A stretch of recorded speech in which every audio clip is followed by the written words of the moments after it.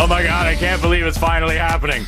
We are a little bit late to start today, and I apologize for that, but it's for good reason. You see, behind the scenes, we had a couple of technical things that we are having to set up because we're going to be showing you some clips today.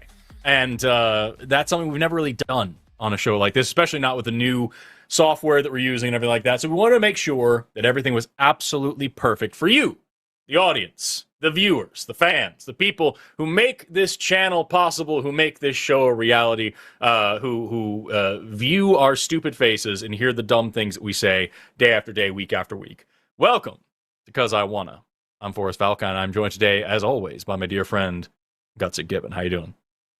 Dude, it's my pleasure to be here. I've been looking forward to this one, gosh, for like a week now. Since we started talking about even maybe doing this, I've been waiting with bated breath, knowing how this was going to go, knowing how this was going to turn out in advance, because, of course, we both know what's going to happen today.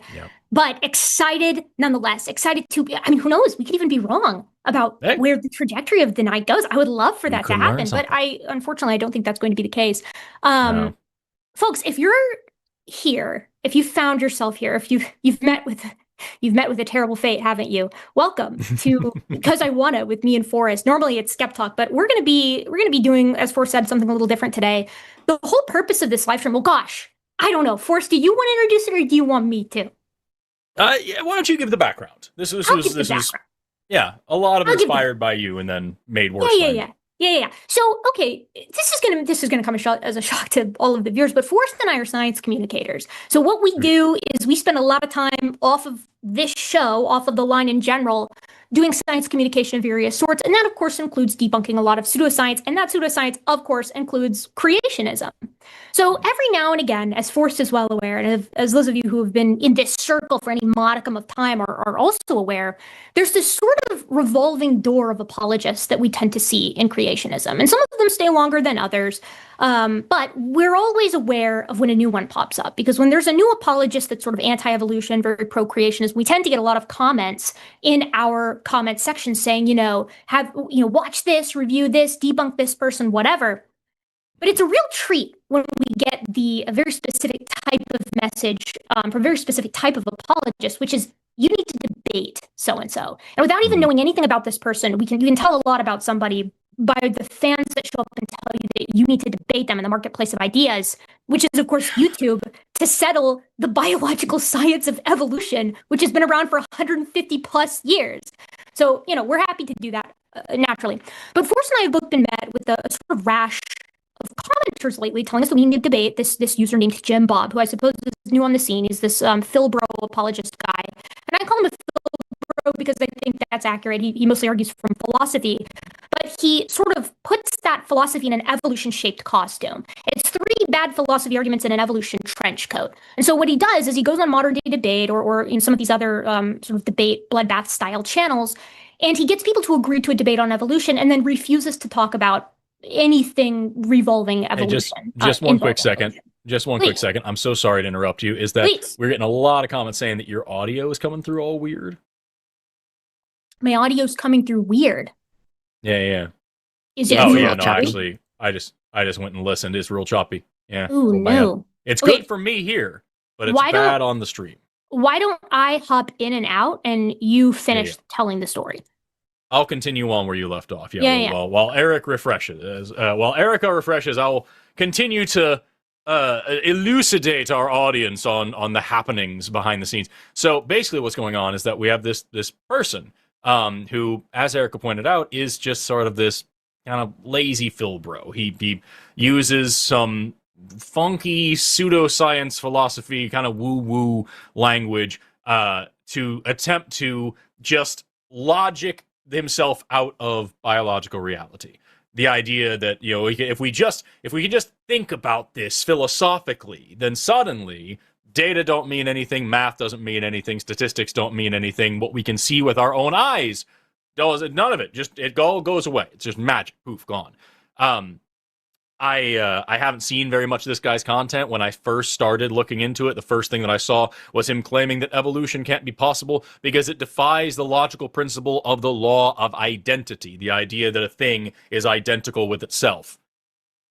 What could that possibly even mean in the context of actual evolution? I'd love to discuss it with him, but unfortunately, it doesn't look like that's going to happen because Jim Bob repeatedly asked Erika and I to debate him in a formal debate setting, and we're simply not interested. I'm not interested. Erika actually laid out like, hey, here's the terms, and he declined the terms that she laid out.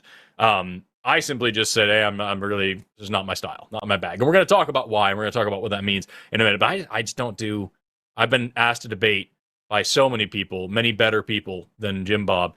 I just don't like doing that sort of thing, and I frankly don't have time for it, and so I don't. And you'll see in a minute that Jim Bob's totally fine with that. He's completely understanding that that's just not how some people like to operate. That's not what some people like to do, and that is okay. Nobody owes anybody a debate. Nobody owes anybody a time and attention until the point where it gets to him participating in the line and us refusing to answer his brain-dead questions on his live stream. Then he's suddenly not okay with this anymore. So what happened was, the long and short is, somebody reached out to Erika, an intermediary between him and Erika, reached out and asked Erika for another debate. Erika reached out to me and said, hey, do you want to do a thing together? We can talk to this guy. And together, she and I came up with the idea that we should just host him here. We'll just bring him on the line. Because clearly, he doesn't want to have a debate the way that Erika wants to. She can show the emails that she sent him whenever she comes back.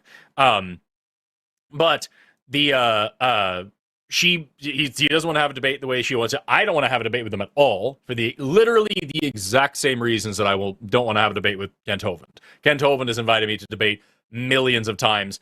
My standards are better than his personality. I'm not interested.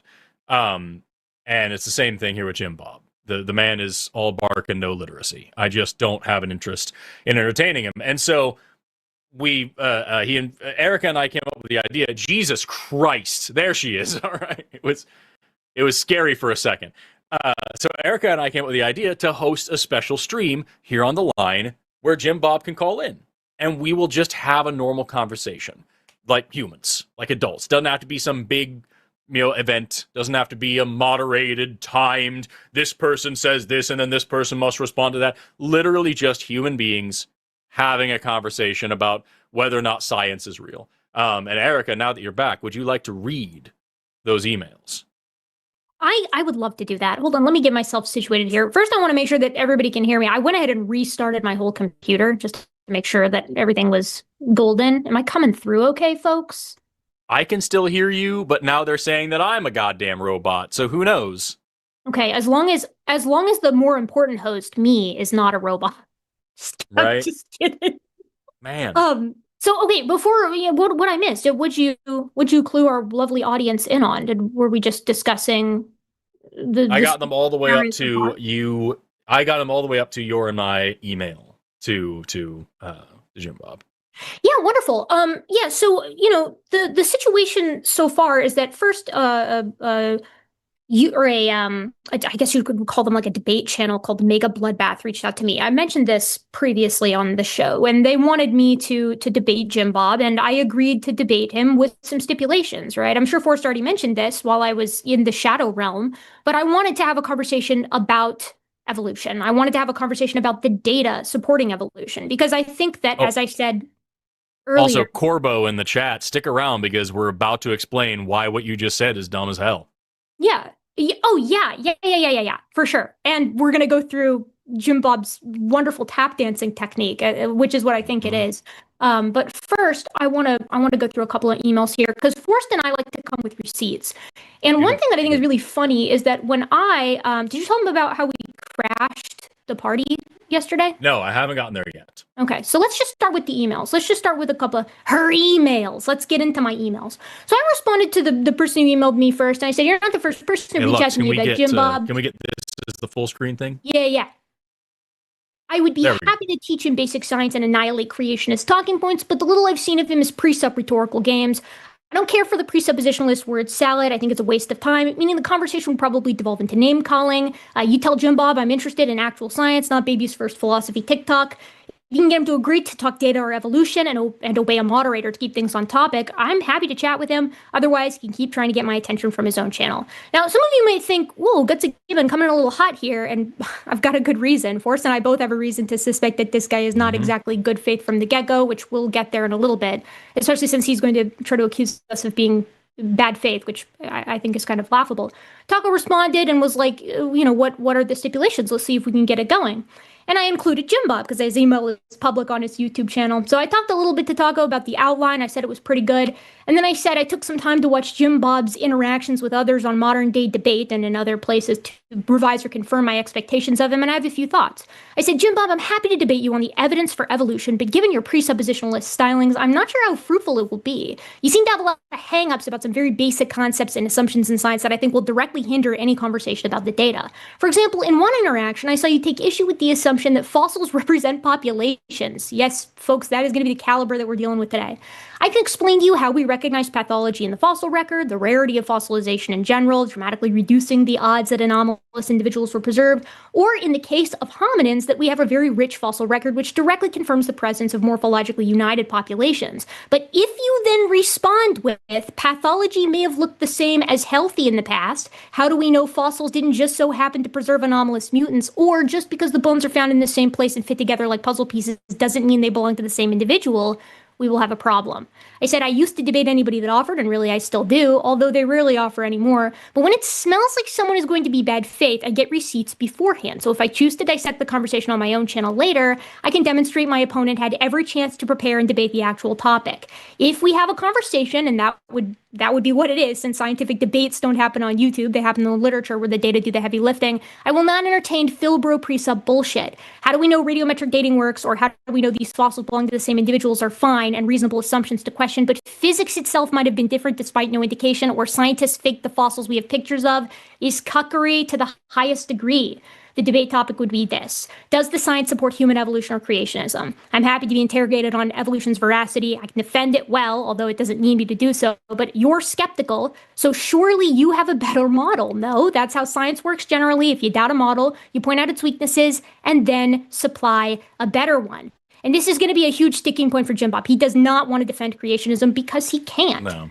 So I continued onward and said, if he wants to grill me on evolution, that can be arranged. But if it's going to be a debate, we're going to debate like the actual topic of creation evolution. And I said, finally, to Jim Bob, I would suggest that any debate with me, you familiarize yourself with basic terms surrounding the topic. I shouldn't have to explain the mechanisms of evolution to someone who agreed to debate it. I said, if all of that sounds good, let me know if the dates work. Otherwise, let me know when either of you host an open mic, and I can be happy to drop by and school Jim Bob then. So I'm sure I don't need to tell you that the response to this was through Jim Bob's liaison, because he's using Taco's liaison. He won't just email me directly. He declined. So I said to Jim Bob, that's what I thought. And then I proceeded to sort of talk smack about Jim Bob to Taco here. So after that, Forrest and I, we hang out for a little while. We kind of bat this idea around back and forth, because Forrest starts getting emails as well that Jim Bob wants to debate him too. And so Forrest has essentially the same stipulations. And then we start getting into our head. We're like, okay, if this guy wants to debate us so badly, we regularly host a call-in show where we have conversations with people. And as Forrest and I said to each other before this show, and as we've said in other shows, if you are somebody who claims to be able to defend an idea in a debate context, right, you should also be able to defend it in a casual conversation, right? That's actually the much lower pressure, much easier sort of environment to defend it in. So we invited him. We set up this stream and we sent an email to Jim Bob, and we essentially said, here, and I'll share this as well just so you can see it. So we make sure we're all on the same page here. Since Jim Bob doesn't like to show emails on his channel, I'll show them here on ours. Where I said, hi, Jim Bob and Forrest, and you'll notice that this is February 8th, so about a week ago. I said, I'm reaching out with a fun opportunity. I know you weren't amenable to talking about evolution with me on Mega Bloodbath, but you simply must have changed your mind since I caught a fascinating discussion between you and Dave Farina on the very topic. Because everybody knows that's, if you're in this circle, you'll know that clip has been sort of circulating around. And if none of this is interesting to you, that's no problem. Ultimately, it is actually not very interesting. It's us beefing with this rando on YouTube. And kind of like making a big deal out of it. But we thought it'd be fun fodder for you guys and a fun discussion for us. So we decided to try to make it happen. I said, since you've been publicly confident and enthusiastic about debating both Forrest and I, and since we regularly host a show that accepts calls from people skeptical about evolution, we saw a wonderful chance at a dialogue here. So we decided to set up a show just for you to call in. There are a few rules, though. I said for Forrest and I, we can't use the mute button, or can we tag team you? You'll get a chance to chat with both of us separately while the other helps moderate the discussion trajectory. And for you, unfortunately, no slurs. I know that dampens your rhetorical style a bit, but if you want to chat, no calling anybody any of these slurs here that you can see on your screen that I'm not going to read. We promise. I mean, Jewish isn't a slur, but the way he uses it, for sure. The way he uses it is a slur. Right. We promise no space lasers will be used on you as long as you're respectful to us and our producers. For all of us, stay on topic. It's a chat about evolution. That's what we're talking about. I'd like those. I would know those 4 mechanisms if you're going to be there to disprove it. Folks, I want you to take a prediction right now. In fact, I'd love to see a poll in the chat if that's possible. Do you think that in any of the clips or conversations that we're going to be going over today, that Jim Bob is going to name the 4 mechanisms of evolution? Put some money down on it. Let's put that shit on Calci.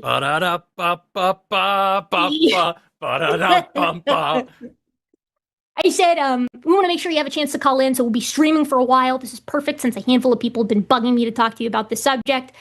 If you call in, we're going to have an enjoyable chat. If you don't, then, if you don't, then we get to tell all those people that we tried, but you were too busy or unprepared to show up. We're so excited to talk. Don't let us down. Then, Forrest, do you want to read your email, or you want me to read it for you? Yeah, I can read this aloud really quickly. So then I wrote something similar. I said, thanks so much for pulling this thread together, Erika. Hey there, Jim Bob. I'm happy to say I'm largely unfamiliar with your content, but a few of your fans do regularly reach out to me with kind and generous comments about how we should debate. Their enthusiasm and the little that I've seen of your work leads me to believe that this special show would be tons of fun. Erika and I are on the same page about the terms. Although we rarely engage in such behaviors, muting and tag teaming are valid criticisms against shows like ours, so we agreed to take those off the table for your benefit. We hope that you'll be able to do your part as well by simply avoiding the slurs that you usually use in place of good arguments. If I'm being extremely honest, I worry that you'll end up using them anyway in order to get hung up on and then out of the conversation, but I'm crossing my fingers that you'll be able to hold it together long enough for the stream to be productive. I sincerely hope you find the time to call in. We usually stream for quite a while, so there will be plenty of time to do so, and we'll be shouting you out quite a bit, as we are now. So that was my response. We proceeded to do that for a week, and we did get a pretty prompt response from Jim Bob. Jim Bob's email is public, but I've blocked it out here all the same. He says, hey there, thanks for reaching out. I was streaming and somebody mentioned an email. I don't actually see a date or a time in this email. Are you saying that you'll set up a stream or that you're currently doing a stream? And I want to be clear, I'm reading this because he has already read this direct email verbatim on his own channel. I would not be reading an email. We're going to talk about that. I have a clip of it. Yeah, we're going to be talking about him reading his own email. I would not be sharing this if he had not explicitly already shared it. And then I said, set up for Friday, I believe. Here you go with the link. See you then. So, folks, after that, something really, really funny happened. Yesterday, Forrest and I are hanging out in our respective states when all of a sudden I hop on YouTube. And I said, well, we were communicating. I should say we were communicating with each other. I hop on YouTube and I see that Jim Bob's live. And, you know, I'm not subscribed to him, but I suppose since I looked at a video from his channel, you know how the YouTube algorithm works these days. I was like, this is a great opportunity. I'll hop in and see if he's actually going to do this, since he never emailed us back. That email that I showed you was the last email that I received, or that was exchanged between us, at least that I have. Or that I'm aware of. I guess it's possible something slipped through the cracks, but I checked and I haven't seen anything. So I wanted to get a for sure answer. So I knew what to expect for today. This was yesterday. So I hop in the chat and I start getting a little sassy. I gotta be honest, folks. I start getting a little antagonistic. And I text Forrest about it and I'm like, hey, let's see if we can't get him to at least explain why he's not going to show up. Because no doubt, that would be ideal. Yeah, we'll see if he agrees. And if he's not, if he says he's not going to, then we're going to farm some clips to show you guys to explain why he isn't going to come. Now, I know clip farming is usually pejorative, but I feel like it's pretty fair to use here too, because really the goal is to have him saying in his own words why he's not going to come, right? Right. It doesn't mean anything for us to sit here and tell you guys that he's too scared to have a conversation with 2 biologists because he refuses to do homework on the basic mechanisms of the topic that he agreed to debate. So instead, we'll just let him tell you why he doesn't want to debate us.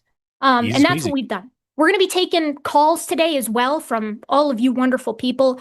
But in between each calls, each call, I should say, we're gonna be going through some fun clips from that stream yesterday, because as it turns out, Jim Bob was willing to entertain me and Forrest, two randos in his side chat, for about an hour. Just, like, yeah, we're being a little heckly. That's true. We were being. I'll speak for myself. I was heckling a little bit. Once I realized that he was yanking us around a little bit, I started heckling.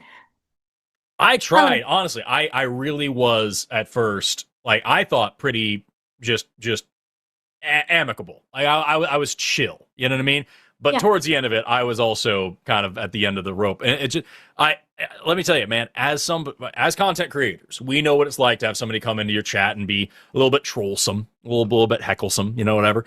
But as you will see in the clips that we show, there's reason.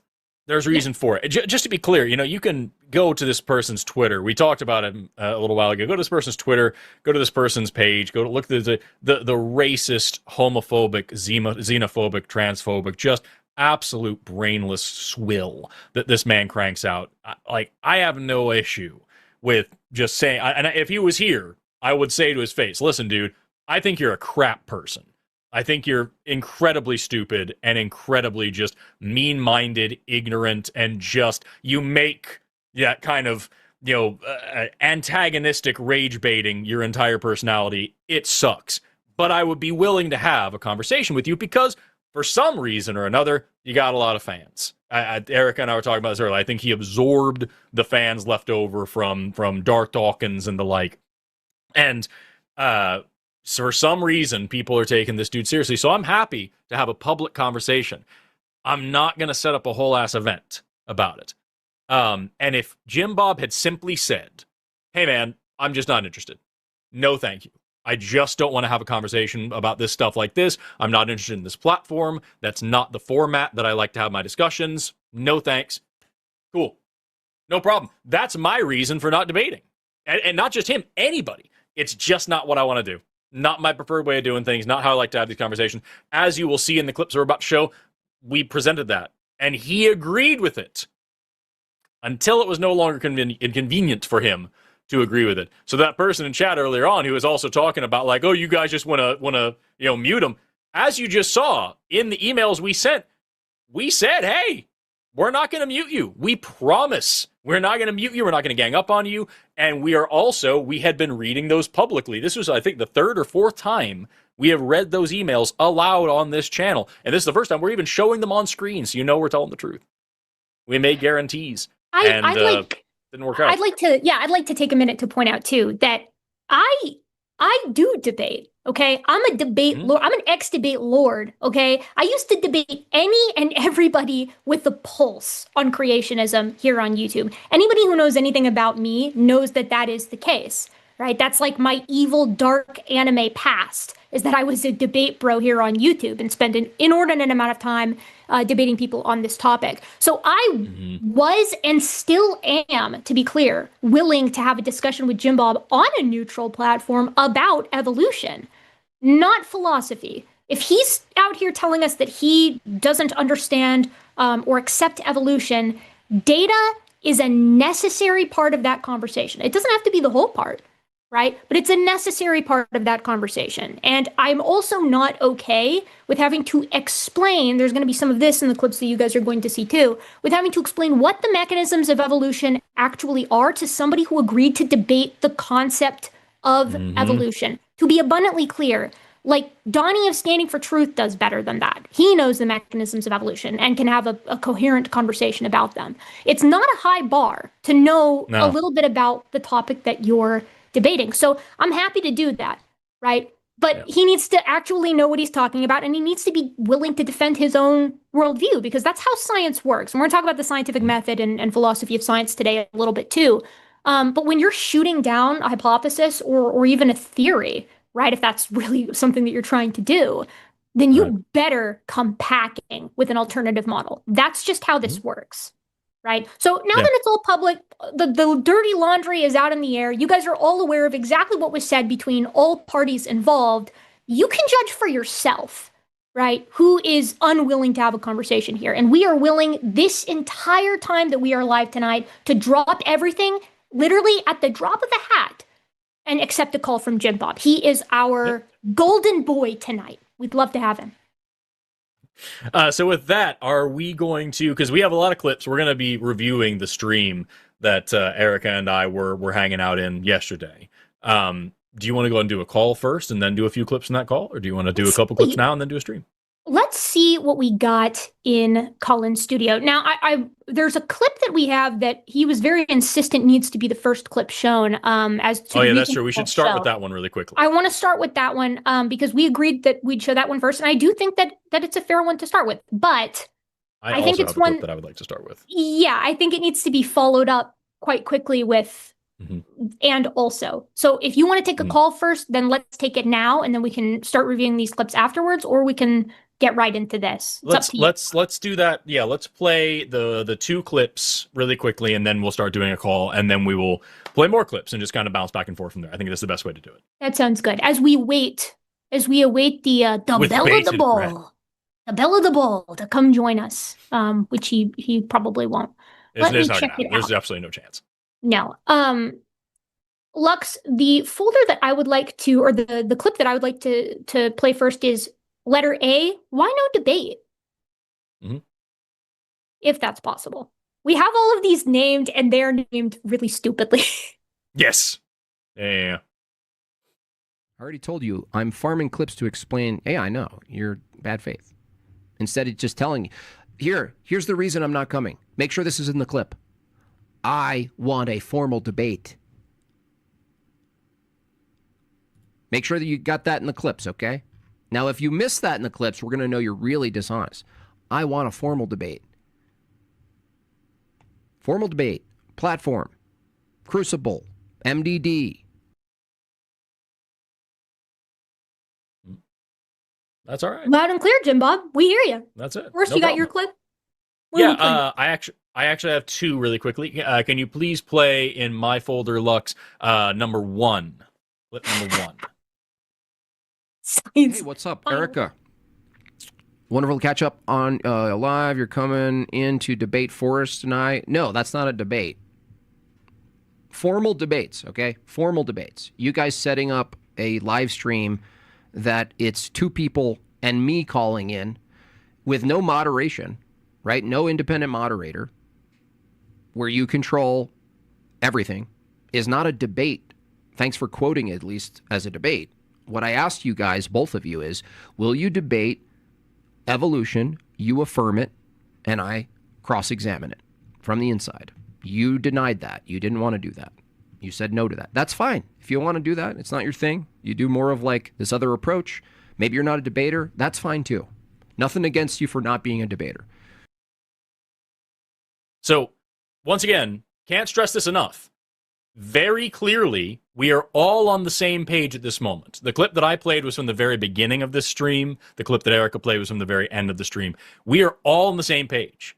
Nobody owes anybody time or attention. Nobody has to debate. If this just isn't what you're into, that's fine. No judgment. There was a bit in that clip that I just played of like, so you guys control the conversation. We're going to point out the issue with that here in a minute when we continue on our clip venture here.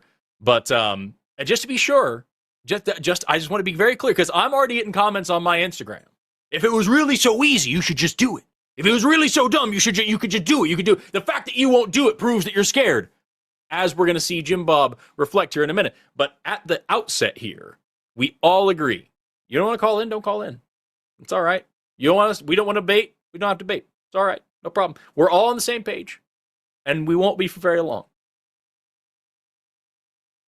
Can I actually? You know what? Let's go ahead and take. So we've got a couple callers here. Let's do one call. But none of our callers are creationists, by the way. None of our callers right now are here to debate evolution. So, Lux, can you do me one more favor right before we start this? Near the bottom of my folder, I've got a clip that says creationists call in. Will you please play that for us?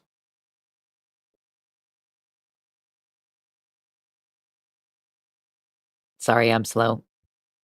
It's fine. All good. We're having fun. Hmm?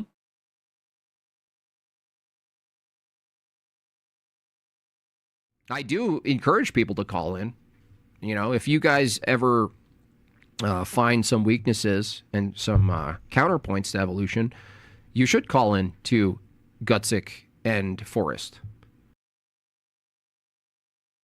So there you go.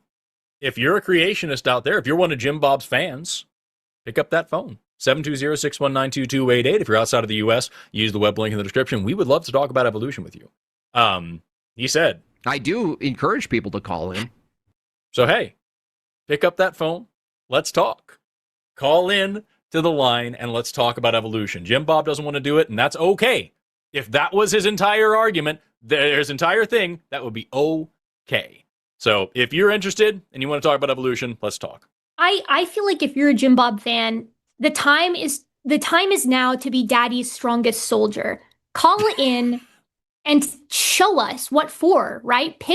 Put on your white knight outfit and save him from the mean evolutionists who came and, as he put it, harassed him by leaving comments in the live chat.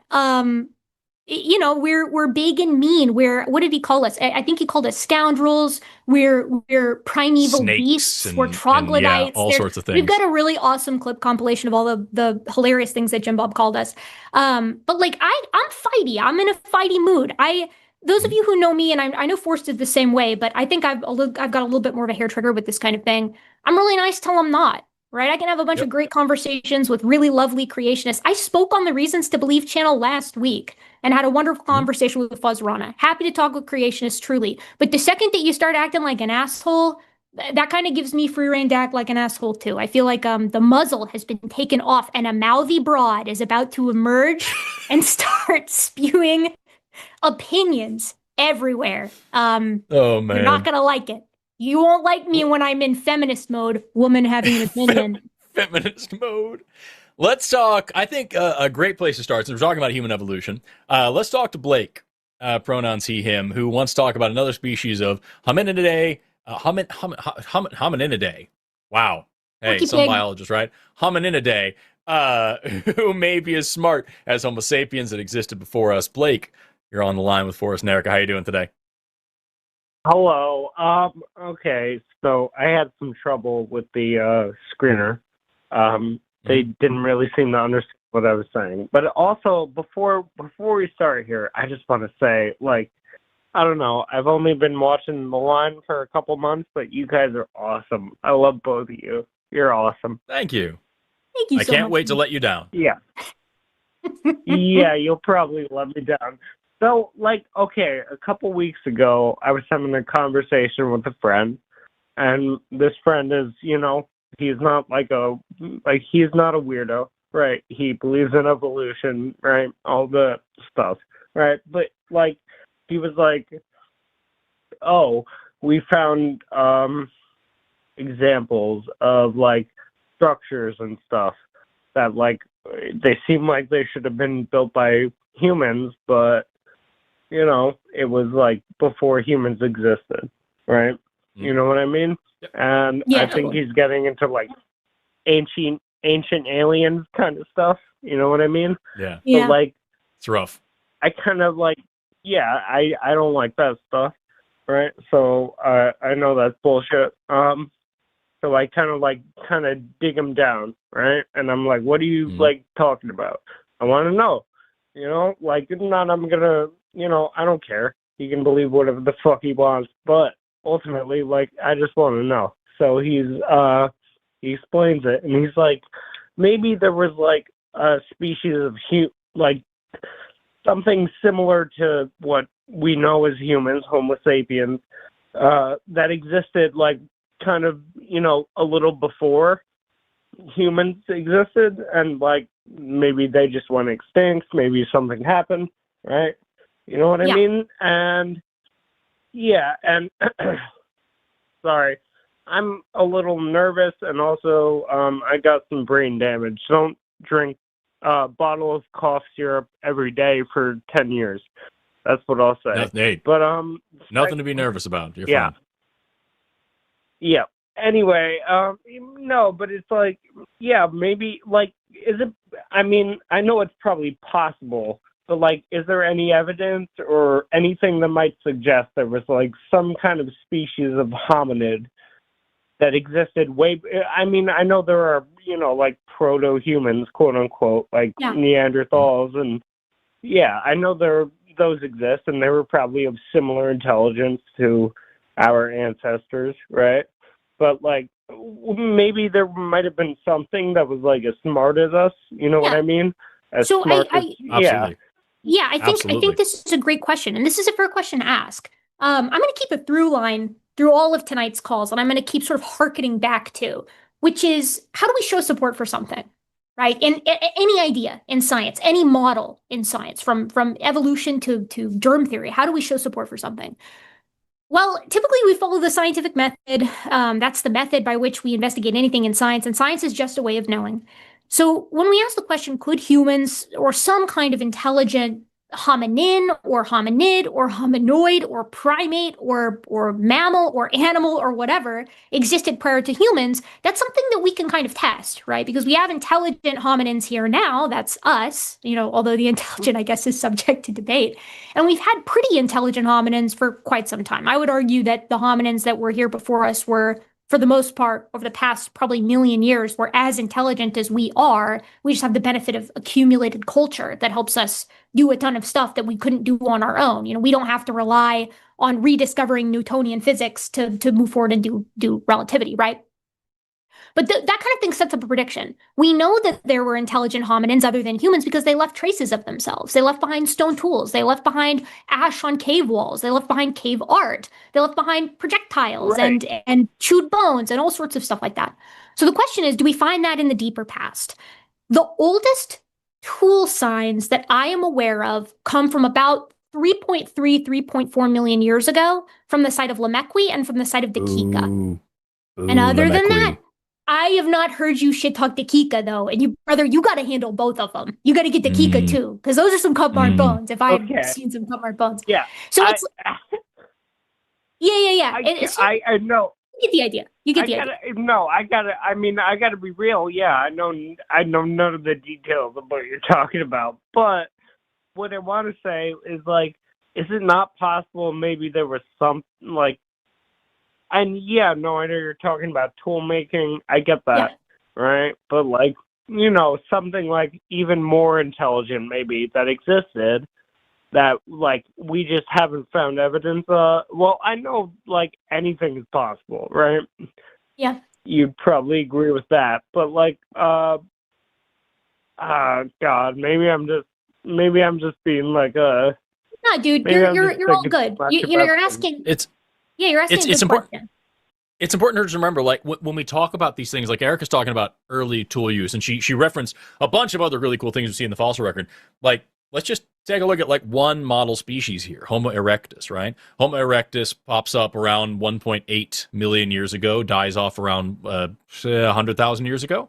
And these guys, they have boats, they control fire, they do cooking. They're the first human species to learn that you can sharpen both sides of a rock, which is very exciting. And they're also the first human species to leave Africa and colonize all over Eurasia.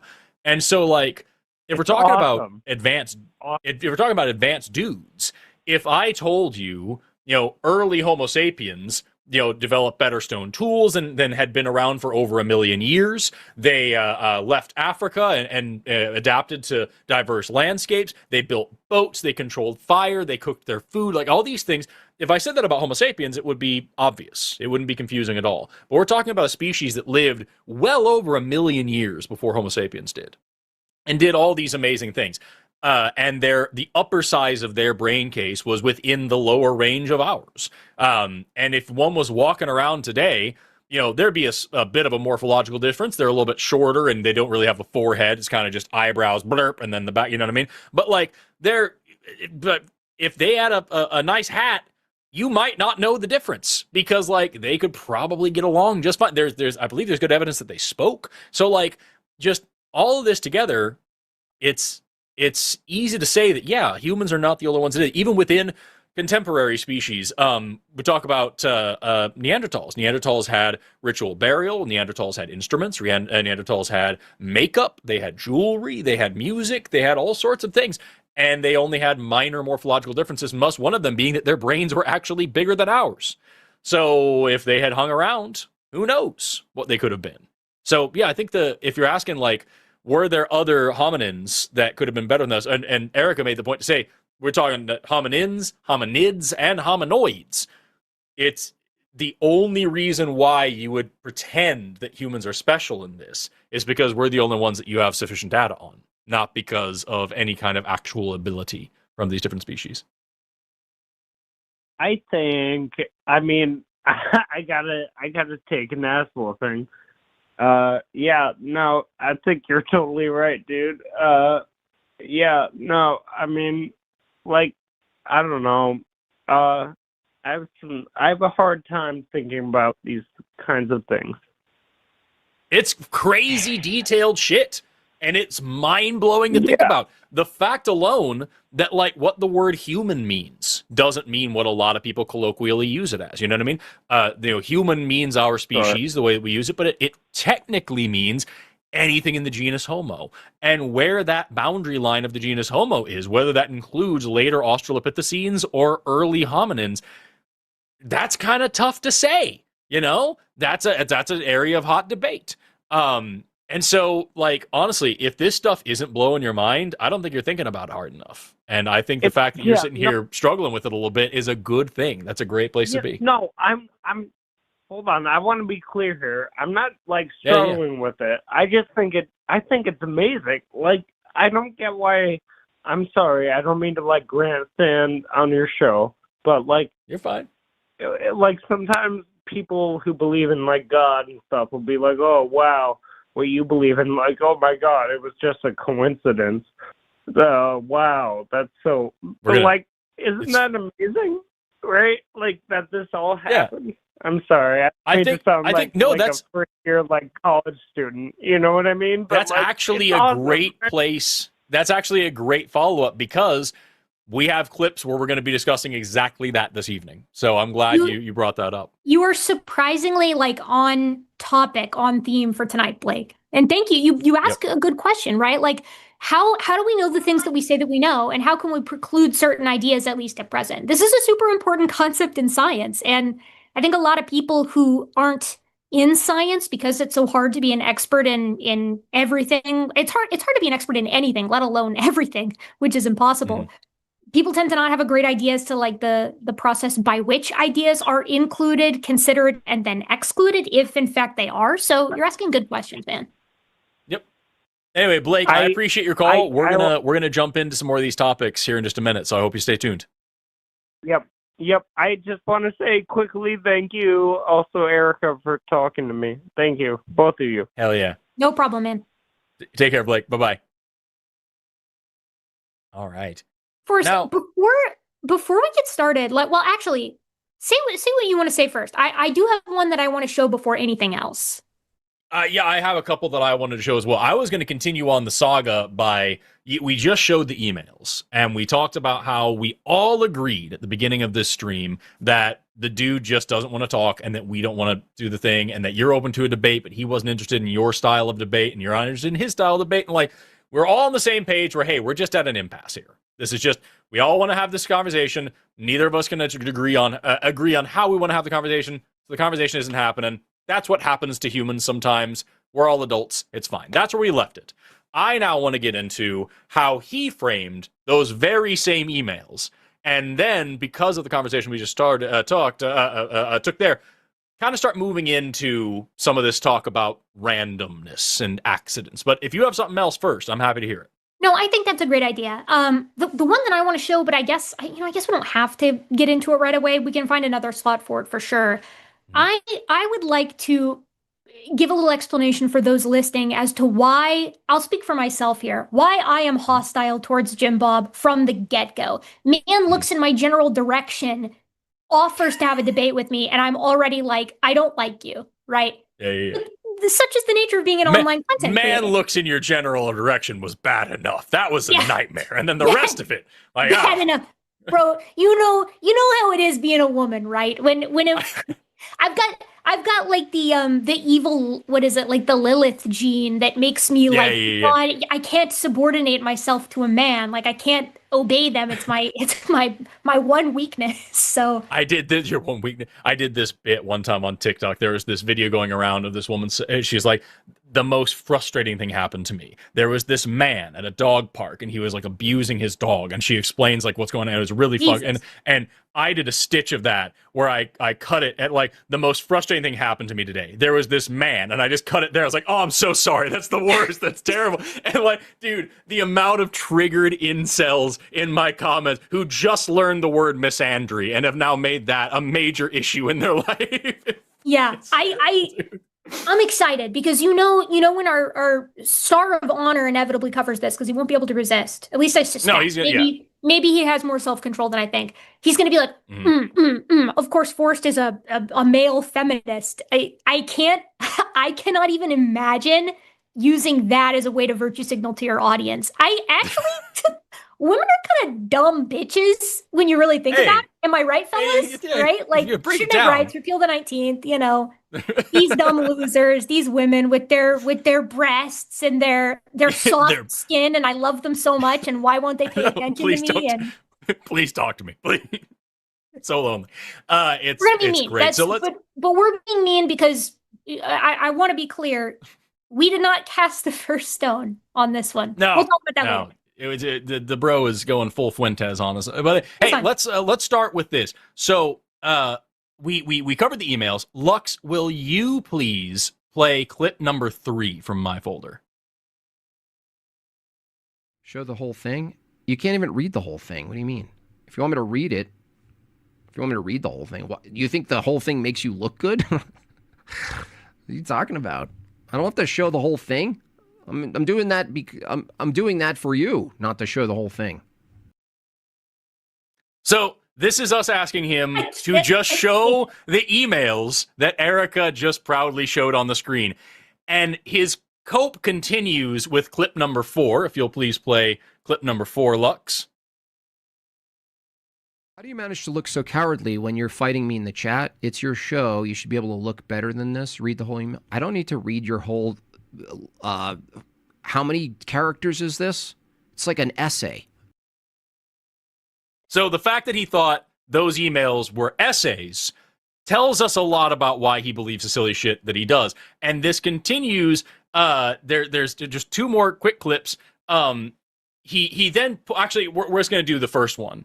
Wait, Forrest, first can I riff on this for a minute? Because yes, bro just hit us with Miss Teacher, does it have to be 500 words exactly? Like when the teacher in high school asks you to write a diminutive essay, like on a very simple concept, you're like haggling them down because your neurons are straining so much to come up with the number of words. For the record, just for my sanity enjoyers out there, he does, in his defense, have ChatGPT read the first third of the email in the background. Yes, and that's actually the next part that I wanted to play. Could you please, Lux, play clip number 6 from my folder, please? Hi, Taco and Jim Bob. I've taken the liberty here to include Jim Bob in this conversation so he knows what I'm amenable to prior to agreeing to chat. First, for Taco, I'm really always quite flexible with format, and what you've outlined sounds fine. I have a lot of experience just chatting with the audience. It's not an argument, Valkai. You twerp. Oh, it isn't? Well, then why are you getting so worked up over it? Oh, shit. If it's... Hold on. Sorry. ChatGPT doing all the hard work for us. Such a beautiful moment. Guys, you know what, Forrest? This is on us. What we should have done for this whole stream is put up Subway Surfer in the bottom. Maybe then we can hold his attention. He could have followed along. Because you can watch this guy's eyes darting around. ChatGPT is reading to him, and his brain is like, I cannot focus on these words. It's too boring to me because I don't read books. My attention span has worn away to nothing. I don't know what to say. We'll run the temple run on one side, and then we'll use like the brain rock. So, all right, so we're gonna talk about Darwin's finches. So the goon squad rolls up to the Galapagos, and like they're breaking down this mutation that's really fire. Like, what do we got to do, man? Have you ever used that tool, PDF to brain rot? It's so good.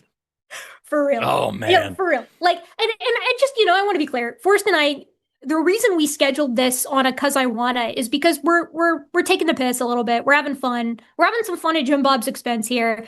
But that's because I cannot stress enough how many comments and how many emails, at least I've gotten, to debate this guy, And I would like to, for my own sanity, I would like to sort of just put a little bow on the top of this saga so that everybody knows where they stand. If this isn't your kind of thing, if you don't want to watch Forrest and I like dunk on this guy for a couple of hours and take calls in between, don't worry about it. You guys can leave. But when I look at the amount of concurrent viewers, it seems to me like people are enjoying themselves. And we're gonna have actually let me just take a little look-see here.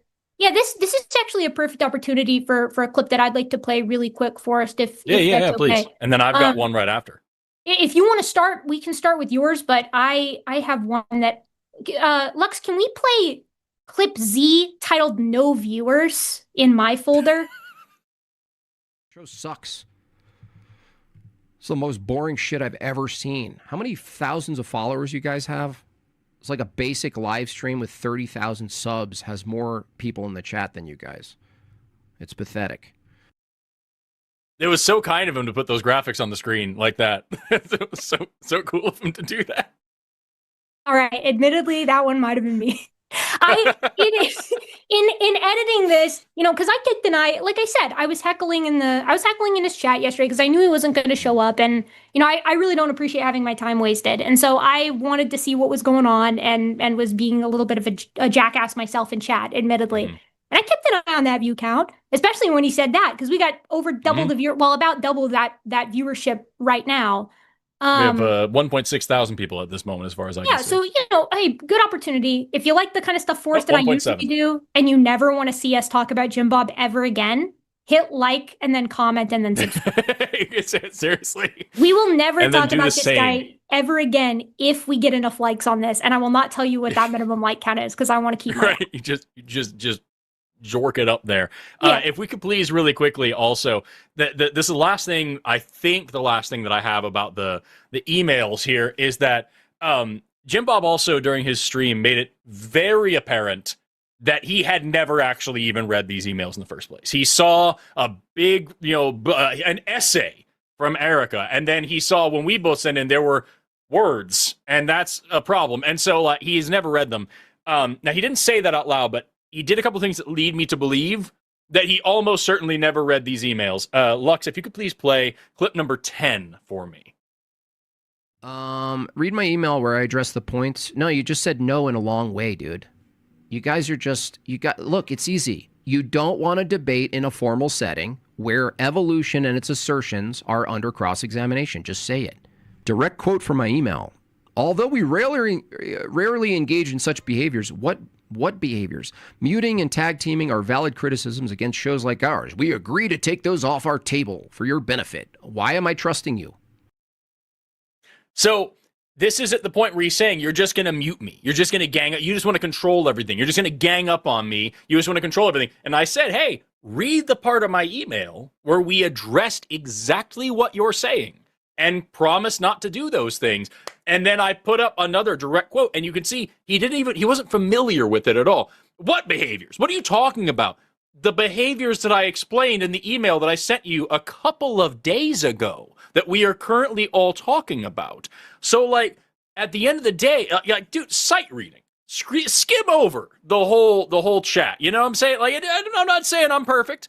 I do say it's not hard to find clips of me reading super chats on this channel and stumbling over my words and making a fool of myself. Do it all the time. I get real excited and I try to read too fast. I'm a goofy little Jack Russell Terrier of a man. But at the end of the day, if your claim here is that we are trying to control the narrative and dominate the conversation and maintain complete control and not let you talk and not have a formal blah, blah, blah, blah, and you've got emails that we sent you saying we recognize this is a concern. We're not going to do that. We just want to chat. We want to chat publicly, but we want to chat. That's all it had to be. He wouldn't show the emails on the screen. He talked about how they're too hard to read and too long to read and too boring to read. He said boring, but we know it meant difficult. He put him into ChatGPT to read for him. ChatGPT fucking got his ass about it. And that wasn't even the only clip I've got of ChatGPT. There's another part that I'm not going to play right now. I can if you want. It's like 45 seconds long. But like, it's the part where he starts having ChatGPT read in a female voice because he has to get a horrible woman voice to read this for him, of course. And it starts reading the part of your email right at the beginning, about not even a third of the way in, where you say, I can explain how fossils form to you, or how difficult it is for you, or why it's unrealistic to claim that fossils are anomalies, or whatever like that. And he cuts it off and says, like, you're just vomiting your views on me. This isn't how debate works. You don't have to tell me everything you think. He won't let the robot that he's using to read for him actually even make the case that he's full of shit and that we presented like, hey, here's what we want to talk about and how we want to talk about it and why. Can't do it. Can't do it. I mean, I have a clip for this as well. And we can go through it. It's a short one on fossils, but really the gist of it is, and the reason why I included that in that email is because he asks how we can know if a fossil is representative of a population and how we know that change happened, like from one layer to the next. Now, that is a conversation that we can have. And if you don't have a background in this, that's a fair question to ask, right? But based off of the behavior here that you guys are going to continue to see, and that I've seen from him elsewhere, and that I've seen from the, if I may, kind of humiliating interaction that he had with Professor Dave, he's not actually interested in the answer to that question. He's interested in trying to box biologists into philosophical boxes, right? So that he can say that philosophically he can preclude the concept of allelic frequency change in populations over time without knowing what an allele is, right? Like, again, more on this later. People in the chat are saying, please play the clip. So let's play a couple more really quickly. The clip that I was just talking about, Lux, is number 7. If you could please run that one really quick.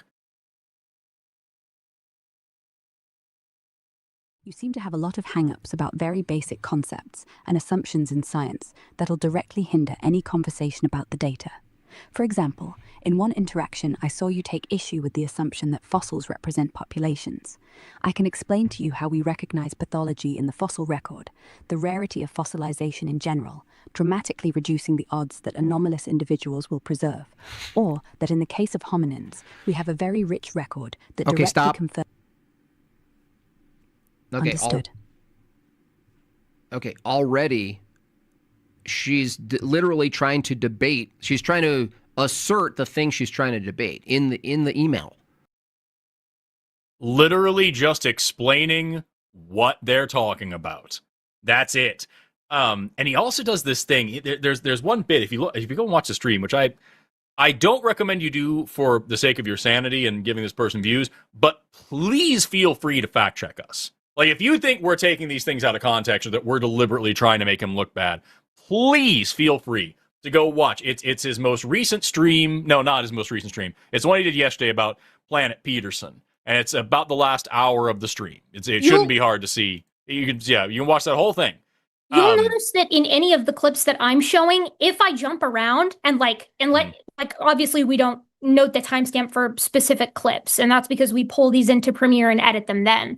But anytime I've removed context, and stitched 2 clips together, I just say so, right? Like, I want full transparency. If you want to go check any of these clips, go ahead. Again, as Forrest said, it's the last about hour and 40 minutes-ish. Please pull up his transcript, Control F the sentence that you're looking for, and check it out. Double check us. I'm gonna play, if we may, Lux, I'm gonna go ahead and do the fossil one as well, just because I'd like to go ahead and get that out of the way. So that is going to be clip number, or I guess in mine, clip letter. Where are you? Clip letter, where are you? Clip letter, where are you? I know I called it fossil something, or maybe I didn't end up including it. Oh, clip R, fossils. I agree with Jim Bob on the gender stuff, but he doesn't want the evidential smoke with guts at gimmick. No, that's a thing in question, Craig. That's the thing being debated, okay?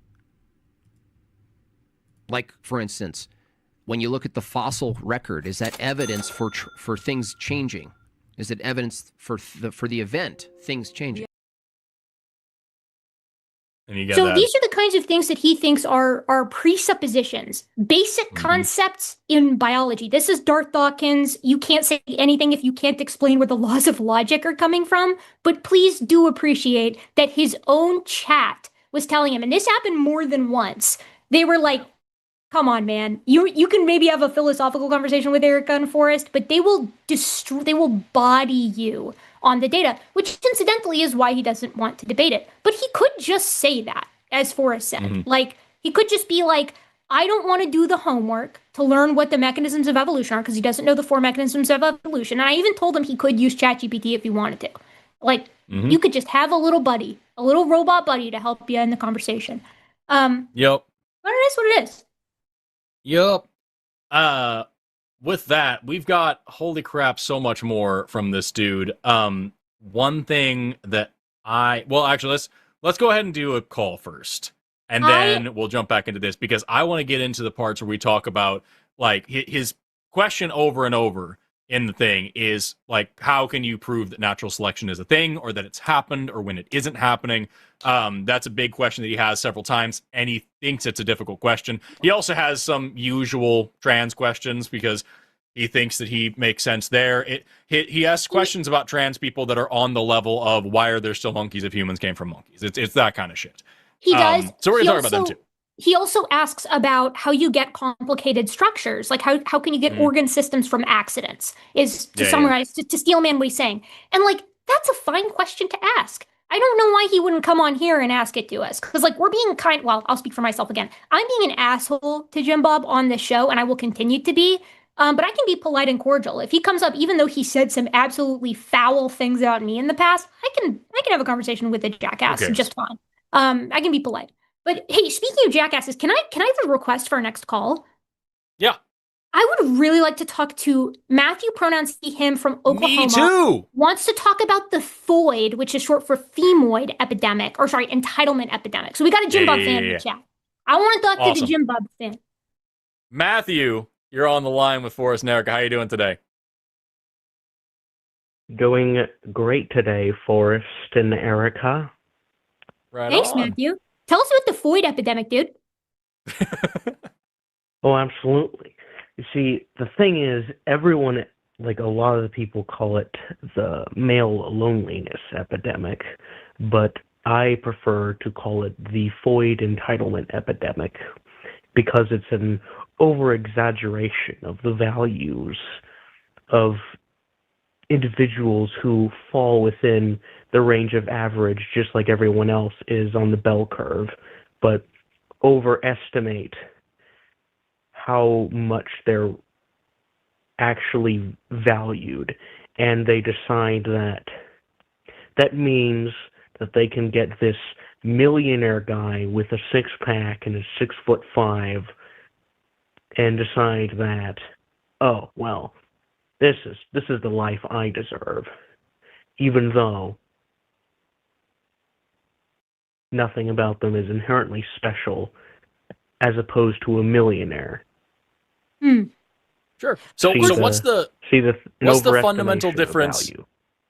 So what's the fundamental difference between that and when some incel on the dregs of 4chan with a fedora and a neck beard dreams that he will someday date a supermodel who just lactates money and just is all about worshiping his dick and has no thoughts of her own and whatever else the dream in his weird empty head is? What's the fundamental difference between those types of situations? First of all, I desire pretty much none of that, because, in fact, I would find someone who... It's weird that you thought I was talking about you specifically in that. Okay. What I'm saying is that, personally, I would very much enjoy someone who argues with me all the time, personally. But the reality of it is that my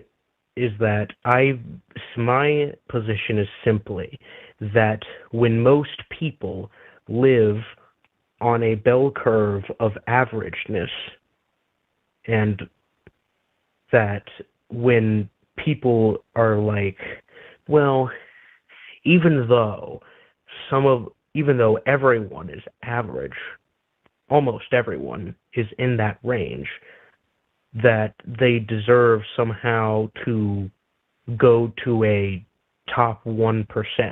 It's kind of like Matthew, the adjacency thing. Can I Kind of like billionaire adjacency.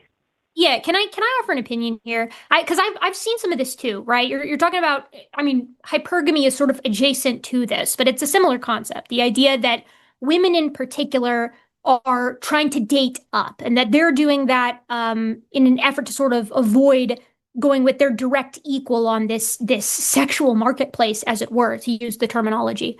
I've seen this online. And I've considered it. I study sexual dimorphism formally, so the differences between males and females generically. And I got to be honest with you, because that does include a few forays into Evo Psych, as much as I hate to say it. I don't see this bearing out in my real life. And I don't see this bearing out in the real lives of anybody that I know. Most of my friends are married. I wouldn't consider myself or most of my friends to be like 10 out of 10 drop dead supermodels, meaning that we're dating people who we think are attractive and I think are meeting ourselves or sort of meeting at our level there. Not that it matters, but for what it's worth. And none of us are waiting around for a millionaire to show up. Again, I'm talking about my woman friends here. But all of us are dating or are married to guys that are pretty much on our level, or people that are pretty much on our level, and are very, very happy doing that. I don't know any women personally. So, this is an anecdote. You can take it for what it's worth. But I don't know any women who hate men, really, or who are saying that they're waiting around for, the perfect guy who's going to wait on them hand and foot and be a millionaire while they can stay home and do nothing. I would argue that the main people that I'm seeing that attitude from are the sort of anti-feminist trad wives that are mostly on the internet saying that they want to be taken care of hand and foot while they manage the homestead and their husband works himself to the bone. That doesn't sound very family values to me. That doesn't sound very equal to me. And I would say that if your experience with women has been like that, where women are behaving entitled towards you or not giving you the time of day for things that are totally outside of your control, you need to meet some better women. Because women are just people and they can suck just like anybody can suck, right? Like they can be horrible and abusive and take advantage of you and things like that. Like, women are just human. And so I would say,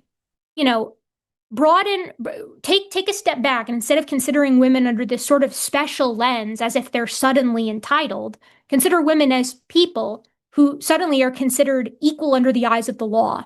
And imagine how men look now versus how they've looked in the past, and how women look now versus how they looked in the past, and ask yourself what the fundamental difference is. And then I would say just hang out with women, like not necessarily even with the intent to date, just get to know women as people. And I think that you're going to find that they're mostly just like you, right? They're mostly just people looking to find somebody to spend their life with and find comfort and happiness and shelter and security. That's my 2 cents. Yeah, I think the biggest thing for me is that, like, the fundamental question that I was asking is that, like, you're framing this as if it is an issue with women having self-worth and having high aspirations for a partner, either sexual, romantic, or whatever, and having big dreams of what they want to be involved with romantically and where they want to do.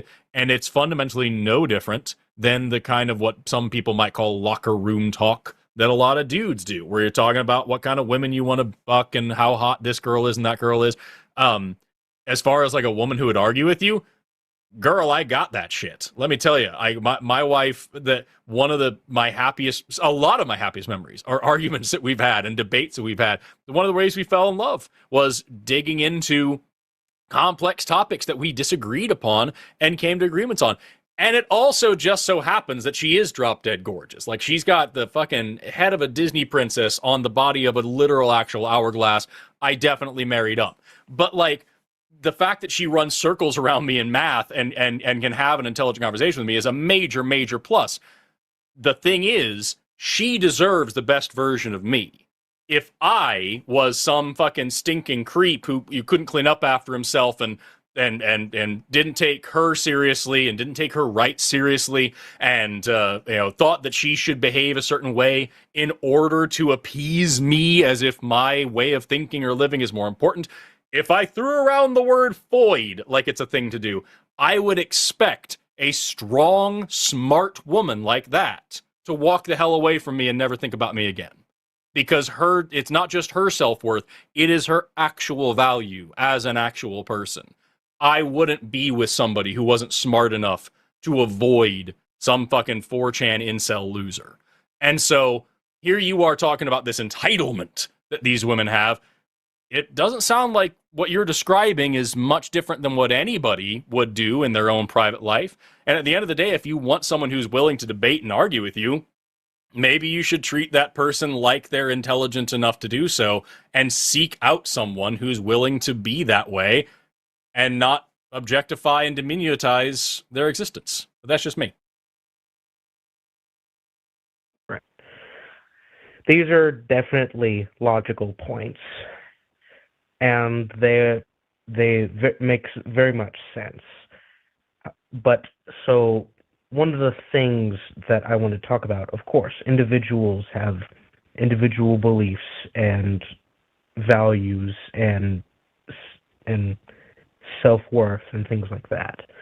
But the issue I have is that when you look at statistics, and this is from Pew Research Center, that you find that across the board in dating sites, and this is specifically mainly like in the younger groups, mainly it's more of a trend in this, where it's almost where women are treating it's almost like they're treating it like a college admissions, like where we're seeing 5 to 10% right swiping as if they were Ivy League schools taking a 6% acceptance rate to the college. And that's the only other thing I can find that's comparable. And so would you want to be like just for a second? I'm sorry, Eric. I didn't. No. It's all good. All good. Look at this. Another man stomping on another woman. Excuse me. Men are talking, Erika. But like the whole like I just these people are swiping right and they're being really choosy and everything like that. Would you, Matthew, want to be in a relationship with a really like attractive, intelligent woman who your ideal person? If she came up to you, saw your dating profile, whatever, was like, I guess, fuck, it's not what I want, but I guess I'll settle for it, whatever. Would you want to be in that relationship? Because I certainly fucking wouldn't. I would want someone who sees me as a prize, as a catch, who gets to know me, who gets to learn about me, gets to interested in my personality, and who I am putting on my best work for, that I'm not having to just laze and slop my way through the relationship. You know what I mean? Like the best thing about my relationship, right? Like I think that the coolest part of it is that both Amber and I are extremely pro-divorce. If there was no such thing as divorce, we would not have gotten married. The fact that either one of us can walk away from this at any time is the best part of our relationship, because you know what that means? It means that every single day we choose each other. Every single day, again and again, I wake up and I look over and I'm fucking thrilled. I feel like I won a goddamn contest. And then every single night I go to bed satisfied and happy. Every single day. And if that ever wasn't the case, if I'm ever like, I guess it's what I'm getting, I shouldn't be in this relationship. She deserves better than that. If she ever looked at me and was like, it'll do, I wouldn't want to be with her. I wouldn't want to be treated that way. So you're talking about people like swiping and like, they're looking for this Ivy League school. Damn right. I want to go to a place where I'm valued and respected and where I know that I'm getting my worth. I don't want to go pick up the dregs to make someone else feel good. I want a good life, and I deserve the good life that I can achieve. And she deserves the best version of me in return. Does that make sense? Yes, that is logical, yes. Can I add something too, Matthew? I was wondering if Please. I think you're noticing a real trend, right? Like, it is true. If you look at dating apps, women are by far choosier than men are. And I think we can ask this question, okay, why? Why is that the case? And I think the reason is if you know the history of like women and dating and power and money here in the United States, at least, I think this story tells itself, right? Until the very recent past, and by recent past, I mean, let's say past like 50, 60 years, women could not really exist outside of the context of a man, be it their father or their husband. And when I say they couldn't exist, I mean, legally, they didn't really have their own standing, you know, from credit cards to holding high profile jobs, from actual legal discrimination to more cultural discrimination, you know, that women can't handle, you know, a job or whatever, depending on the field. So I think what you're seeing in this massive swing is that because women needed, legally speaking, a man to even exist really in culture, their standards for men was zero.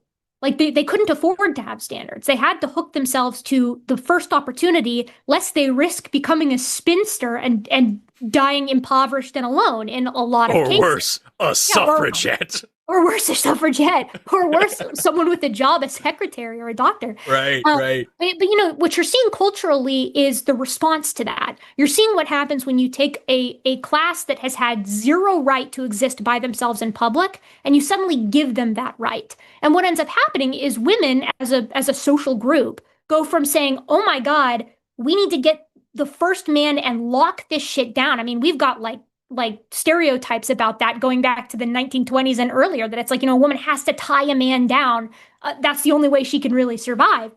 All of a sudden, women have rights. And by rights, I mean they're supported legally to pursue their own path outside of the context of a husband, outside of the context of their father. And now they can be choosy. All of a sudden, they have the choice. They can afford to say, who I end up hitching my wagon to, if anybody at all, needs to be somebody that is on my level and that I like. And they didn't previously have that option. And again, this speaks for itself. Like, you can look at when people got married, their happiness when they were married, rates of divorce amongst both, like across the sex spectrum, right? So it's like, I think that what you're seeing is true, and I can understand why it's frustrating. And I think what's going to end up happening, what I hope ends up happening, is that men, just like women, just ratchet up their standards, right? That everybody ratchets up their standards so that we all force each other to do better and be sort of the best versions of ourselves that we can be. I think the alternative is you expect women to lower their standards, and not only does that make them unhappier, but it makes men worse. And I don't think that that's a great outcome for anybody or for society. Does that make sense, that perspective? Yes, it makes sense, but I think a lot of the standards, and there are people there, I mean, I'll give experiments first that were done, and then I'll give personal experience after. So there were experiments done where people that I know have essentially they set up a profile with a conventionally very attractive man, and they put on the dating profile things like, I have a past with domestic violence, but everyone has a past that they can get behind, that they can throw behind. And it was like, in 48 hours, this person got over 900 swipes, even though on his profile it said, I used to beat women, but we all have a past, because of his face. I think that's awful. And I think that's awful. And my guess, knowing people who have been on dating apps, is that probably what happened is people mostly weren't reading his profile at all. Now, that being said, I'm sure some did. But like I said earlier, women are people too, and they can be horrible, and they can think that they can fix somebody who shouldn't be trifled with at all, let alone be fixed by someone, right? So like, I think it's a combination, what you're describing there. I don't doubt that that's true, but I bet you that's a combination of people not reading the profile, at least the people that I know who use dating apps usually, unfortunately, and this, by the way, is why dating apps are so unhealthy for our mental fermentals, right, is because it's window shopping, right? And a lot of people don't take the time to read the profile, and that makes the rejection hurt a lot harder when really it's a rejection on like a split second where your monkey brain decides whether or not you find that person attractive. And that sucks. And that's not how dating used to be, and it's not what we're used to, and society isn't really structured to handle that. There are a lot of issues that I personally have that I think could be fixed with online dating. But the other half is that women can be shitty too. And some women probably read that profile and they were like, I can probably fix him. Or like, past is past, and they don't know anybody who's had that experience and don't know what a hazard that really is.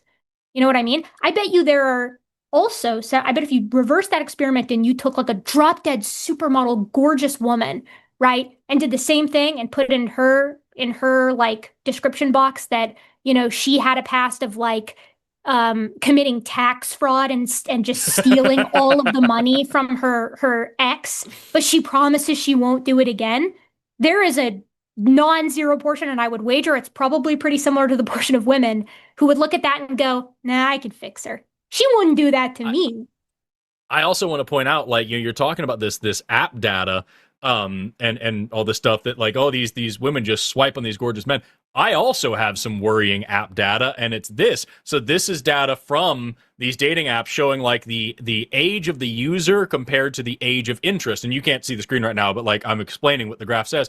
And it's comparing men and women on these dating apps. And what they find is that by and large, women are looking for men around their same age. 40-year-old women are looking for men who are maybe around like the late 30s, early 40s. Maybe they want somebody a little bit younger, especially you get up into like 45 to 50-year-old women. They're looking for like 47-year-old dudes, whatever. But like there's, you kind of have this trend line where women are looking for men that are about the same age as them. And men across the board want a woman no older than 25.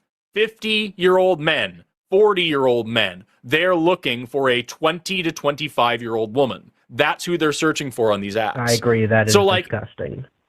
Right. And so if we're talking about this as a thing of like, well, these picky, choosy women, what about these creepy fucking men?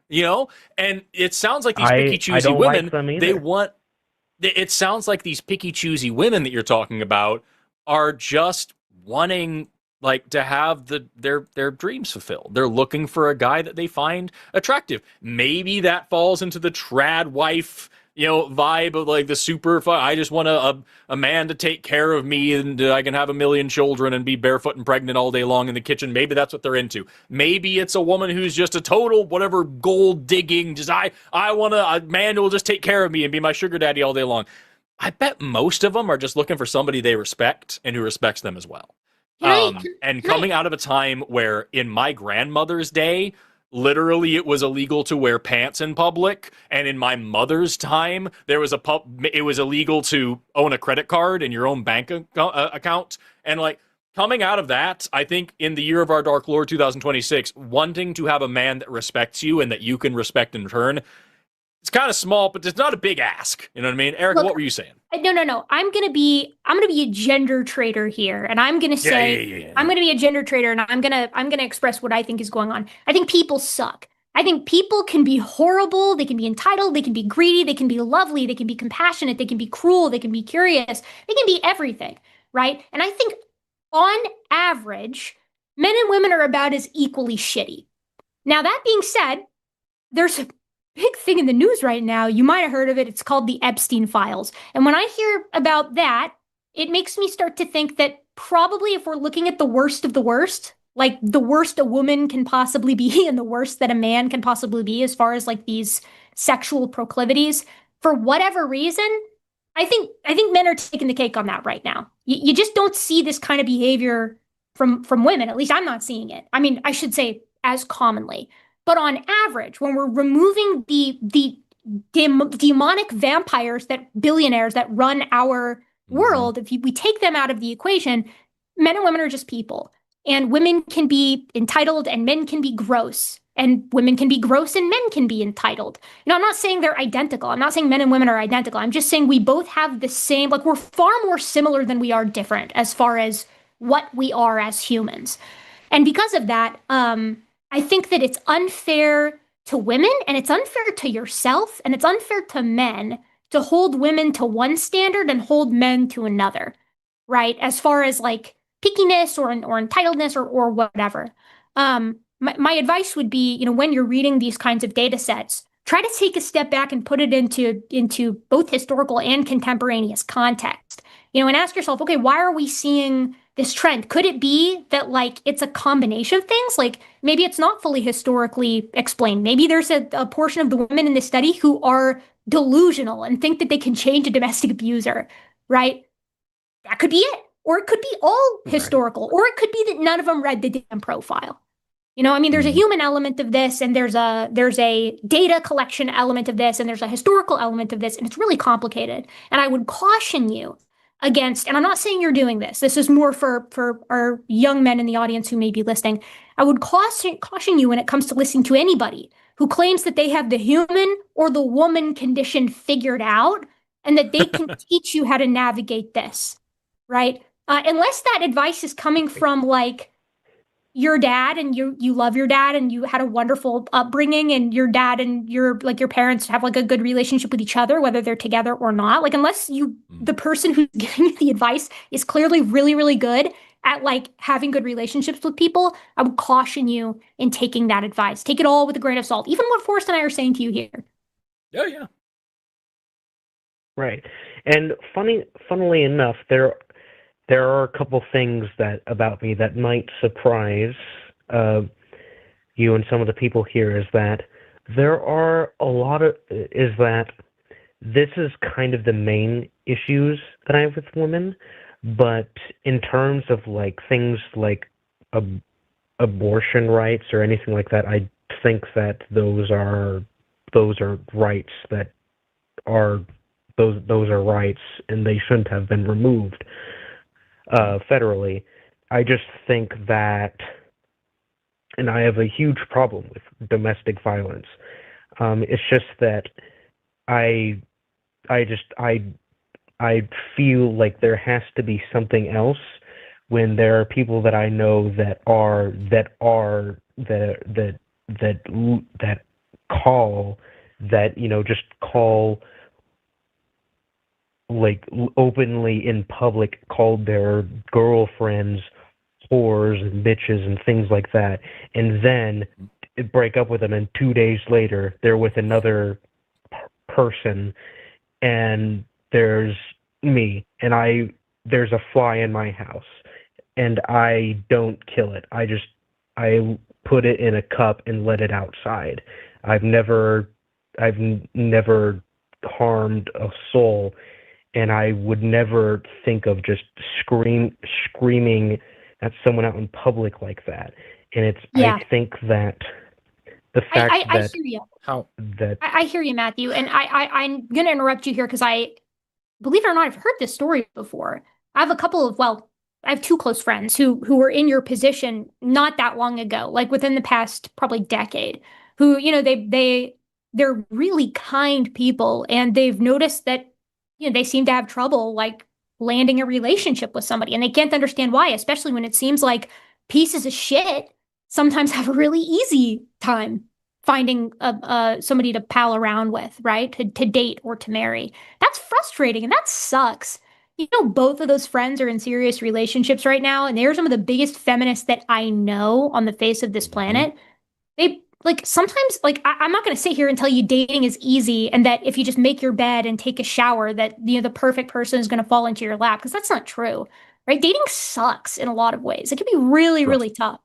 But what I can tell you is that if what you're saying is true and you're a kind, compassionate person, I can promise you that there is a market out there for people like you. There are so many women that I know who are looking for somebody with that kind of personality, right? Who is kind and listens to them and you know, wants somebody that, as you said earlier, wants to argue with them and takes them and their rights seriously. And it's going to sound cliche and stupid, and it's probably a small comfort, you know, to hear if you're struggling with this right now. But I believe with no evidence that you'll find that person, because I've met so many people who have been in your shoes and then they have found them. Can I ask you how old you are? 21. Oh, my friend. The world is your You're just oyster. getting started. You've got all the time in the world. All the time in the world. The two people that I was just talking about, I mean, both of them are in their 30s now. One of them started dating in their late 20s, and they're both either engaged or married. You know, my friend, you got your whole life ahead of you. You know, I got married pretty young. I got married at 26, but I had just met the person that I would end up marrying when I was 21. Like literally that was the year that I met him. And most of my friends are either in serious relationships or they're married, but they didn't get married until their late 20s or their 30s. You've got all the time in the world. Yeah, I met my wife at 20 and we got married on our 10-year anniversary when I turned 30. And like that, we took our time dating and we took our time being engaged and we had our whole life now to be married. I think that, Matthew, if you are as much of a nice guy as you claim to be, maybe stop calling women foids to start with, and then maybe start listening to where they're coming from a little bit and realizing, just putting yourself in their shoes for a minute, that they live in a world full of rape culture and apologetics, where we teach young women how to, cover up their skin and clutch their keys in their fist and carry pepper spray, rather than teaching young boys not to sexually assault women, where we have a president who's been elected 2 times who bragged about sexually assaulting women, bragged about walking into the changing rooms of women because he owned the pageant. He gets to do that if he wants to and gets to go see them naked, sexualized his own daughter when she was literally an infant, and is also a convicted rapist. And millions of people still voted for that and brought that up, that these women live in a world where, their rights are up for grabs. They're in question. As you even brought it up about abortion, like, no one's sitting here arguing about whether men should have the right to get a vasectomy or any of these things. It is just always put upon them.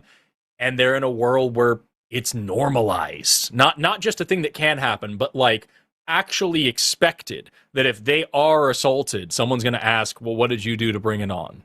What were you wearing? How were you flirting? There are terrifying polls of college students talking about how many students even consider forcing yourself upon someone rape in the first place. So I think if you're a really nice guy, as you claim, wouldn't even hurt a fly, as you said, I think that a great thing for you to do is to be nice enough to broaden your horizons a little bit and maybe get out of whatever echo chamber you're in. Because if you're comfortable throwing around language like that, brother, you're listening to the wrong kind of dudes. It sounds to me like you're probably listening to Andrew Tate or Andrew Wilson or Jordan Peterson or somebody that's giving you this kind of... Am I right on any of those? Not with... it's a different name. It was Fuentes. Okay. So what I need you to understand here is that the business model that these men create, and I hate to be this way, but when it comes to people like Fuentes, I do put the word men in quotations here. The business model that these men operate on is not to give you a solution, Matthew. It is to keep you hurt. What they do is they look for lonely, scared, directionless men, young men, who don't know what their place is in this world and don't have anybody to snuggle at night. And they don't tell you how to make friends. They don't tell you how to respect people. They don't tell you how to be a better person. They don't tell you what to read, what to study, what to learn, how to grow. None of that. They keep you hurt. They keep you angry. They load you up with this rhetoric that you're giving us here today, which drives women away and insults them and belittles them and degrades them and makes them out to be these, the word you used, entitled people for just wanting the same kind of things that anybody else does. And then you keep crawling back because you feel justified in that pain now.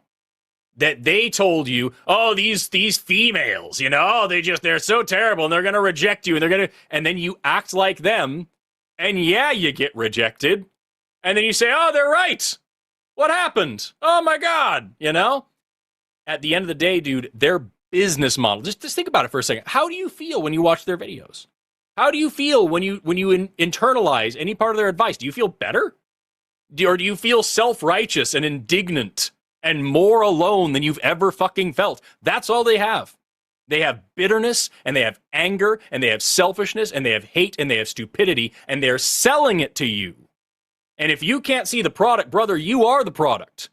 Keeping you upset, keeping you angry, keeping you hurt, keeping you lonely, keeping you scared, keeping you isolated, keeping you misogynistic and shitty is their fucking business model, bro.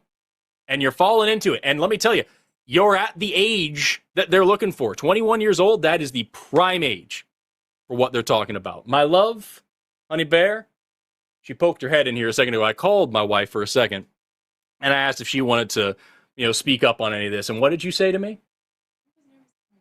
It's okay. You don't have to use your voice if you don't want to.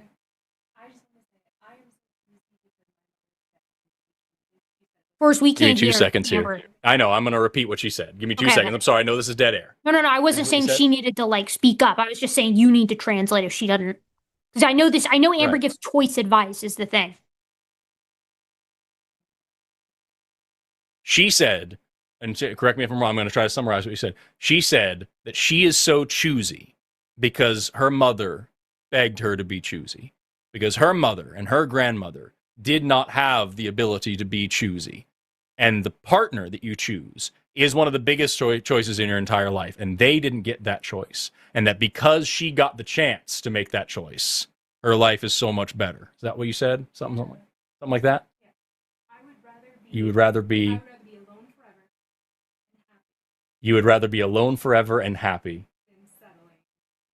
than settling and unhappy, which is what I brought up earlier. Yeah. You don't know anybody in your life. That's what you just said. I don't know anybody in my life. I love you so fucking much. So that's what I want you to think about here, Matthew, is you are falling victim to a business model that is here to make you see women as others and treat them mentally differently than you would treat yourself. And to then blame them for the situation that you created for your own life. Does this mean that you're going to go out tomorrow and be like, all right, I'm going to stop listening to Nick Fuentes and I'm going to get my dick wet tomorrow and find my one true love tomorrow? No, of course fucking not. You got to go out there and shop around. And like Erika said, dating is horrible. Not going to sit here and pretend like I'm not extremely lucky for going to one particular Halloween party that landed me this fucking goddess. But like at the end of the day, I think that you are being taken advantage of, and I think you deserve better than that. I think it's important to, co-sign everything that Forrest and Amber just said, but I'm going to add to it as well that, ask yourself when you're watching these people who are peddling you this idea, this sort of conception of women, are they happy? Are they married? Do they have a family that they love and that loves them? Right? Didn't Nick Fuentes just say that he has never even had sex before? Yeah. Wonder why, bro. Yeah. And I don't know. I mean, it sounds cliche, but for some people, it truly is the life and they're really into, never settling down and just catting around their whole lives. And if that's their jam, whatever. But I think it's fair to say that most people, they don't just want sex with somebody. They want a relationship. They want a partner, a wife or a husband or a significant other of some sort who they can lay down with at night and face the world with in the morning. That's not somebody that you want to trick into being with you or that you want to barter, that you want to sort of hold captive with your resources. You want to marry your best friend. You want to marry somebody or just stay with long term, somebody who you love to take the world on with, who makes you better, right? I mean, I think about life without my husband, and I think I would be a worse person by every metric, right? He makes me better. It sounds stupid and lame, but there's a reason people say find somebody that completes you, that makes you feel whole. And that's not the kind of person that you find using dating strategies, right? And again, none of that is to say that it's going to be easy to do. And that fucking sucks. That sucks. I hate that it's like that. Dating's never been easy. And right now, in some ways, it's harder than it's ever been, but it's worth it. It's worth it. It is so much better to find somebody sort of through your personality. Those are the relationships that actually last. Because age fades, money is spent, right? But who and what you are, hopefully, sticks around, and that's the glue that keeps you with that other person. And hopefully it's the scent that sort of brought them to you in the first place. You know, I mean, we could wax poetic about this all day long, but I think Forrest is right that it's like, be careful who you're giving your attention to, right? If it's all cynicism all the time, and if it's treating women as if they are sort of a prize to be won instead of like a person to be found, right? Then I would be wary of that. You know, I guess move forward with these people at your own peril if a relationship is something that you want. That would be my advice. But only you know what I mean, it's your life, dude. You're gonna do what you're gonna do and take from this what you take from this. And maybe what you hear from me and Forrest is like, oh, you know, two dipshits who got really lucky. And by God, I got lucky. And I like that's true. But most of the people that I know have as well. It's a combination of patience and effort and a good attitude and sort of a better outlook on life, I guess. Anyways, that's all I have to say about that. Matthew, you've been listening to us for a long time. What do you think? So, I guess what I'll say is that I think that because I like to think of myself, you know, I like to think of myself logical, and I want to approach this scientifically, that I will try to remove any of the Nick Fuentes, any of that podcast stuff from my life for, I guess I'll put an indeterminate amount of time, and see what that does to change mood. But I guess one of the reasons I'm skeptical is that even before, like long before I knew who Nick Fuentes was, long before I knew the word incel was even a thing, before I even knew that was a word, I had experienced that life. I wasn't even like, honestly, I don't even consider myself, I mean, I consider myself right-wing, but I don't like the cult of personality that is just following whatever Trump says. I'm more ideological in my beliefs. I don't follow one specific person. And but that's besides the point. The fact is that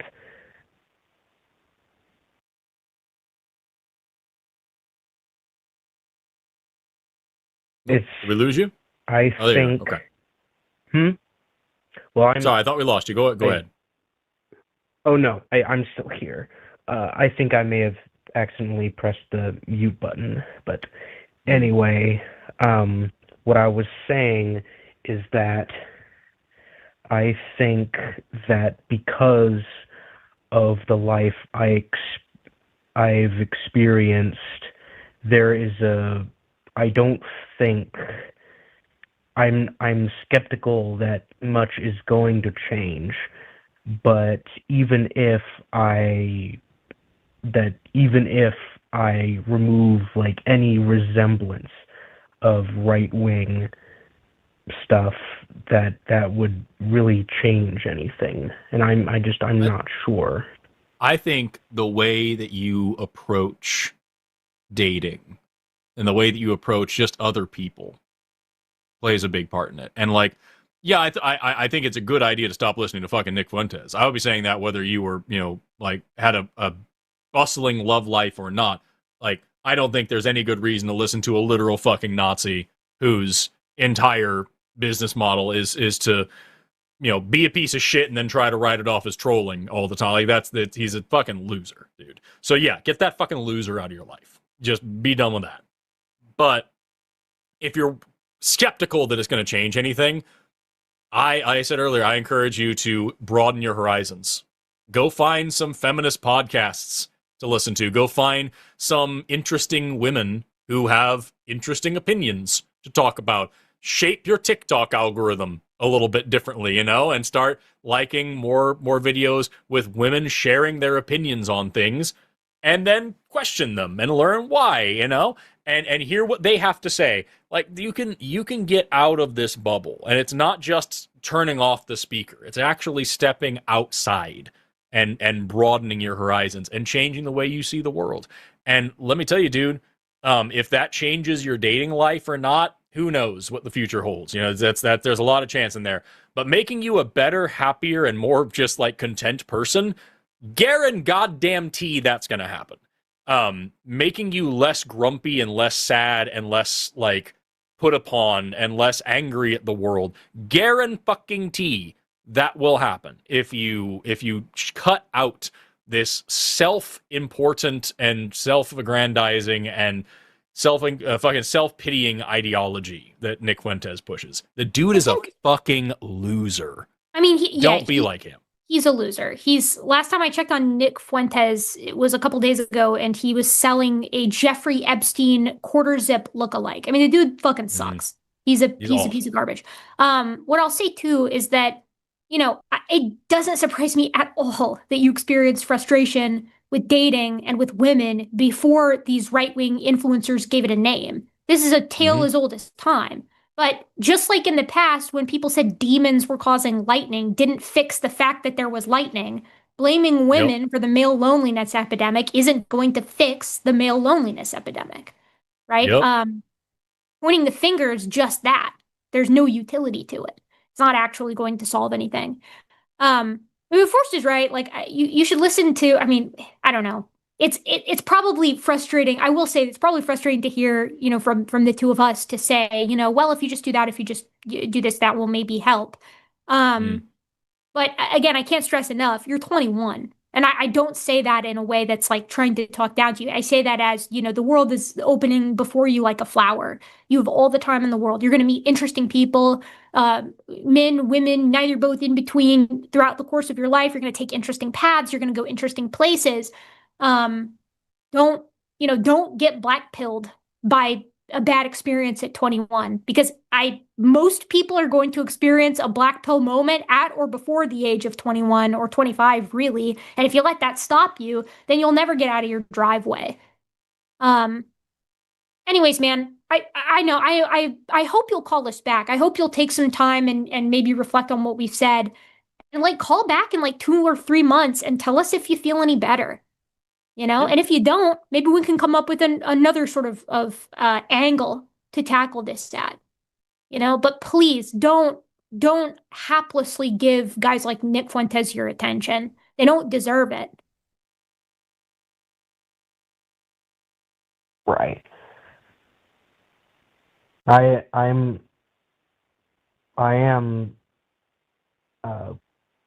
guess I'm skeptical, but I will see how it turns out.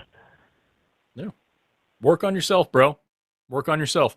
I don't know what you do for a living. I don't know what your interests are or anything like that, but brother, listen to women when they talk about what they want to see. You know what I mean? If you, enjoy your hair, and if you have it to enjoy, learn how to dress decently. I'm no fucking fashionista over here, but make sure your clothes fit properly. And that, if someone tells you they like a thing, rock with it. Work on yourself in terms of your hobbies. Get good at some shit. Read, study, expand your horizons. Be interesting. Be somebody. If you want to be caught, be a catch. And I think that if you're not getting the attention that you want from whoever, at least you can say that it wasn't your fault and that you tried your best and you were the best that you could be. Listen to some good, study up on some good philosophy, get out there, be a good person, be your best. Like I said earlier, I think that my wife deserves the best version of me. So I'm always trying to work on myself. I'm 33 years old. I'm trying to be better than I was at 32. And I'm damn sure at 34 going to be better than I am today. And I think an absolute nightmare would be going a whole year without growing as a person, changing my mind on something, developing in some way. One of my favorite quotes. There is no change without some pain, because you are both the marble and the sculptor. So chip off those fucking rough edges, get to work on this, and then maybe people will come your way. And if not, at least you will be satisfied with yourself, and that is a good victory. Anyway, with that, my dude. Right. It's been sorry, go ahead. So I guess one thing is I know that you're a biologist, and I guess just one thing that I wanted to ask is about say for example,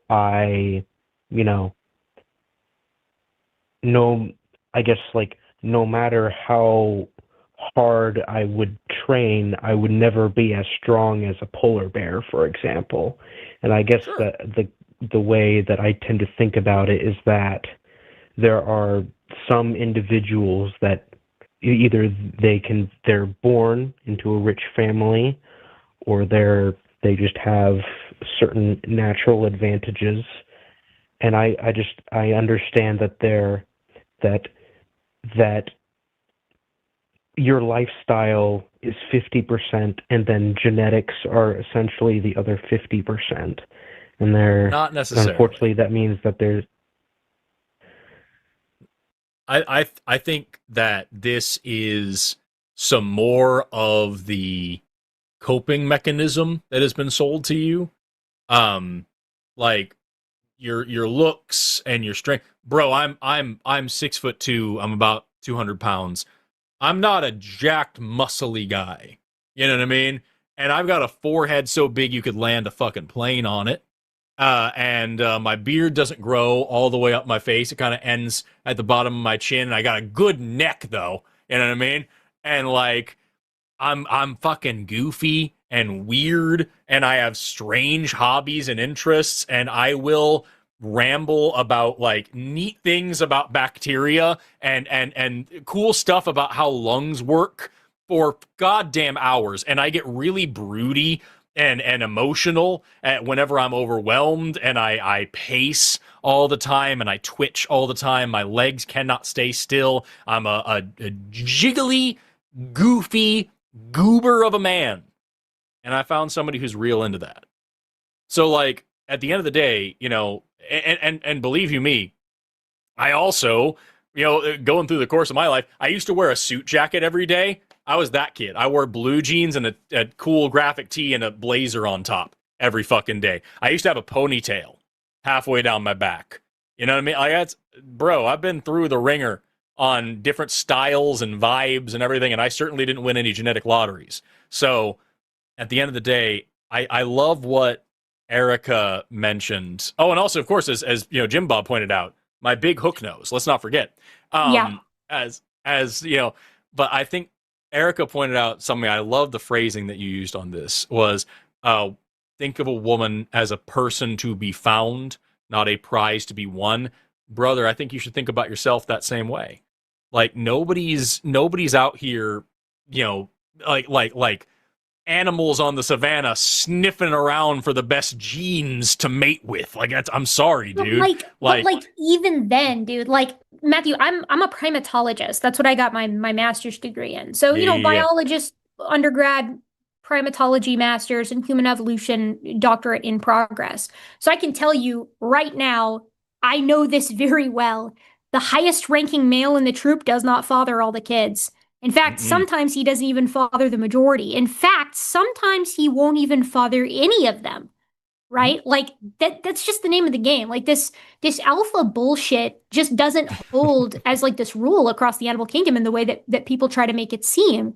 The alphas with the longest duration are the kindest. They're the ones that mediate fights. They're the ones that help others reconcile. They're gentle, you know? They woo females instead of trying to force them, to force their hand. But yeah, I mean, like, there have been paupers who have been laid to rest by hundreds, and there have been kings that have died alone. It is absolutely undeniable that resources help, but we live and fight in spite of that. We can't control the conditions in which we're born, but we can rail against them and make life as good as possible for us. Don't let what seems like a bad hand keep you from playing, because then what's the point? I have seen, like, literally of any gender, some pairings that would make your jaw drop, like an absolute knockout with somebody who, like, for lack of a better term, I'm not like calling anybody out here, because no, I'm not talking about anybody specifically, but there's like a gulf here. Like, I've seen somebody who could be on the cover of Vogue with somebody who's like just a normal person. That's not a bad thing, but it's just like there's a difference there. And then you meet them and you get it. You meet these people and you're like, they're perfect for each other. And I'll tell you, women can be choosy, but like, I think when the rubber meets the road, at least in my limited experience, personality goes a long, long, long way with the gals. Substance. Like a long, long way. If you're guy, if you're ask any woman in your life what her favorite characteristic of her spouse or boyfriend is, he's funny. That's going to be the number one thing. If you are funny, man, you got the keys to the kingdom. I don't know, dude. Like, we could go on about this. We do have to go, Matthew, because we've got to stomp on Jim Bob a little bit here, and then we've got some other callers. But please call back. Alyssa, I thought Jim Bob. Alyssa in the chat. Oh no, he's not calling in. We know he's not. Alyssa in the chat, one of our mods, just made a really beautiful reference. Jessica and Roger Rabbit, y'all. Think about it. Yeah. Think about it. Absolutely. Anyway, Jim Bob will not call in. He's not going to call in tonight. This show is for him. He already told us he's not going to call in. But and we think we've uncovered the reasons for that. But we'll get to that here in a minute. So thank you for being here, man. Well, that's fine. My wife has actually. I find him to be. Go ahead. You find him to be?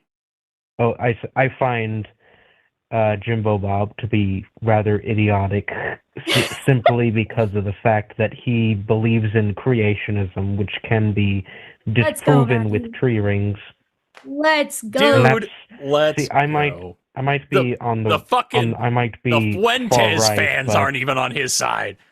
No, Matthew, go ahead. I want to finish what you said. I might be far right, but I know, like, tree rings when I see them. Thanks, man.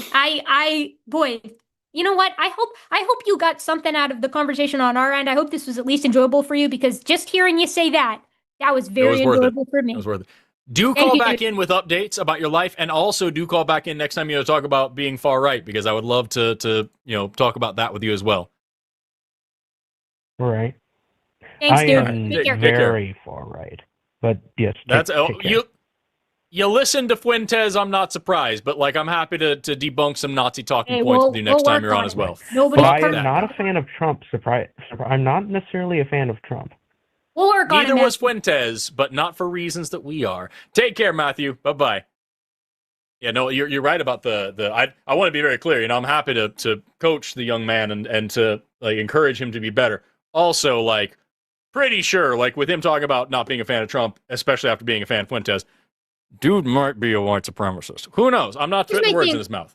Yeah, here's my thing, dude. There are many roads out of fascism. I believe that with my heart. There are many roads that pull people out of it, and there are many roads to it, too. And one of the biggest ones to it are feeling isolated and lonely. So it is always my hope that by patching one thing, we sort of open up what is it Terrence Howard says? We open up the flower of the mind, the flower of life, that. And allow us. That is the big thing. Investigate other. That is what I would like to talk to Matthew, if you're still listening. Like, if that is what I would like to talk to you about next, is that, like, we talked a minute ago about, like, how these people capitalize on your loneliness. The thing that fascists do, the reason why they are successful, is because they encourage you to hate your greatest asset, and your greatest asset is your community in all of its diverse beauty. I think Erika, you're absolutely right. Is that loneliness leads to that desire for a strong state and a strong right wing, blah blah blah, to kind of make up for what you perceive as a major weakness, which is your humanity. So I would love to talk about that later on as well. I would too, and I'd like to see that. This is a great segue. I'm going to segue this flawlessly. You ready for this? So, let's do it. Obviously, Forrest and I disagree with probably the majority of Matthew's opinions, and obviously, we would find some of them to be heinous. If he's taking the stance that he's far right, I have no doubt in my mind that we would find him to be heinous. We can have a conversation with him and be even kind to him in hopes that we can sort of redirect some of those thoughts, or at least get him to look at some other perspectives. And part of that is because, Matthew shows up, he asks good questions, he's here, he's willing to put himself into the marketplace of ideas and have a conversation, and he's polite as well. Yep. So I don't know. Yeah. Not an excuse, don't go to Nazi bars. I'm not saying that. There's a reason why neither Forrest and I would agree to go to modern day debate, for example. But what I will say is, if you're trying to change somebody's mind or get them to have a conversation with you, you at least want to play it neutral to start with. Because I think people tend to turn off when they start to feel already the animosity is dialed up to 11. Which I'm using that as my flawless segue into Jim Bob and how our friend Jim Bob sort of conceived of Forrest and I. Now, I looked up some clips about this guy the very first time somebody asked me to debate this dude a couple months ago, 6 months ago. He had one video on me. He's got videos on Forrest where he calls, what do you call you, a soytheist? Consumer. Probably. And we talked about that as well. I think it was the last time you and I were together, that someone's attitudes towards soy products tells you a lot about where they are as a feminist. It's kind of funny, the correlation there. You don't have to enjoy the flavor, but if you use it as an insult and you're repulsed by tofu because you think it's going to turn you more female, tells you a lot. Skill issue. Yeah, so we found some interesting videos where Jim Bob had talked about us, I should say, previously. And I'd like to play that. I'd like to listen to I would like for our audience to see how Jim Bob poisoned his own well against both Forrest and I, and why both of us are so hostile towards him. So Lux, could we, if you are willing and ready, could we play from my folder the not stream insult compilation? That's later. Instead, I would like to go with it should be insult comp pre-stream, if that's okay. And this one might be a minute or so. These are pulled from a couple different videos. Now, this is another person who I can only take so much of her voice. Common and fossil record, and whether it supports human evolution or not. I do a lot of the debunking kind of shenanigans here on this channel. Okay, Trans Millhouse, out of your atheist groups for, I don't know, Forrest saying that, look at the hook nose on Forrest. I feel like it's getting hookier as time goes by. Chick sounds like a squeaky balloon. You bimbo. At least you're only hearing her voice. Do you guys want to see her too? Or honestly, I should bring her on, and so you guys have to pay to not see her. The emphasis on the not see her at the end of the see her. You know what I mean? Right. Dude, full stop. If you're talking shit about the immutable characteristics of other people, you cannot be surprised when someone assumes that you are a bad faith actor. I don't know what's so complicated about that. I think this. Yeah, go ahead. You go ahead. No, you're fine. I was going to say, and especially considering the context of this stream right now, because we showed a little bit ago that we sent him these emails clearly detailing out what we wanted, and the bro didn't or couldn't read them. Lux, if you could please play clip number 35 from my file there.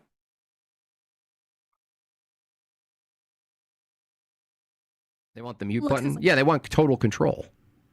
They can't defend their worldview without total control. Exactly.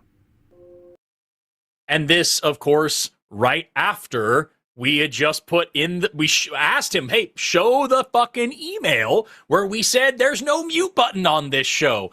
And the best he had was, I don't trust you.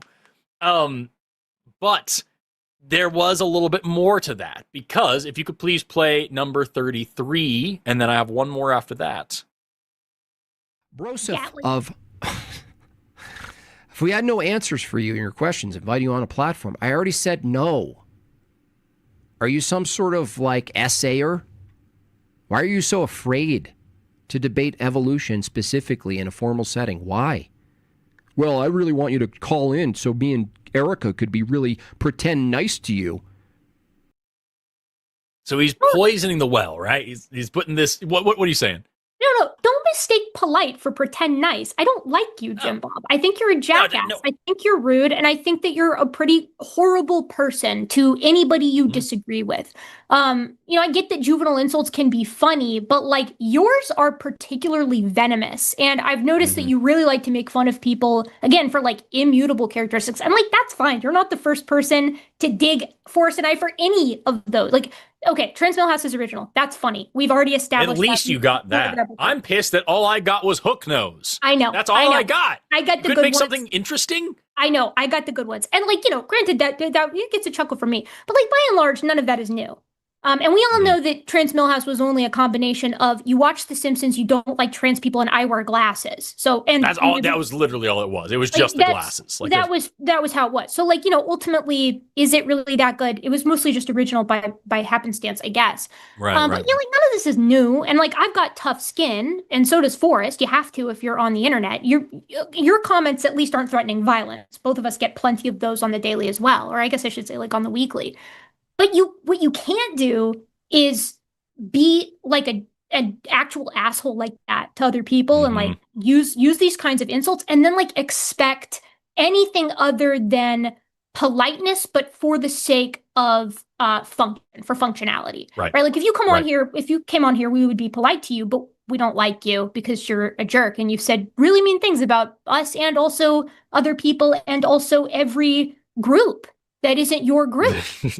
Seriously. Which is kind of crazy. So it's like, this is all the clip compilation that you just saw. All of that is prior to the very first invitation that I got, at least to debate this guy, which is why I'm coming in hot because I think if you want to know why, like this is the end of the arch here, right? Like we said at the very beginning, we showed all those clips of him saying that it's totally reasonable to not debate. If that's just not your vibe, if that's not what you want to do, the first clip I played was him saying, if you're just not in debate, maybe you're just not a debater. That's just not how you like to talk.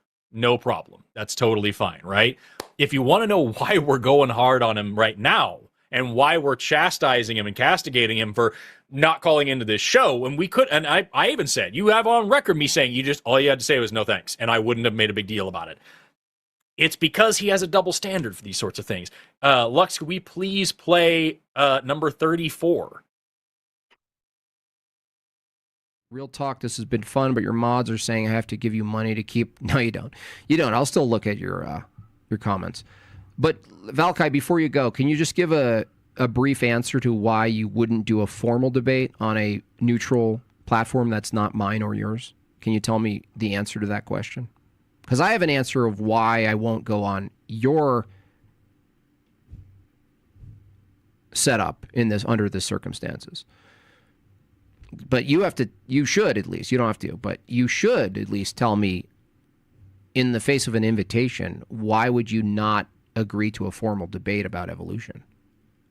It's because it's simply not the way I prefer to have these kinds of discussions. I find they're often unproductive, and I don't have time for that sort of thing in my schedule. That is a cope and a half. Holy crap, man. What a cope and a half. That is like the weakest shit I've ever seen in my life. So, just to be clear, he started this conversation by acknowledging, as we all did, that it's okay just not to be fucking interested in the format, in the discussion, and whatever. I said from the outset, I don't know if we already played the clip or not, where I said, hey man, no one's making you call in. It's okay if you just don't want to. And I know I played the clip where he said, if you don't want to debate, that's okay. No one's mad that you don't want to debate, whatever. And then he directly asks, why won't you debate me? And I said, it's just not how I like to talk. I think it's not really productive. It's not my vibe. That's a fucking cope. Well, how weak are you? The dude can't contain the double standard that he's setting for himself. And so here we are now on stream for a few hours now, taking calls. Could have been one of his. Could have talked to him about this stuff. We're going to get into his objections. We've got clips of his specific objections about evolution. We're going to answer the things that he claimed on his stream we could not possibly answer. And we're also going to play the clips of him claiming that we could not answer them while we were answering him on the stream as well. And that's going to be a lot of fun. But like at the end of the day, if you want to know what we think about Jim Bob, he just fucking said it. He had the whole time on that stream. He was saying, you guys are going to mute me. Here's the public emails where he promised not to. You guys are going to gang up on me and dominate the conversation. Here's the public emails that we said we get. Read the emails. I can't fucking read, and I'm not gonna. I'm not doing this show. It's not gonna happen, and I have the right not to do this show. No means no. What are you, some sort of essay or some sort of predator? Well, I said no, and that means no. That's it. Really quickly, sorry. While we're here, can you please play? Which one is it? No, it's the consent one. There it is. Can you please play clip number 11 for me, Lux? Do you know what no means no? Isn't that one of your guys' thing? No means no? Yes. Isn't that our thing? Consent is one of our things. Absolutely. And so, like, we're fine with that, bro. But if the argument here is meet me on my terms and do the thing that I want to do in the way that I want to do it, or you're a fucking coward, then here we are. Like, you could have left it alone. You could have left it alone. But most of this motherfucker's channels is clips from the line. He takes clips from this show and will put it on his channel and replace his arguments with insults and just say dumb things about us. And when we're like, yo, join us. Let's talk. Well, you guys are going to mute and gang up me. Okay, we promise we fucking won't. No. Do it this way on these platforms that I prefer. Otherwise, you're scared. Wait. That's actually that's actually insane. I'm like starting to choke on my own throat because that's so insane. I forgot about the fact that this show is his bread and butter.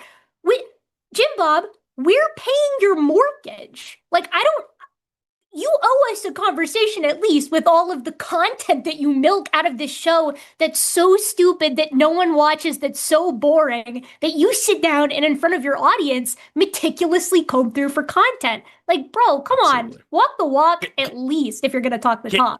Can we also, I don't think I did play this clip, the one where I said that we're at an impact. Can you, Lux, can you please play clip number 12 titled He Can't Read?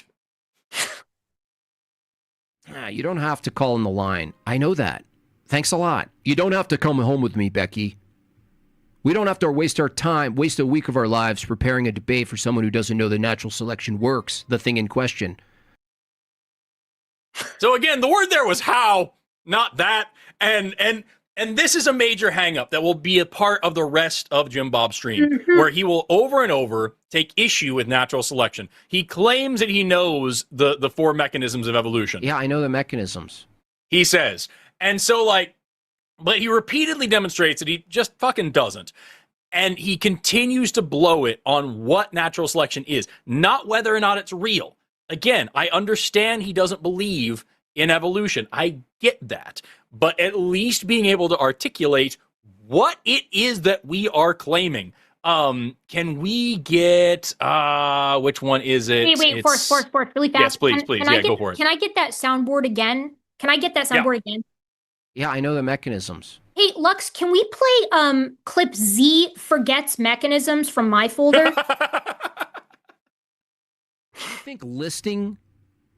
you think listing these things, genetic drift, natural selection, mutation,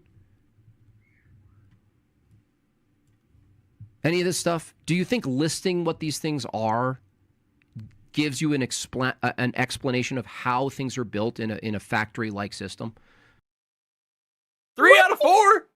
3 out of 4. What do you think a mechanism is, Jim Bob? Like, what do you think a mechanism of evolution is doing? Right? Like as Forrest said, he's about to demonstrate in just breathtaking detail how little he actually knows about this subject. And it will become abundantly clear, transparent, why he didn't agree to come on here tonight. Because, and like, I can't stress this enough, there are only 4 and they're pretty easy to understand, but he couldn't be bothered to have ChatGPT explain it to him.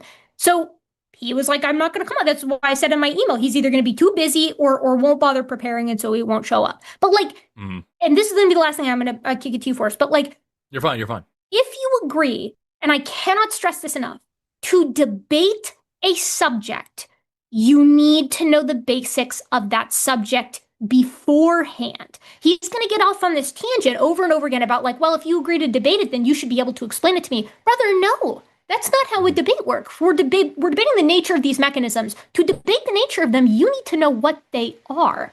And gene flow is one of the easiest ones to remember, Goober.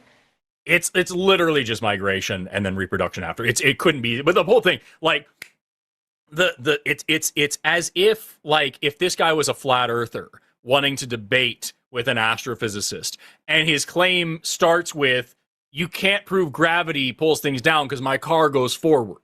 Right? If you don't even know, like, you don't have to believe in gravity. But if you come in showing you don't even know what the fuck it is, then I don't understand why you would expect someone who's actually dedicated time in their lives to studying this field to sit down and teach you the one-on-one while explaining to you why your initial arguments make no sense. You should do your homework before you try to debate experts in the field. And I want to point out here, this is one of my favorite. I've actually got a couple that I want to show you about why this is so monumentally stupid. And this is going to lead us into actually being able to teach some evolution during this this show. Lux, could you please play the very bottom of my list? There's one called Views Setup. Will you please play that guy for me?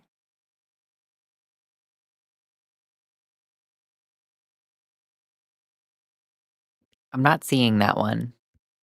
What? Well, hold on a second. Now let me go into the Google Drive and make sure that it's in there. You know we have a lot of overlap, so I probably have it if you don't, but it's probably named something different. Right. Let me just double check the Google Drive here. Beep bop, boop bop. It should be, yeah, it's at the very bottom. Oh, I see. It hadn't loaded in when I was downloading these earlier. Give me a second. Ah, gotcha. That's no fine. Problem. Hey, you want to vamp for a second, Forrest, while we wait? I love vamping. It's my favorite thing in the world to do. Since we had, hey, can I actually, let me ask you a question. What is I heard Jim The Bob next one. Sorry, the next one, Lux, I'm going to ask for is Views Punchline. So make sure to have both of those, please. Got it. Go ahead. What were you saying? Does anybody know, and God, I hope this isn't like secretly a bad word because I've never heard of it. What is spurging? Do you know what spurging is? Have you ever heard of this? Yeah, it's short for Asperger's, so not a great one. Cool. Okay. Great. Okay. So just great that I asked it. I'm glad that I know. I should have guessed since it came out of Jim Bob's mouth, but this is a word that he used when Professor Dave was explaining a basic concept to him in their little quarrel that they had a couple of days ago. The reason I asked, by the way, sorry for jump scaring everybody with the slur, is because I didn't know what vamping was either. And so vamping this, my bad. This is a great irony. Jim Bob, here's a good clip for you. I said no slurs, and then I repeated one of your slurs, and then I used a slur. So my apologies to everybody. Now I know. But it's cool. It's cool that we didn't. It is funny, though. Flip up the Professor Dave, the Dave Farina conversation, because I'm pretty sure that one gets used a lot, and I would have missed censoring that. Hey, I would have too. I wouldn't have had any idea. I did the same thing the other day when we had that fucking that white nationalist from Norway, or wanted to be from Norway, calling in, and he was throwing around the slurs that I had never heard of it. Shit happens. Yeah, can we please get Views set up first? My attack on evolution isn't whether or not the external world determines causally whether things live or die. That's not what I'm talking about. You don't even know my view. And then can we get View Punchline, please? The judgment that the external world makes on whether or not an organism or a group of organisms or an entire species lives or dies doesn't have anything to do with your claim that random mutation maintains hyper-specialized organs and things that do tasks accidentally. That's your claim. So you don't even know my claims, bro. You don't even know my views, and then proceeds to completely shit the bed on trying to just explain how multiple mechanisms of evolution work together at the same time. The man thinks that mutation alone is the driving force in evolution, as you see in the clip with him and Dave Farina, where he says over and over and is corrected multiple times and does not figure out that whole populations don't mutate the same new organ. That's not how that fucking works. He heard the correction, individuals don't evolve, populations do, once in a conversation that probably embarrassed him a year ago. And it has taken that to heart to mean that populations must experience that is the level at which exclusively we see the mechanisms of evolution play out. Which, and he's gonna get a bee in his bonnet about this multiple times. Forrest and I will say we shouldn't have to explain these middle school concepts to you. This is the problem, right? Because if we agreed to debate evolution, with Jim Bob, we would proceed to have, and he did no homework, which by the way was a stipulation of mine. I don't want to get wires crossed. I agreed to debate him in his formal setting, as long as we talk about the data and as long as he defends creationism and as long as he knows what the four mechanisms of evolution are. We know he can't defend creationism. We know he doesn't know the data, but folks, this is exactly the observation that I needed to prove to myself yet again that nothing has changed since the last time he emailed, that he doesn't know what the mechanisms are, because he will regularly talk about how powerless natural selection is to do anything, and then he just described how he has no problem with natural selection, the differential reproductive success within populations of organisms due to the pressures of the environment, because he doesn't know what it is. Okay, the offer still stands. Jim Bob, all you have to do is learn those four mechanisms, defend your version of creationism as and I can't stress this enough, every other creationist I have ever talked to has been willing to do, and we have to deal with the data, which means you need to be able to parse a scientific paper. Now, I know that is the biggest hurdle here. I'm well aware of that, but those are my stipulations. I'm still willing to debate. That's my big thing too. Like, it's I talk about Answers in Genesis and the Discovery Institute and Eric Hovind and all these different people on my channel all the time. And you're absolutely right. That's the thing. They can point to one of the mechanisms and say this isn't. They never talk about genetic drift, and they never talk about gene flow. It is always only natural selection and mutation, as if they are the same thing and they're synonymous with evolution, and except for when they're not, because then it's microevolution, not macroevolution, and it's a whole thing. But like, they never offer an alternative. And they will fail to acknowledge when the answer is in front of them. As you can see in clip, hold on a second. I think it's clip number 26. Wait, hold on a second. Nope, that's not the right one. Clip number 18. Wait, clip number 18, please. You just got done asking how to tell if natural selection isn't working. That's a middle school concept. Telling me it's a middle school concept doesn't actually answer the question. Saying some words doesn't explain anything. I want a methodology. Equilibrium, not a methodology. Folks, raise your hand in the chat. Like, you go first. I had the punchline in the last one. You go. No, I was just going to point out, the answer was on the screen in front of him, and he didn't read it. He just skipped over it. Like, were you going to say, raise your hand if you saw the answer to his question? I was, and I was going to add on to it and I'll add on to it now. Here's me being me, and here's me being an asshole. The reason he didn't read it is because he can't pronounce Hardy-Weinberg equilibrium. He didn't read it because he can't pronounce it. He doesn't know what it was because he wasn't awake during middle school science, right? And he's not humble enough about a subject that he has no idea talking about, which, by the way, I will be the first person on any of the line shows where it comes up to say, I don't know very much about philosophy. Jim Bob can clip that and say, yeah, that much is evident, you dumb bitch, or whatever it is that he's going to say, because he doesn't like women very much. But like, Jim Bob's not willing to admit that. He comes on and tries to get people to, folks, he wants to debate evolution. And he doesn't know what Hardy-Weinberg equilibrium is. That's in a middle school textbook, right? Like, my sister knew what Hardy-Weinberg equilibrium is. It is a very basic algebraic equation that can be found, but this is me making an assumption here, I would wager, in Algebra 1 textbooks. So when he says, how do we tell if natural selection is happening or not. And we cite the equation that helps you tell if evolution is happening or not. A very simple algebraic equation that looks at the frequencies of alleles. And he can't even read it, let alone know what it is. That instantly becomes a reason not to debate this clown on this subject. And Donnie of Standing for Truth knows what Hardy-Weinberg equilibrium is, right?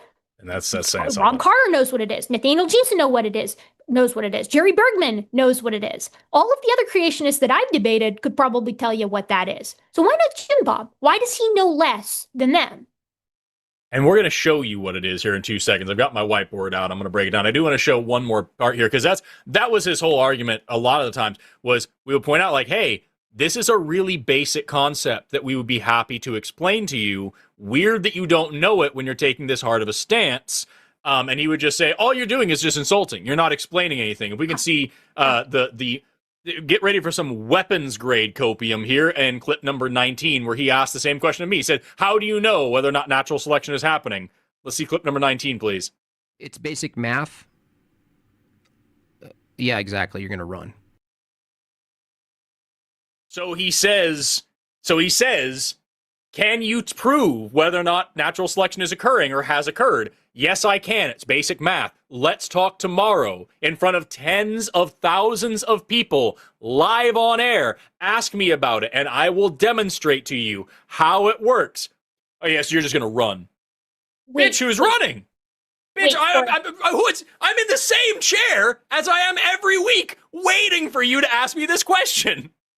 Wait, Forrest, can we just take a step back and take a look at this comparison again? So Jim Bob wants to debate. He wants to have a formal debate, but also he wants to be taught during the debate. But also he doesn't want to be taught during the debate because it should be about the philosophy. But also he thinks that it's condescending for us to say that these are middle school concepts, and that instead we should approach him as a teacher would approach a willing student. Yes, right? yes.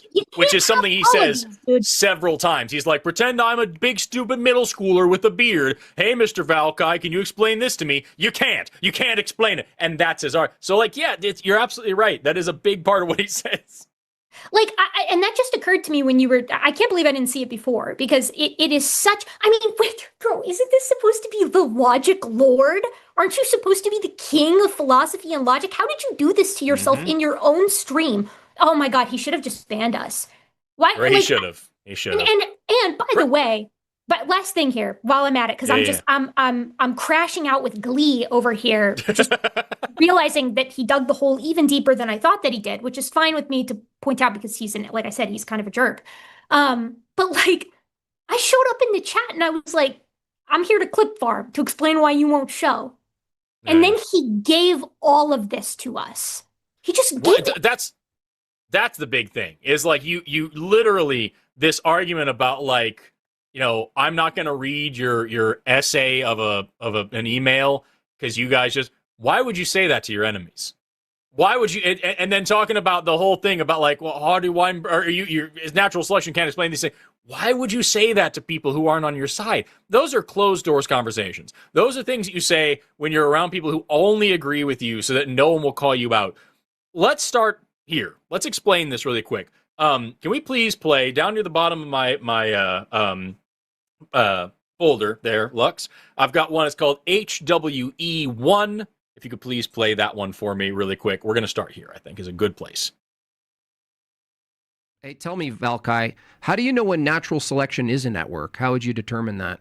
One methodological question I can ask you, and you're going to go silent. You're making a lot of words. How do you know, by what method, Valkai, did you determine that natural selection isn't at work? Okay, so let's talk about it. Let's answer this one methodological question that will make us go silent. I'm going to need some colors. I'm getting my markers out here. And Erika, you and I, let's break this down for the good people at home. Also, shout out to the person in chat who said he doesn't know what Hardy-Weinberg is because the name sounds too Jewish. Yeah, I love that. You're absolutely right. That is precisely what's going on.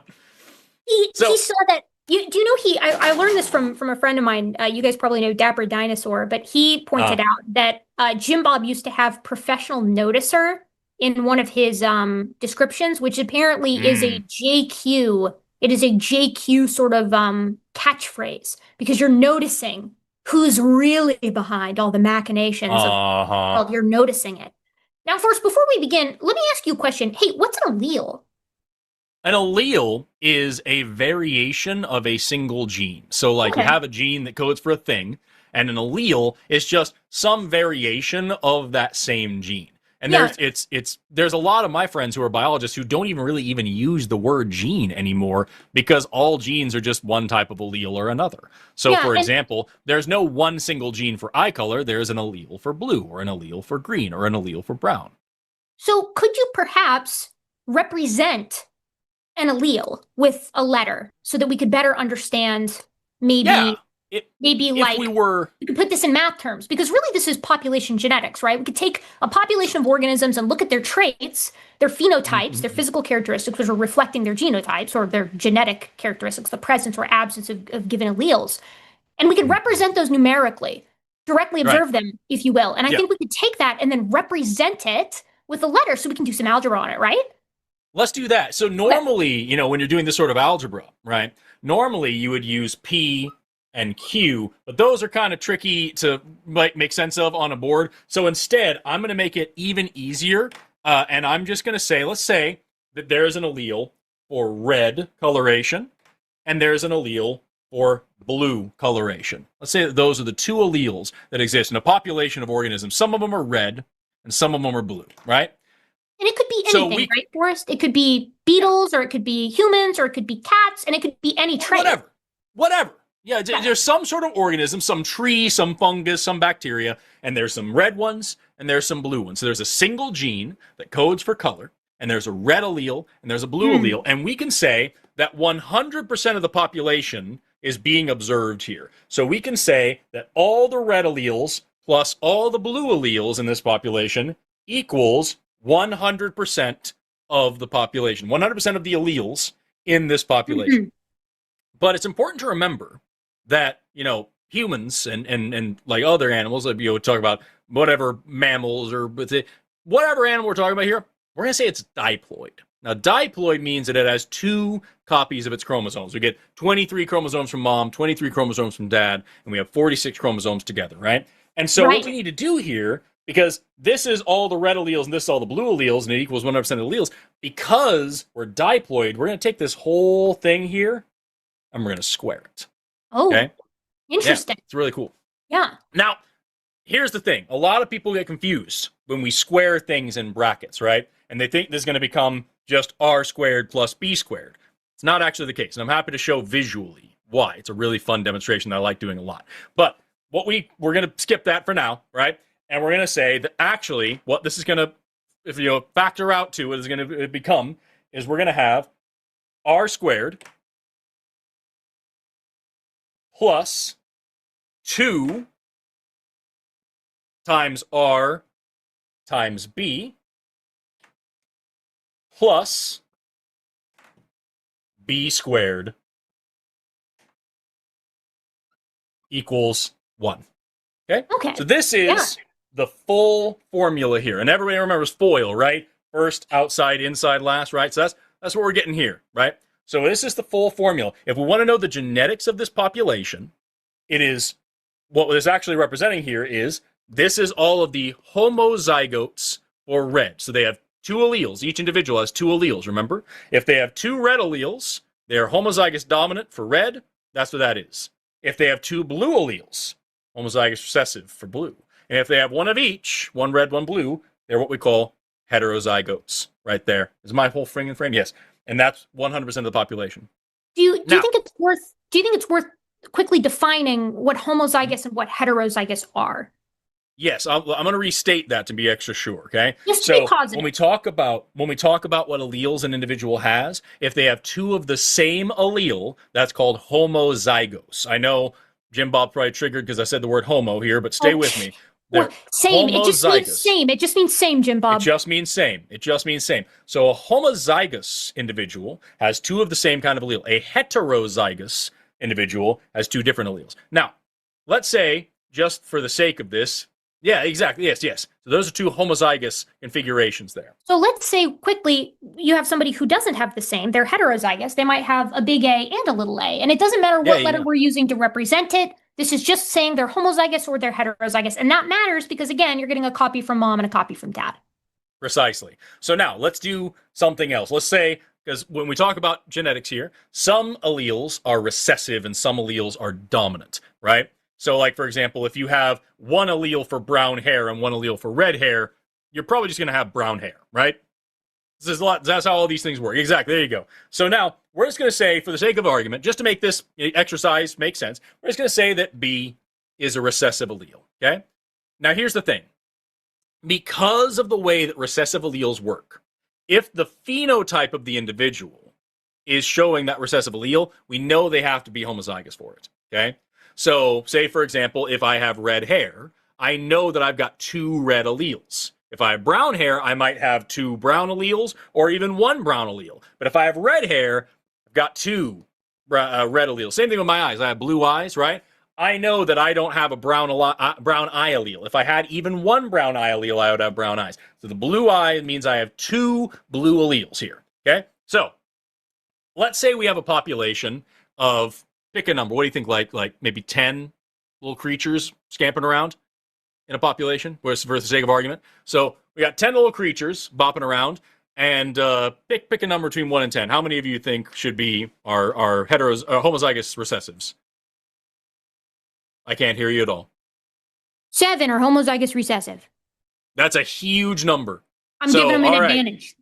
That's great. Okay, so 7 out of 10 of these creatures out here are homozygous recessive. So 7 out of 10 of the creatures are going to be blue. So we can say that B squared here, right? We don't need this anymore. Actually, I'm going to leave it there so you can see the visual. B squared is equal to 0.7. 0.7. Okay? We know that now because that's the only way of 100% of the population, 70% of them have 2 recessive alleles. So what does that tell us about this? Well, if this is B squared, then we can take the square root. Let me go ahead and do that. The square root of 0.7, and we can plug it in up here. That's going to be 0.84. I'm going to round up a little bit. Okay? So now we know this number too. Okay? Something plus 0.84 squared is what's giving us 100% of our entire population, which looks like this. And this is all the homozygous dominants, all the heterozygotes, and 1.7% of the population, 0.7% of the population equals 100%. Now, again, basic goddamn algebra. Something plus 0.84 equals 1. So let's do 0.84 minus 1, or you could do it 1 minus or whatever. And we're going to get R is equal to 0.16. So what this tells us now is the allele frequency for the whole population. 16% of all alleles in this population are dominant, red, and 84% of all alleles in this population are recessive, blue. And if we square this number, 0.16 times 0.16, that gives us 0.26. Nope, sorry, I'm an idiot and I read that wrong. 0.026. 0.026, which we're just going to make 3. We're around that to 3. Okay, so 0.03% of the individuals in this population are homozygous dominant, pardon me. And then it's just 0.03 plus 0.7, 0.37 minus 1 gives us the heterozygotes, 0.27. And we put these guys together, and what do we get? 1, which we can double check. It might be, I did round, so we might get up to 99%. Plus 0.7. Nope, we actually got it right perfectly. So now what we've done with basic algebra is we've just figured out the alleles of this entire population, okay? We found out the allele frequency, not only what the percentage of the alleles present, but in the actual individual as well. This situation right here is what's called Hardy-Weinberg equilibrium. This is the mathematically ideal set of alleles in this population. If we want to know if natural selection is happening, all we have to do is go forward to the next generation Yeah, because that's how natural selection works. It just happens generation after generation. We go forward to the next generation or back to the last generation. We just go in any direction and we look at a difference between generations and we see if they remain in equilibrium. If they're not in equilibrium, then evolution is happening. Natural selection is taking place. So the definition of evolution for Jim Bob and for those who might not know, especially after you've just seen this critically, is a change. This is the general definition that we give to high school students, a change in the allele frequency within a population over time. So what Forrest is saying is that we can use the Hardy-Weinberg equilibrium equation to observe whether or not there is a change in allele frequency within a population over time. And if there is, evolution is happening. Now, critically, Hardy-Weinberg equilibrium, right? That equation was devised by G.H. Hardy and Wilhelm, I think, Weinberg, right? And the way that they devised this was by Jim Bob.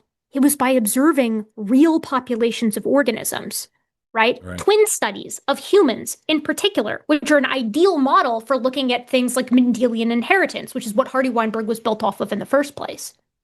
And I also want to point out, like, the what you just gave, a change in allele frequency over time, is also commonly used the definition for just microevolution. The definition that I use, and the ones that I use in my books as well over here, is any heritable characteristics, a change in any heritable characteristics in the population over a course of multiple generations. And that is because, and this is going to go way over Jim Bob's head, but like the 4 mechanisms of evolution, there's actually more interesting research coming out as well about things like phenotypic plasticity, about microbiota, about epigenetics. There are also other factors that go into play here. You're allowing for none of the 4 primary mechanisms to be at play. Yeah. We can also do another thing. If I can get, let's play HWE number 2, please, really quick. I just want to know how you determined where the threshold at which something is no longer under the natural selection hammer. Can you tell me that, Forrest? So if we want to know what's under the arm hammer of evolution or natural selection, we can also use this other equation. It's called Breeder's equation, okay? And it is R. Oh, my God. Ooh, dead marker. No, it's just because I've been flopping it around so much. It's okay. R is equal to H squared times S, okay? And I've got my cheat sheet here just to make sure I'm writing all these down right. Hardy-Weinberg I can do in my sleep. I've done a million times. I've got a few others that I want to go over today. So what this guy is, this is actually response to selection. So this is telling if there has actually been, looking afterwards, a response to selection. So this R is just a change in the mean phenotype in the population from one generation to the next. So it's the difference between phenotypic mean in next generation minus this generation, or original generation. Same thing with S here. We're talking about the fucking phenotype mean before and after any proposed selection takes place.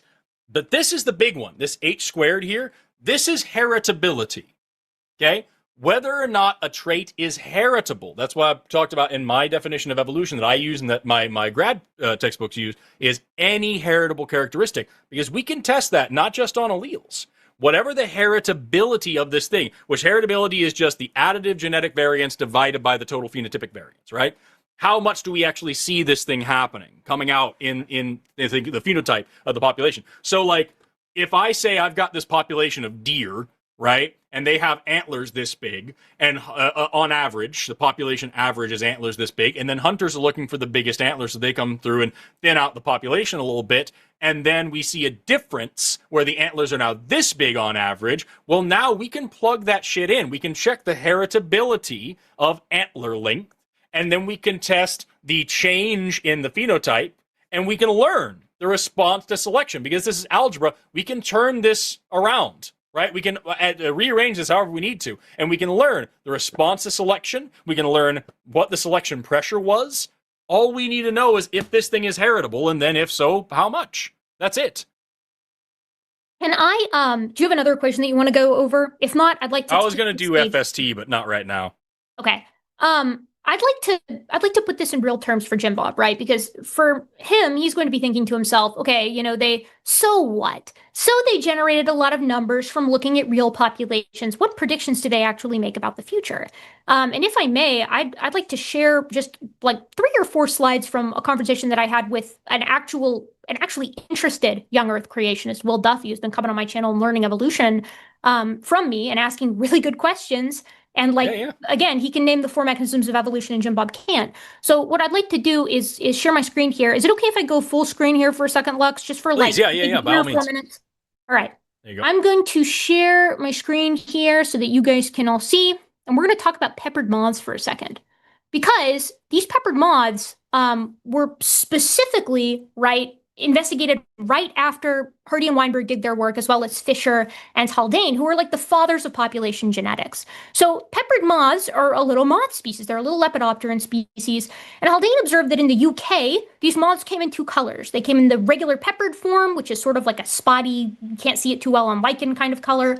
And they came in a melanistic form, or a darker color, which is better when it comes to hiding on darker bark, but not so much the birch trees that sort of dominate a lot of the UK countryside. So normally, as you can see from this picture here, these guys camouflage very well on specific substrates or surfaces. But the Industrial Revolution, which happened and belched a lot of ash all over the UK countryside, caused a lot of the peppered moths' natural habitat to go from being this birchy white color to being a darker color, making it substantially easier for the melanistic form of Biston betullaria to hide as compared to the peppered moth. So we can ask ourselves the question, what is going to happen to the peppered moth population over time? Haldane, all the way back in the 1920s, using the presuppositions, if you will, which were established and shown to work by Hardy and Weinberg and some of these other early guys like Fisher, modeled the population of peppered moths, directly observed them, modeled them mathematically in 1924, using the observed rise in that melanistic form, because everybody who was living in the UK noticed that that peppered form disappeared in favor of this darker colored moth. And so he was like, okay, based off of observations from everybody that I know, all these entomologists, it seems like the rise in the melanistic form went from, let's call it 1% to 99%. Then he used calculus, which don't worry, Jim Bob, I'm not going to go into calculus here, to estimate that if the selective advantage was 0.001, it would take about 16,000 generations for the melanistic moths to take over. Well, obviously it hadn't been 16,000 generations. This had happened in a very short amount of time. And these moths take they have a generation time of about a year. In the real population, again, this is just guys outside with big butterfly nets observing these dudes. He observed that it took about 50 years for that population to switch from being white moths to being dark moths. Which means if you just plug and chug into the calculus, the advantage was about 0.31-ish%.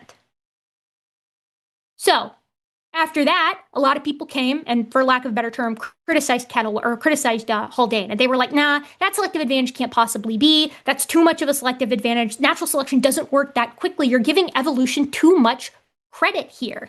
But then this guy, Bernard Kettlewell, in the 1950s decided to do an experiment. And he basically just took a bunch of moths and marked them and observed them, releasing them into these natural habitats to see if substrate really mattered to these moths and if they were picked off selectively depending on their color and what they were landing on. And of course, what he found is exactly what Haldane had sort of supposed, which is that substrate matters and it gives a selective advantage and thus a reproductive advantage, because Jim Bob, wouldn't you know it, being able to survive for longer lets you have more kids and pass that beneficial gene onto them.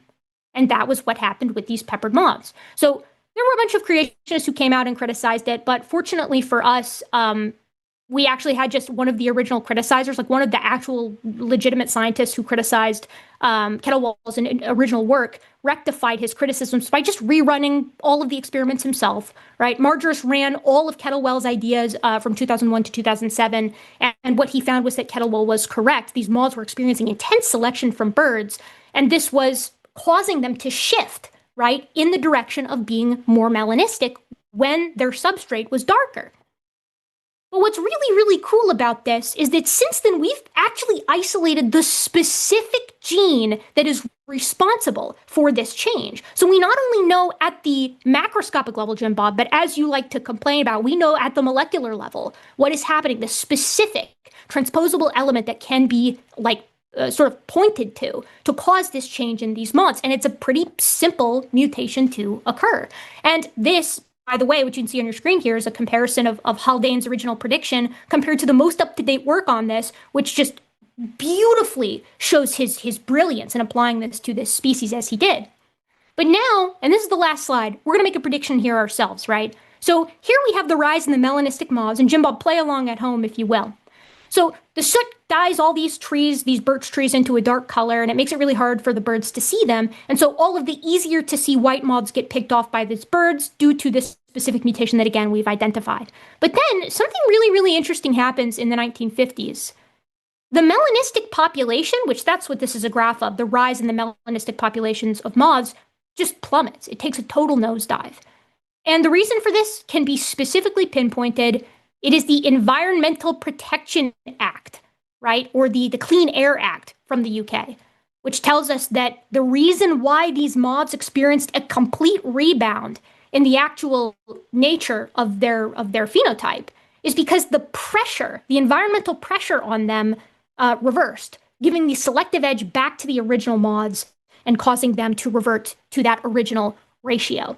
This is a beautiful example of just prediction made on the basis of, Jim Bob, evolutionary assumptions, which are, of course, predicated on previous work, that was then investigated in a real population of organisms, shown to be an accurate prediction. The specific molecular element was identified, and then additional predictions were made and responded in turn in accordance with our understanding of evolution. Okay? This is what I mean when I say we need to talk about the data. But wait, Erika, because there's a couple things. First of all, if we're talking about this change in the moths, well, then you must be able to establish the mutation rate, because we just showed at the allele frequencies with the Hardy-Weinberg demonstration, like, that would only work in this scenario if there was a way to calculate the change in allele frequencies during mutation, except you can.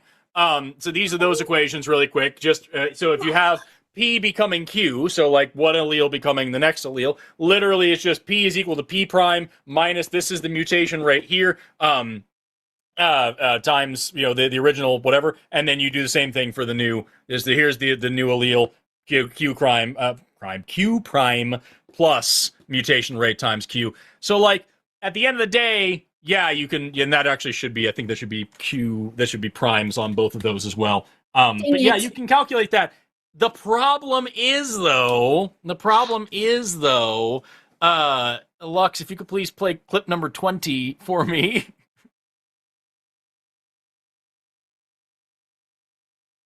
You can write a lot in the chat, but when I ask you math, how basic math determines, that doesn't tell me how you know when something is subject to a physical thing called natural selection. Math describes, it doesn't determine.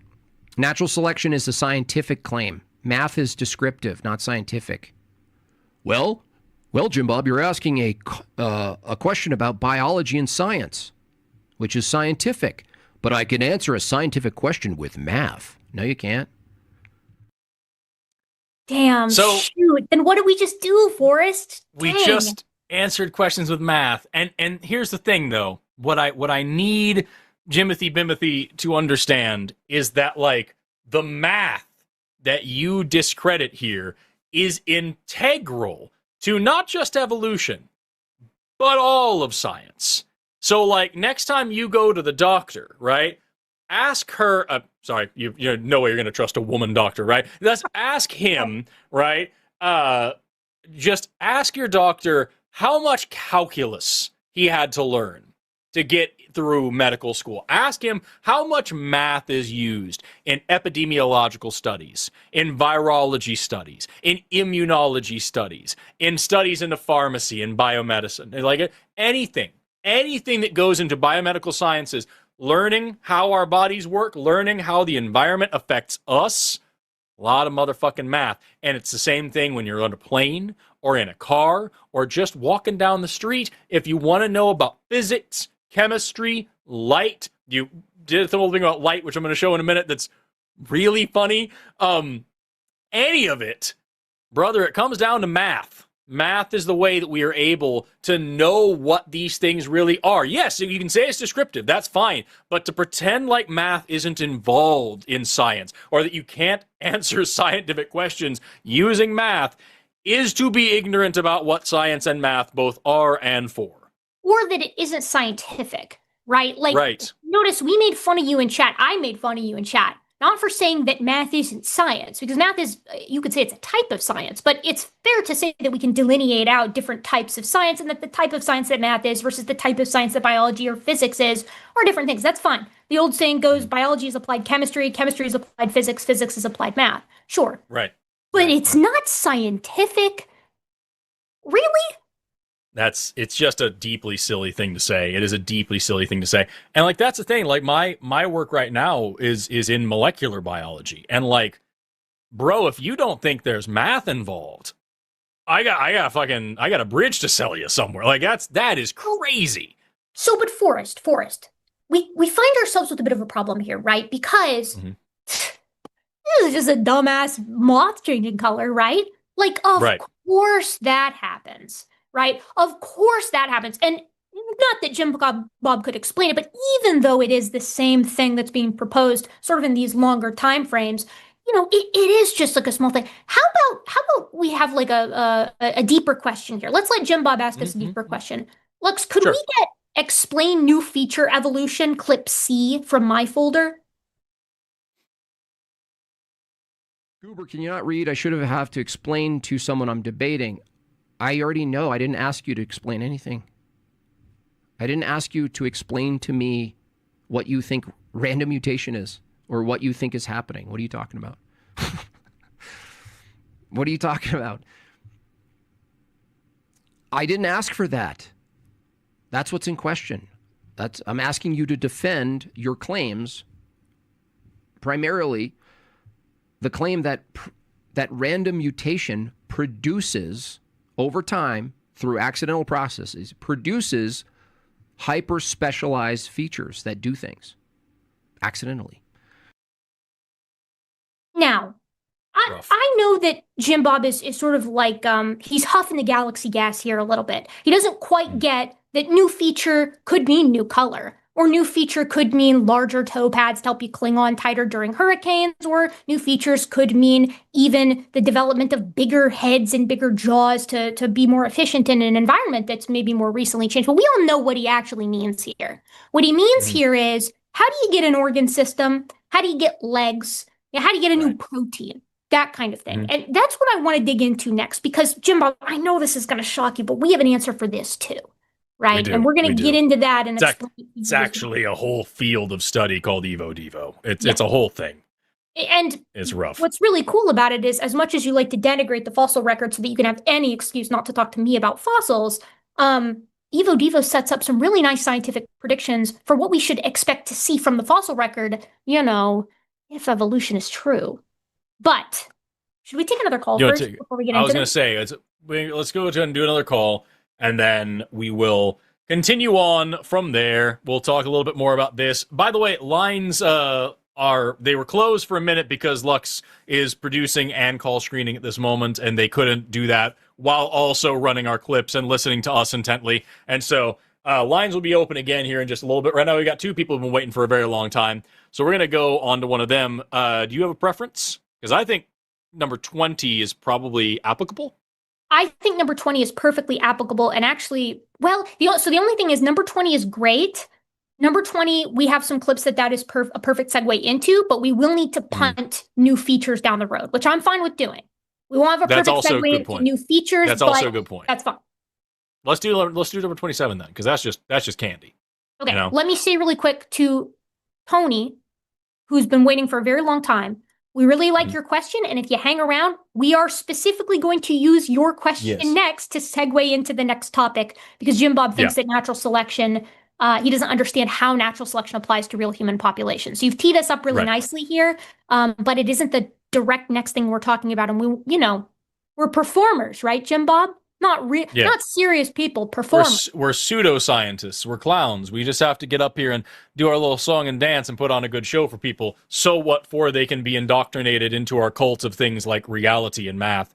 So let's go instead to Cortez, who unfortunately is calling in yet again to talk about how he doesn't understand the difference between sex and gender, and he thinks some misogynistic shit. Cortez, you're on the line with Forrest and Erika. Sorry to poison the well and start out there yet right away, but I have talked to you before, and I feel like I know how this is going to go. Cortez, we're in a little bit of a fighty mood, anyways. You've caught us both in I don't know what you would call it. Like we're both enraged. Like this is Monster Hunter. Like this is the game Monster Hunter. We're jacked up to deal with some jack-offs. You know what I mean? Anyways, go ahead. That's no problem. My opinion is that when it comes to social pressures, I'm not saying that a female don't have a social pressure, but it's a very difference when it comes to a man proving himself towards other people around him, unlike a female can have when it comes to her proving her womanhood towards other people. There's a lot to break into there. Rough. Yeah, Forrest, do you want to kick us off on this one? I mean, I can sit here and talk to you about ecologically what's going on there and why it shouldn't be sort of deliberately applied to humans, but I also have to pee, so I'd be willing to give Forrest the intro here and go pee a second time. My bladder. You could go ahead. Have fun pissing, and I'll do this thing for a second. So you're talking about social pressures differentially applied to men and women, how men don't have, or men have these advanced social pressures that women don't always have. What's an example of a social pressure that men face that women don't? Paying for dinner, being the responsible one to plan everything and to lean on when it comes to tough times. So paying for dinner, being responsible, and being able to be leaned on when it comes to tough times. So just an example, I've talked a little bit earlier about my amazing fucking relationship. I'm going to continue to do so. The first night my wife and I met, when we actually met up together, I tried to impress by buying a huge box of tacos from Taco Bell to bring to the party that we were both going to, that we were going to an after party together. And she got in front of me in the drive-through line and paid for the order and paid for all the tacos. And that was, I was furious with her that she would deprive me of my ability to be a big, strong man and pay for the things. And then there was a time in our relationship where I was out of a job and she was still working, and there was about a month while I was in between jobs trying to get on my feet where she paid for everything. She worked incredibly hard. She was driving for like 3 hours a day, going back and forth to a job in another city, and brought home the bacon for both of us. So like, I don't feel emasculated. I should ask you, do you think that I'm less of a man for those situations, or that there's I should feel emasculated in some way? No. And neither do I. I think that I think it's really sweet, and it's a great story about someone who's just really valuable as a person. So paying for dinner is definitely, it's a tradition, but I don't know of any women who would be like really serious. Like if you invited her out, you should probably pay. But that's true for anybody. If I invite my friends over, I'm going to pay, whether they're men, women, or whatever. Like it's just, you're extending the invitation, you're kind of expected to cover the costs. I think if she invited you out, it would be reasonable for her to want to pay, and the only reason that you would want to pay is to just be nice. And I do that all the time to my friends. I'm like, yo, fuck you, I'm going to pay for everything, whether you like it or not. I'm going to treat you, I'm going to take care of you. The other one was being responsible. Let me tell you, brother, I don't know how much money I have in my bank account at this moment. And I can't say that I really have for years. I just do job. And my wife knows like what bills are being paid and taxes and how to handle like the IRS and the power company and all the things. She does all of that. She is the responsible one in our relationship. The lights stay on because she is the responsible one. I'm professionally fucking stupid. So again, same question. Do you think that is unmanly of me that I am not as responsible as my wife in these ways? No. Me neither. It's just a delineation. It's differentiation of tasks. It's splitting up how we live together. It's splitting up the roles, the work that we do. I do all the cooking. She helps with all the dishes and cleaning up a little bit. She knows how our finances are going, and she makes sure that everything's in order there. I don't know, man. It's just not realistic. And then finally, the last one you said was being like the rock, being solid in the not of course, rock the Dwayne Johnson. I'm talking about like a solid island of a person. No, let me tell you, dude, we have both been each other's rock from time to time. I am typically more stoic just as a person, but there have been plenty of times where I've been, feisty and angry, and she has been the calm one to help keep me leveled and grounded and make sure I didn't make a fool out of myself. And there have been plenty of times where she has been beside herself with emotion, and I have been the one that she got to lean on. That's a gift that she has given me in our relationship, is the gift of her intimacy and openness and vulnerability that I know that I can then share in as well if I need to. I ask you the same question the third time. Is that an unmasculine characteristic for me? No. So what are we talking about? Because the three major examples you've given me of social pressures that men face are not social pressures that apply to me, and not social pressures that apply to any of my friends. Everything I described to you, I can point to. It would be difficult for me to find friend groups that this wasn't a thing in, that have these problems. So it sounds to me like you're talking about outdated culture norms that my generation certainly isn't participating in nearly as much, and that are on their way out. So what's the problem here, dude? I'm talking about, okay, maybe your generation, maybe you are a male that is very open to the new age way of females dating and expressing their expectations towards males. But I will tell you, for me and for a lot of guys, you don't like when it comes to the red pill movement.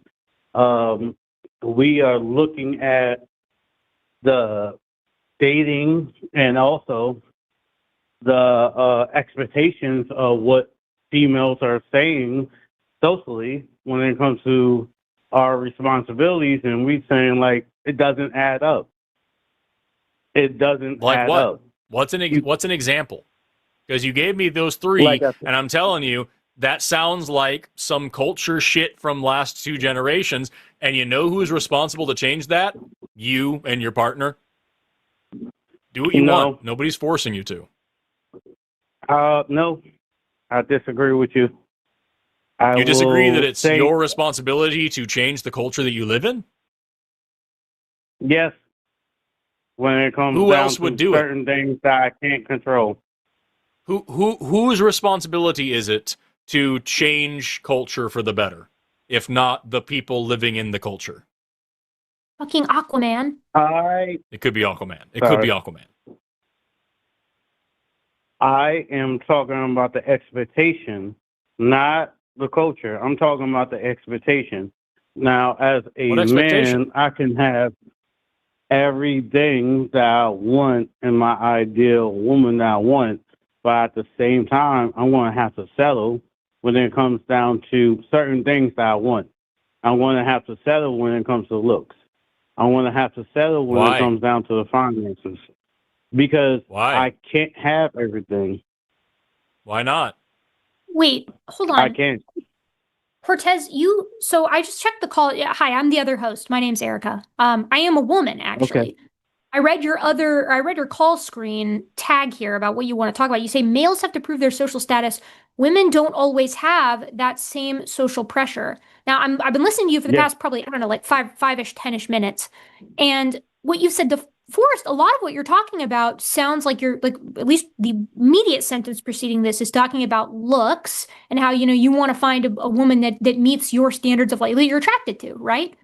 I really don't know that we want to play the game of which gender has more I guess, expectations on them appearance-wise and has historically. No, Not to say men don't. I'm just talking but about. I'm saying just expectation.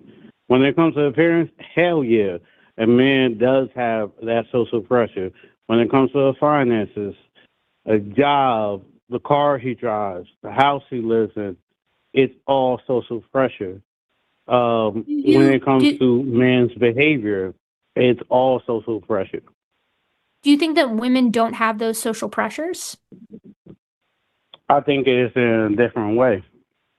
What way do women have social pressures that differs from how men have social pressures? They wait, their behavior, how kind they are, how disagreeable they can be in a conversation. I will admit that. So appearance, behavior, like, let me ask you, would you date somebody who had no money in their bank account and expected you to pay for everything all the time? No. Okay, so maybe money, finances, maybe she needs to have a good house, good clothes, maybe she needs a good job to show that she's not like a deadbeat or something.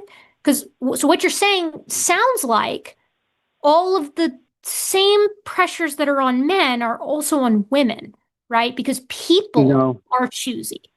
So then let me ask again, what pressure exists for men that doesn't exist for women, socially speaking? Like I said, finances, cars. A man can date a waitress. A man can be a millionaire. A man can be, financial stable. A woman can be struggling, have some kids. As long as that woman is pleasing when it comes to her conversation and being comfortable, and that man is willing to be vulnerable emotionally with that woman will invest with that woman. Is it as easy for a woman? Is it as easy for a woman with a kid or with multiple kids to find a partner than it is for a woman with no kids, or is it harder? It's harder. I get you. Is it easier? Is it easier for a woman who's a waitress to find a partner, or a woman who's a doctor? It's easy for a woman that's a waitress, not a woman that's a doctor. Is it easier for a woman that's a waitress than one who's a doctor? Yes. Oh, why? Because of her attitude. What's her attitude? Because a woman that is very educated and very dominant in her field of getting money and providing for herself has a hard time letting someone else provide for her. Would you say that maybe for women, there's a pressure to have a specific behavior, maybe that men aren't expected to have? Yes. Okay, so it sounds to me then that men and women are facing very similar pressures in different directions, but that the pressures themselves are the same: behavior, finances, job, appearance, right? Like, I'm struggling with where the difference is categorically between the two, because you were very specific that men face more of these pressures, but it sounds like the pressures are just different types. I'm talking about how females or women would accept a human male in a relationship. And I'm saying that a human female in a relationship with a man is going to always expect that man to do a little bit more in that relationship that he could do or he has been doing. Cortez, I wonder if you might listen to the conversation that we had with Matthew earlier about exactly this, right? Like, people in general have high expectations for somebody that they're planning on, like, staying with long term or getting married to, right? And typically the pressures, as we just said, that men and women face in society right now are very strong but different. But you're trying to tell me again and again that men are facing more of these pressures, and I've yet to hear a single additional pressure that men are facing that women are not. I mean, I could sit here and introduce approaching that attitude, approaching and starting a conversation, getting in a relationship with a female is always listening to the propaganda that, and I will admit there's some disgusting guys out there and stuff like that will harm a female, and some males are dangerous, but that's not the majority. A lot of disgusting guys out there who refer to women as females too. Well, but Cortez, you just got done saying that a waitress would have an easier time finding a man than a doctor would, because a doctor is more domineering. She's more educated. She's more maybe assertive. But then you turned around and said, but men are not getting approached. Hold on, let me finish, Cortez. You turned around and you said, but men, I'm educated, that's why I'm being assertive. You turned around and said that men are doing the extra legwork because they have to approach, right? Like, women aren't picking up the slack. They're expecting men to come to them. So it sounds like you simultaneously want a demure, kind of submissive, quiet woman, but one who also will approach you and ask you out on a date so that you don't have to ask her, someone who takes the initiative. You not see how that maybe is a little bit of conflicting advice? He just wants to be treated like a princess. No, I'm saying if a woman wants to act like a modern-day woman, get her bills, pay her bills, and not act traditional, then don't expect a man to act traditional. If you feel like you can take care of the bills, take care of the house, and not allow a man to be a man in that social situation with you, then what's the room for me? Why I'm here? If I'm not helping you emotionally, helping you out where I can, you're not appreciating my effort. You're not appreciating how I am as a human being towards you, then why am I here in that relationship? Because once again, Cortez, same thing as last call. You are literally reinforcing the harmful gender roles and stereotypes that you are bitching about. Here we are again. Why am I even here in this relationship? If you're a modern woman who pays her own bills, I'm supposed to be the man with high expectations to pay bills. No, I'm saying that it's all right you pay bills. It's all right that you got a job, you got education. But at the same time, allow a man to be a man in that social role. Allow a man to be a man to lean on that you're going to trust. Don't be dismissive towards a man when a man is trying to help you. If you want help, it doesn't mean that you're weak. Or how about this? Let people just have whatever preferences they want in who their partner is, how their relationship goes, how they're interacted with other people, and then regardless of whether they're men or women, then everyone just kind of treats each other how they would want to be treated, and we all get along just fine. Because let me tell you, bro, I have met plenty of men, plenty more men who are very against any kind of help, who are very against any kind of financial assistance, who are very against all the things you're saying. Women are choosy and picky and do all the... Trust me, dude, I have met plenty more whiny, bitchy men than you could imagine. And that's true. I'm not going to lie. Cortez, I feel like you're, and I don't think you're confusing it. I think you're conflating is a better word. I feel like you're conflating your personal preference with what females are out here doing, right? Like, as Forrest said, you're allowed to have preferences. The proper terminology, foids. Yeah, the foids. Yeah, damn it. Yeah, you're right. You're right. Sorry. What the foids are out here doing, that's so true. I literally can't believe I humanized them like that. That is my mistake. Cortez, I mean a little tongue in cheek here, but what I'm trying to say is that hold on. Stop. Let me just get my I didn't get to finish my point because Forrest was clowning. So let me get my point and then I'll boot it back to you. I'm not trying to domineer. I'm not trying. I know it's against my nature, but I'm not trying to domineer you. Against my nature. I feel like you're conflating. No, you're sharing your opinion. It's not. Yeah. I'm not trying to clown you or nothing like that. Okay, cool. Glad we're on the same page. If you want like a woman who's traditional and like lets you open the pickle jar and like, or asks you to open the pickle jar and like amps up your masculinity and like stays at home, or maybe she has a job but you're the primary breadwinner, dude, whatever. Like that's cool. Like I'm not gonna sit here and yuck your yum. Like you can do whatever you want. What I'm out here fighting for is the right for people to choose whether they want that or not. Right? Like in my house, my husband and I both work and we both contribute to the bills and we both contribute to keeping the house clean and we both contribute to having a good relationship because we're best friends and we also love each other, I mean, that's the kind of relationship that I want. But you are entitled to want the relationship you want too. You just can't like expect everybody out there to conform to that. You know what I mean? Yeah, I get you. And that's good for your relationship. I'm saying about a woman's expectation towards a man. And I'm not saying that a woman can't work. A woman can't have her goals. A woman can't have her dreams. I'm not saying that. I'm speaking about as a man speaking up for men and looking at my life and looking at the social issues that I have come across of listening to females of talking about how a man's not approaching, how a man's not being a leader, how a man's not being productive with his own life and everything like this. And I'm saying in some ways, we all have to compromise. And I'm willing to compromise. That's why I said wage switch.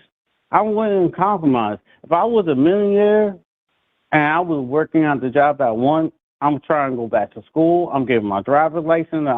I'm doing everything in my power right now to make my life better. But if I came across a woman right now, and this is only my own biased opinion, a female is going to look at the finish line, not going to invest in me as a person.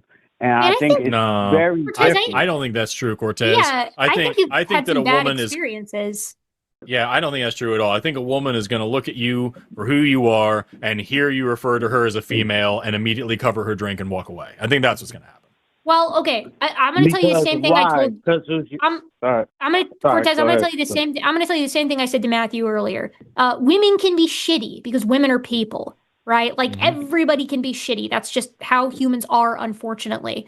Treat whatever partner you want to have, whatever lady that you're trying to date and marry or whatever, just like how you would want to be treated, right? And find somebody who matches the vibe that you're putting out there. If a woman is being, rude and expecting you to wait on her hand and foot or whatever, and then not contributing anything and not paying the bills and not helping clean the house and not helping pay the bills, not helping clean the house, not helping with the kids if you guys have them, that sucks. And you're within your right to be like, hey, you don't get to expect me to do everything and then do nothing.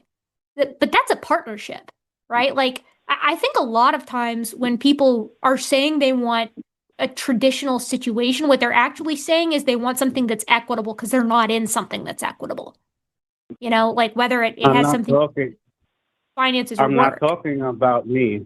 I'm talking about the broad opinion and what I'm seeing as a male, and I'm expressing myself as a male and as a male advocate when it comes to social change. I'm not saying that I want females not to vote, not to have a career, nothing like that. I am not talking about myself. I am talking more about the social movement when it comes to men or boys, like you said, seeing the talking points that females are advertising. And I'm saying when it comes to the global market of dating, this is why men or boys are not doing certain things that females are expecting a man to do. I disagree with that, Cortez. I disagree with your premise there. I think there's a lot of reasons why there's a mismatch between men and women right now, being binary here. I think there's a lot of reasons. I do not think that the primary reason is, as we talked with Matthew about earlier, women's entitlement. Now, we could get into that, but I don't think it would do much good. I think that you've had some pretty specific experiences, and I think you've got this pretty specific perspective. And I don't know if you're dating or married or whatever, but I don't think that that's going to get you too far with the women in your life. That perspective, for me personally. Again, I can't stress this enough. If women are being shitty to you, that sucks, and they shouldn't be doing that. But don't confuse one person being shitty with an entire gender being ontologically evil or whatever. Yeah, but for me, I go on proof of evidence in my social experience. I'm single. You know, I do have a sister. I do love her. And I love her to death. And, you know, I was raised with my grandmother. She raised me the best she could as a older woman, teaching me wise words about me being African. But at the same time, I'm not going to sit here and say that I don't see things. And yes, I will express my bias. I will address my bias. But at the same time, my problem as a men's activist and expressing it is that why do me as a man talking about men's social issues and trying to bridge the gap with females or women, why is it so bad to talk about how men are feeling or those situations where men are not so confident or boys are not so confident to be the expectation that a woman would like or would date? Because I've been through it. I'm 39 years old. We should be talking about those things, Cortez. And it is conversations like the one that you are pushing right now that makes it so much harder to talk about those things, because you are reinforcing and propping up the same stereotypes and limitations that you are also rallying against. I don't know if you heard the conversation earlier on with, I believe it was Matthew, but I brought my wife in here after talking about my relationship, and the conversation was why women are so choosy, and my wife quite eloquently pointed out that she is choosy and picky with men because her mother and her grandmother in their generations did not have the luxury of being choosy and picky with men, and they begged her to be choosy and picky with their partners with her partner, because at the end of the day, that is a massive choice you are making that impacts your entire fucking life. And so she gets the opportunity now in the feminist hellscape that we live in to be able to be choosy and decide for herself who she wants to spend her life with, and it has to be that she wants to be with somebody that she respects and who respects her as well. And what you're promoting here is more of the same gender norm bullshit, disrespectful nonsense. Oh, you expect me to do this, so I'm not going to do that, and blah, blah, blah. It doesn't help anybody. If we were actually having the honest conversations that you're sitting here claiming that we aren't having, we would see an improvement. And guess what? We are seeing an improvement because these conversations are happening among a lot of people all over the place.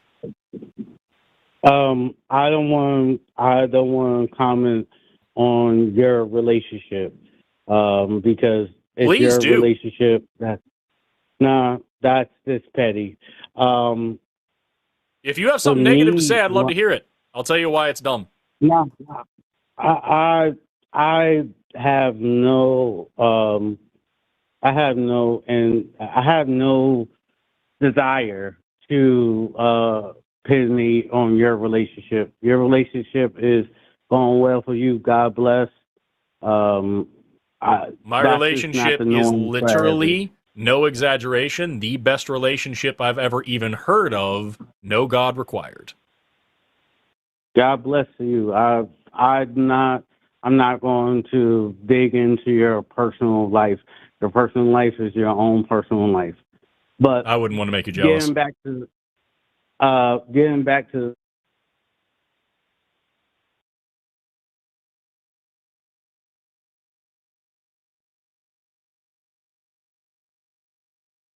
Did we lose it? Sounds like Cortez might have pooped the bed a little bit there and forgot how to talk. Yeah, there might have been an issue with the phone. Oh no, it looks like he dropped. Yeah. That's okay. I was about to drop anyway. Jimmy, during this call, was texting me and saying, like, I'm just going to read part of this. Just highly suggest you move on as soon as there's another call. I can't help but think about the optics of two scientists on air listening to an incel bitch about dating. And I said, fucking Erika keeps making good points. Otherwise, I would have already hung up. And he said, fucking female. Listen, the Void took the wheel. I don't know what to say. This evil suffragette, this witch, she hexed the show and took control. Classic troglodyte, evil bride of Grendel. I really think that Jimmy is gonna love our call with Matthew earlier. we really did. You know, hey, can I just ask Forrest? I got a really true, genuine question. Here's me being mean again. Here's me pulling out my asshole cards. I'll pay the tax, whatever. What is it about a Jim Bob show that's bringing all this the incels, frustrated male demographic to the surface? What is it about this? I truly, I've never had this many of these types of calls before. Even just in the screen room, Jim Bob, brother, what kind of audience you cultivating here, my friend? You think maybe? I don't know. It's a wild situation. The person who was a Nick Fuentes fan that continued to refer to himself as extreme far right, almost certainly code for actual Nazi, right? But the fascist, that guy even said Jim Bob's a fucking idiot. But still, the incel energy crawled out. And it's like, I wonder what also weird to say that the fucking fascist was kinder, more articulate, and more open to new information than Cortez was.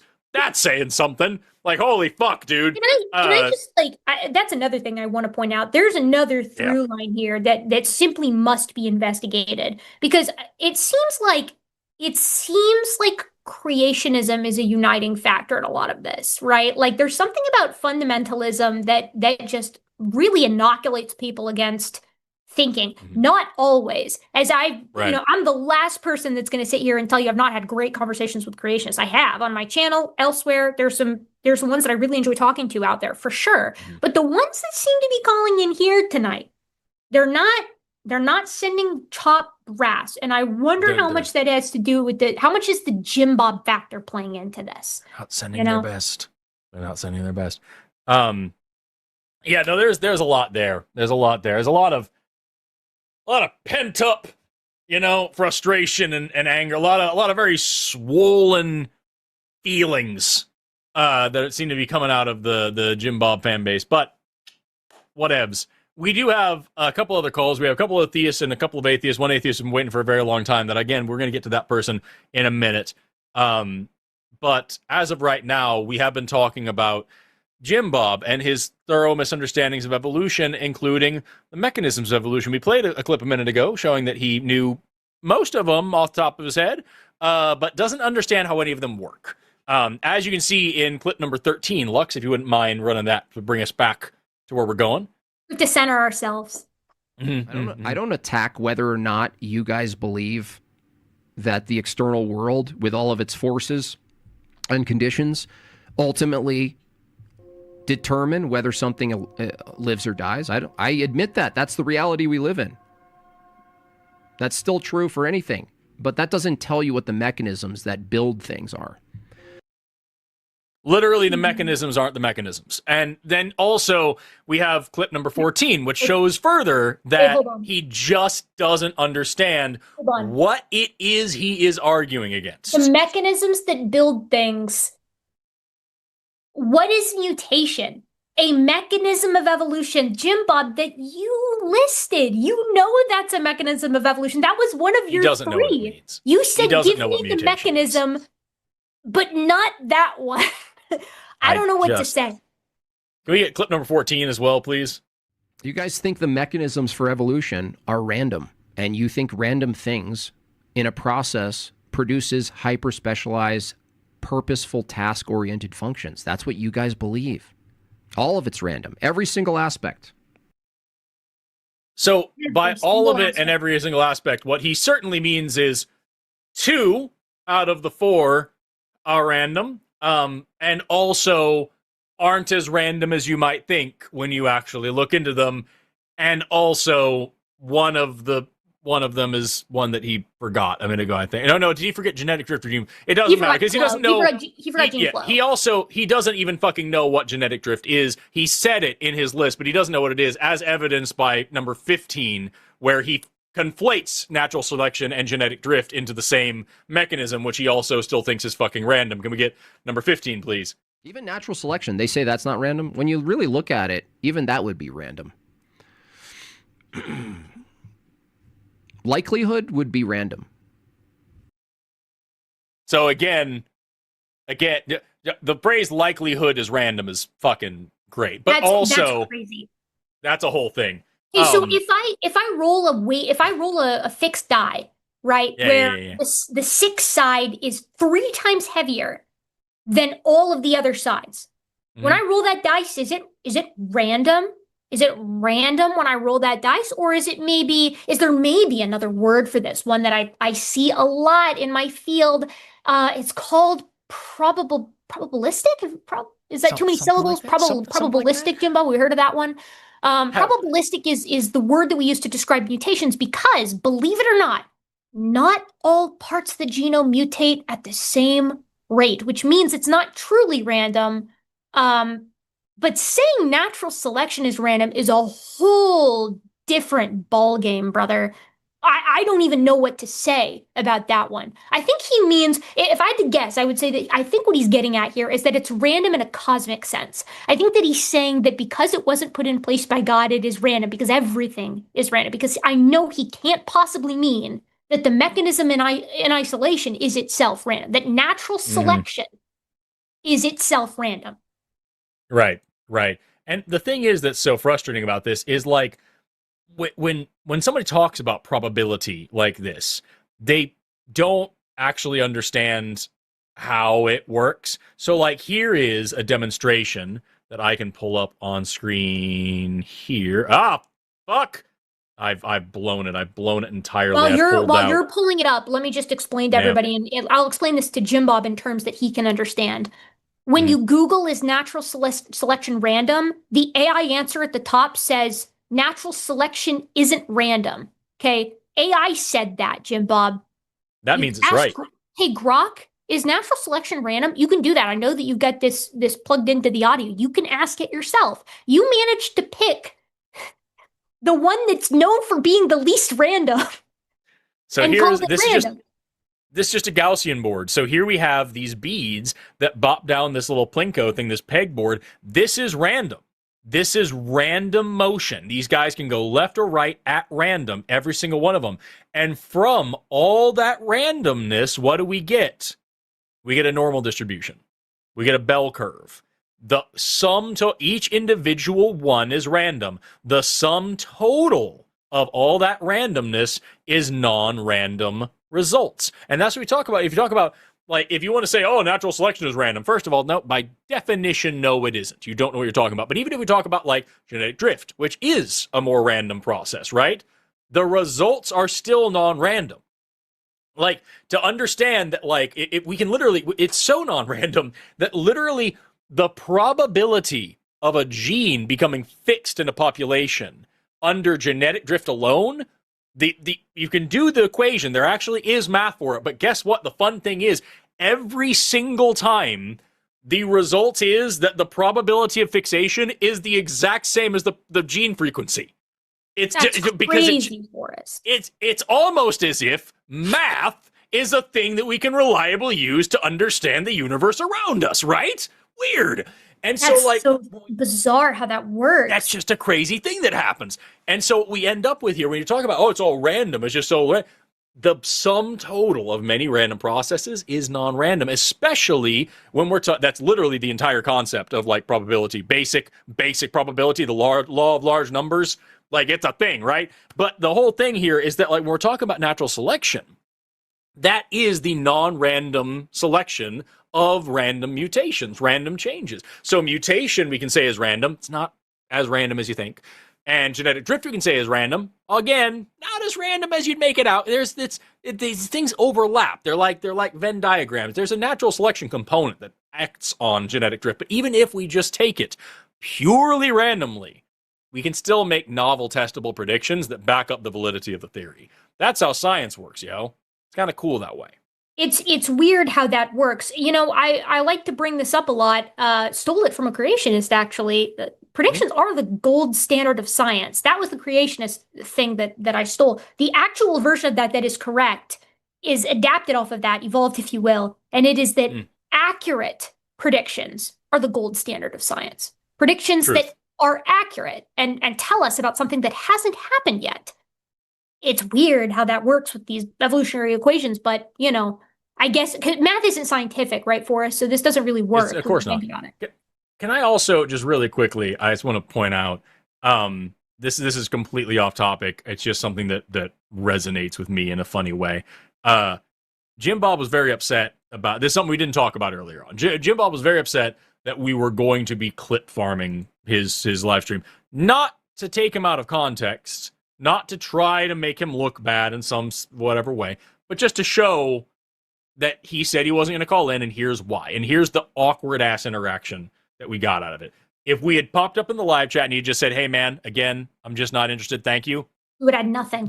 None of this would have happened. None of this would have happened. We would have looked like fools. But it was because he was such a fucking weird, wimpy dick that we got this whole thing. But I do want to point out that clip that you mentioned earlier about him talking to Professor Dave, where Professor Dave just mopped the floor with him. Even though, and I don't know Dave personally, I know he's a friend of the channel, I'll point out, Professor Dave got some shit wrong. Like, he did not like huge wrong, like he shouldn't be fucking not a science communicator anymore. But there are some things he could have explained better, right? And he was still able to just single-handedly, easily just do away with Jim Bob's terrible arguments. And you know what Jim Bob posted on his channel right after that? It's this single little clip of, I got Professor Dave to say this, and look at that thumbnail. Hey, wait, Forrest, is that what Dave's nose actually looks like? It's weird. It almost looks like the thumbnail doesn't match the video that plays right after it. What could he possibly be? Hey, Jim Bob, what do you mean by that? What an odd thing to exaggerate, you know? What an odd feature to choose to exaggerate on a person. It's almost as if you have a fucking Nazi-ass audience and you know it. And this is how you appeal to them. But what he has here is the clip at the very end where he got Professor Dave to say that brains are not purposeful things or whatever I forgot what the exact, verbiage is. Oh, and also, of course, we have this kind of bullshit. But, that he got Professor Dave to say that brains don't have an inherent purpose because nothing in biology has an inherent purpose. And that's the clip that he farmed from that conversation. That's the one part of that entire conversation that he posts on his channel with an anti-Semitic trope overlaid on top of it, of course. Let's not forget who we're making money off of here. But I just find it interesting that he is so upset that we would use clips from his live stream saying that he wasn't going to call in order to show our audience why he wasn't going to call in. Here it is in his own words. And here are his objections to evolution in his own words. That's a problem. Meanwhile, taking this one clip of Professor Dave to try to dismiss all of the really serious shit that he said. And that part made sense too, but it's a soundbite you can use to say, oh, your brain doesn't have a purpose, so you can't say anything about me. No matter what you say, it doesn't make any sense because your brain is purposeless. It gets you out of the conversation. It's a get out of thinking free card. And of course, we're going to give him a big old Jew nose so that our audience laughs real hard. Fucking get all the way bent, dude. Are you fucking kidding me? Jesus. It's actually hilarious. And I would like to play, Lux, can we get on mine letter I? His chat busts him. He dunked on me. It's impossible to dunk on me if you admit that your brain has no purpose to think. Brother, your own chat saw through that shit. Your own chat saw through the facade. And by the way, this is my hypothesis as to why he's not here tonight. I think that getting so perfectly cooked by Dave, who, I disagree with some of Dave's methods, but I believe in big tent science communication. He goes pretty hard. I'm the total opposite. I'm sure he disagrees with my methods too, because I'm a huge softie. Despite what you're seeing today, this is me in rage mode. Dave rhetorically ground this dude into sand, right? Like on Maine. It was unbelievable to see. And on the most basic topics in science, right? Which Jim Bob went, oh my God, he went into that call. They didn't ambush him anywhere. This wasn't like they jumped him in the dark alleyway, right? Jim Bob went into that call to talk with Dave about evolution. Surely he had to know. I mean, dude, you got to do your homework a little bit on this. I wouldn't come debate you, this guy who claims to be a philosophy guy. I'm not a philosophy person, so I don't know if any of what you're saying is correct, to be perfectly honest. But do you know what I wouldn't do if I agreed to debate you? Go in without reading up on my philosophy. I would assume that you knew something about it, and so I would prepare. Like, this was a choice that you made, and then you're paying the consequences for it. And I believe that's why he's not here tonight. I don't think he could do 2 biology wallops in 1 week. The fact of the matter is, the man just he has decided. I think the biggest thing here is that he already decides that he's right, and he already decides that we can't answer any questions. And the reason he does that is, like you said, it's a protection mechanism. Because if he were to actually have a serious conversation, not a structured debate where I must say this and you must say that, and there's no wiggle room. If you have a serious fucking conversation with somebody who knows what they're talking about, it's going to expose your bullshit real fast. My favorite part of grad school has always been the class where it's like, read these papers, come in next week, we're going to sit here for an hour, and we're going to just talk about them. Yes. Yeah. And it's literally just, I had my evolutionary developmental biology class in grad school was one of the hardest classes I've ever taken, because I have this one person who is one of the, probably the toughest professor at that university or in that department anyway. My whole time getting up there, everyone told me, oh my God, stay away from her. She's so scary. She's so tough. She's so mean. I take this fucking class. It's a lit review class just like that. And I'm the only motherfucker in it. I'm the only person. And so it is literally an hour and a half sitting here with this fucking and she is unbelievably smart. Like, it is scary. You can smell how smart this woman is. It's discredited crazy. Woman opinion discredited. Right. This female in front of me who and she would and like it's literally, okay, so what'd you think of this paper or whatever, the chapter we read or whatever it is? And I just had to sit there and give her my absolute fucking best, because she would critique the shit out of everything. And like, I think I do a really good job taking notes. She would come in with the chapter and everything we read with like, oh my God, different colors of highlighter and different Post-it notes and all these. Like, she knew this thing front and back and all the lit review before it, everything posted, since it, like everything. It was amazing. And that was so much more educational than it could ever possibly be than if I had just gotten, like, I get to say something to you for 10 minutes and you say something to me for 20 minutes. Like, having that conversation, that productivity, so unbelievably important.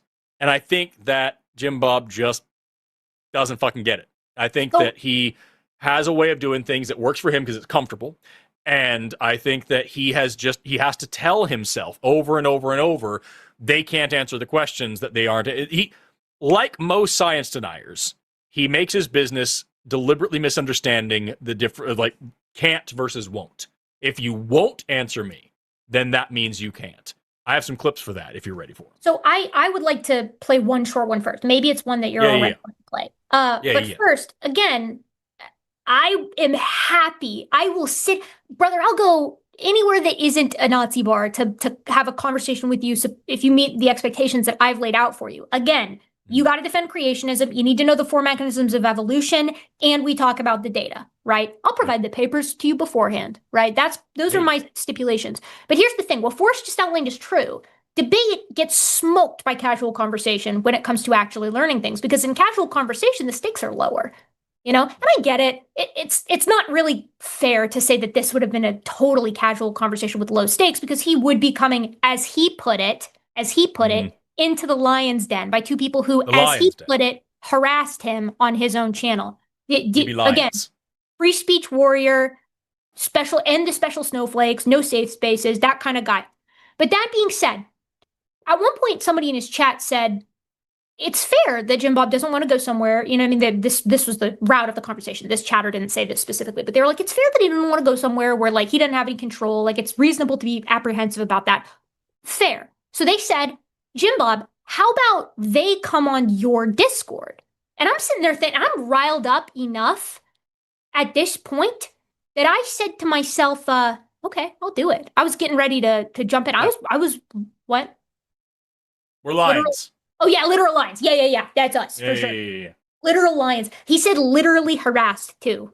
And then he was like, no, bro, I didn't mean literally harassed. It was really funny that he kept remembering that he's supposed to be the strong, dominant alpha male. These guys are just in here harassing me. I'm okay with it, but if they did it, then it would be harassment. Yeah. But like, I'm fine with it. Yeah, I don't recall ever having a problem being harassed in chat by anybody. But anyways, what I was saying was that this guy's talking about how it's got to be a formal debate, and somebody comes in and points out that it's like, okay, casual conversation in the lion's den, fair to be apprehensive. How about you guys come on his Discord? And I was riled up enough that I was getting ready to be like, done, open it up right now. I've been known to do this. I have a history of dropping into creationist chat or panels completely unannounced because I get riled up enough in the chat to do it. I'm stupid that way. But Jim Bob didn't want to do that.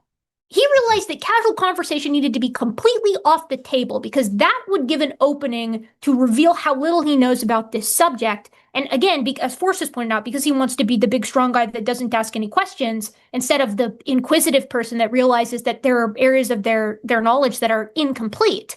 If he'd come on, I probably would have asked him questions about philosophy because my knowledge is incomplete on that area. I'd love to, yeah. But nope, casual conversation is now completely off the table. Lux, could we play in my folder no casual convo at all? It should be in between N and O. Give me a second to find it. No problem. No problemo. We got all night. I've got like 3 right after this one that are pertinent. Yeah. And one that's just funny. We're building a case. This is Better Call Saul.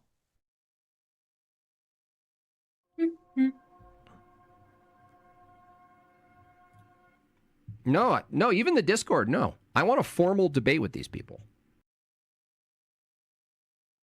Just thought I'd throw that in there. Like the vibe has shifted fundamentally to a formal debate because he does not want to be cross-examined in real time in an actual conversation. That it's a lot easier to be vulnerable in that way. He wants to be able to monologue.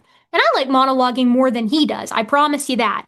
But I would agree with that conversation. I am a long-winded bitch. I love to talk, but like at the end of the day, sitting down and just having a casual conversation and like talking about like, hey, this didn't make any sense. Could you explain this a little bit better? Or like, I don't think this works, and I'm gonna explain why. Like, holy fuck, that's so much better. That's why even in debates like that ending cross-examination, you get to ask this person questions for this amount of time. That's the best part of it. You know what I mean? And even then, it kind of sucks. It's just dog shit to watch. And especially, like, my biggest thing when I talk about debates not being productive, especially, God, online, you go in with your favorite character and you come out with the same favorite character. Very rarely people change their minds in debates.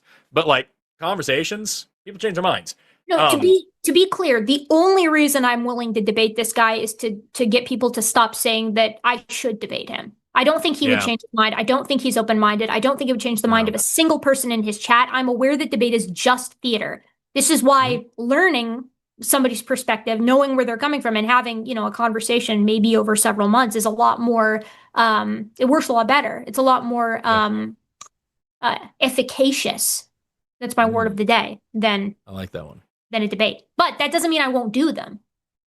Can we get, like, I just want to double down on what I talked about earlier. I talked about how science deniers, especially transphobes, they love to pretend that there's this no difference between can't and won't. If you cannot answer me right here, right now, in the way that I like, then that means that if you will not answer me right here, right now, in the way that I like, then that means you can't do it, and you're scared, and you're running, and all that. You can see on my Instagram right now, I've got one of Jim Bob's fanboys in there. Like, if it was so easy, you could just do it right now. I don't fucking want to. Well, then that means you're scared. And so, like, here's, like, let's see a little bit of that. Let's see from my folder, please, Luxander, clip number 26. We're going to start there. Hey, Forrest, Valkai, let's see if you could answer one yes or no question in good faith. One single yes or no question. Is there a difference between gender and sex? It's a yes or no question. Is there a difference between gender and sex? Normal conversation with no mute button. You declined. Okay. So is there a difference between gender and sex? So while he is asking me, can you answer this simple question? My chat pops up to say, hey, I've offered to talk about this live. Like we can do this. No fucking problem. Let's have this conversation. And if you would now please play number 27, you can see a little bit more about what I'm talking about here. It is if you won't, then that means you can't. Number 27, please. My dear Bromo, we are rolling out the red carpet, much larger platform to answer. No, if you can't answer basic questions in the chat, you're not going to do it on a stream. Now, later on in the stream, because he's saying, oh, is there a difference in gender and sex? Both Erika and I both popped in and said, yeah, yes, there is. No problem. And then he pivoted to asking another, what he thinks is a gotcha question, which is, okay, well, if women and females are different things, then can a female be a trans woman? Actually, not a terrible question if you are genuinely completely ignorant. That's a great thing to talk about. He thinks it's a really serious gotcha question. It's the same thing as, like, how do you randomly mutate an eyeball, which is some dumb shit that he also thinks is a thing. And so, like, he asked, can you answer this one simple question? Both Erika and I answered it. Clearly, simple answer. Yes, there is. And also, if you call in, we would love to talk. We would love to have the conversation. And at the end of the day, it was, no, he's not going to have that conversation. He's just not going to do it. Well, he was upset. I mean, the whole purpose of, well, I shouldn't say he was upset. I think he was irritated because his whole goal here was to try to get Forrest and I to not answer something in the chat, something with a yes or no. He wanted to force a yes or no answer that has a yes or no answer, but it's a yes or no answer and then a lot more. But he's it's contextual. Yeah, exactly. That he was hiding behind the character limit, in my opinion. Right? That happened a lot over the course of this, and he loved to be. I don't think I have the clip for it, but there's a part at the end where he's like. Not gonna answer, huh? Not gonna answer. You guys not gonna answer? Da da da. He hums the Jeopardy thing. He subjects us to that. And Forrest and I are both. First of all, I don't know what Forrest was doing, but I was on my walking treadmill, so I was doing other shit and also working on things in the background. So he said that, and I was like, oh, okay. So I come in and I start getting ready to type. And he's sitting there like, I've got him now. That they won't answer this one question. It's a more complicated answer. And then he goes, they're going to say it's a more complicated answer. Cope. I don't know what to tell you. It's exactly like that clip of Jesse Lee Peterson talking to Aaron Ra. He's like, have you ever seen an ape becoming a human or a human becoming an ape? And he's like, hey, that's a really dumb question. That doesn't make any sense. He's like, you can't answer it. And it's like, bro, there's more to it. Can we get clip number 23 while we're here? I don't know if we're going to talk about trans stuff right here, but like, if we can talk about 23. We can. Hey, Valkai, here, without doing a biology course, can a man be a woman? Can a male be a woman? I'm just asking both of you, because you're science-based, right? I just have a simple question, Forrest. Can a female be a man? Yes or no?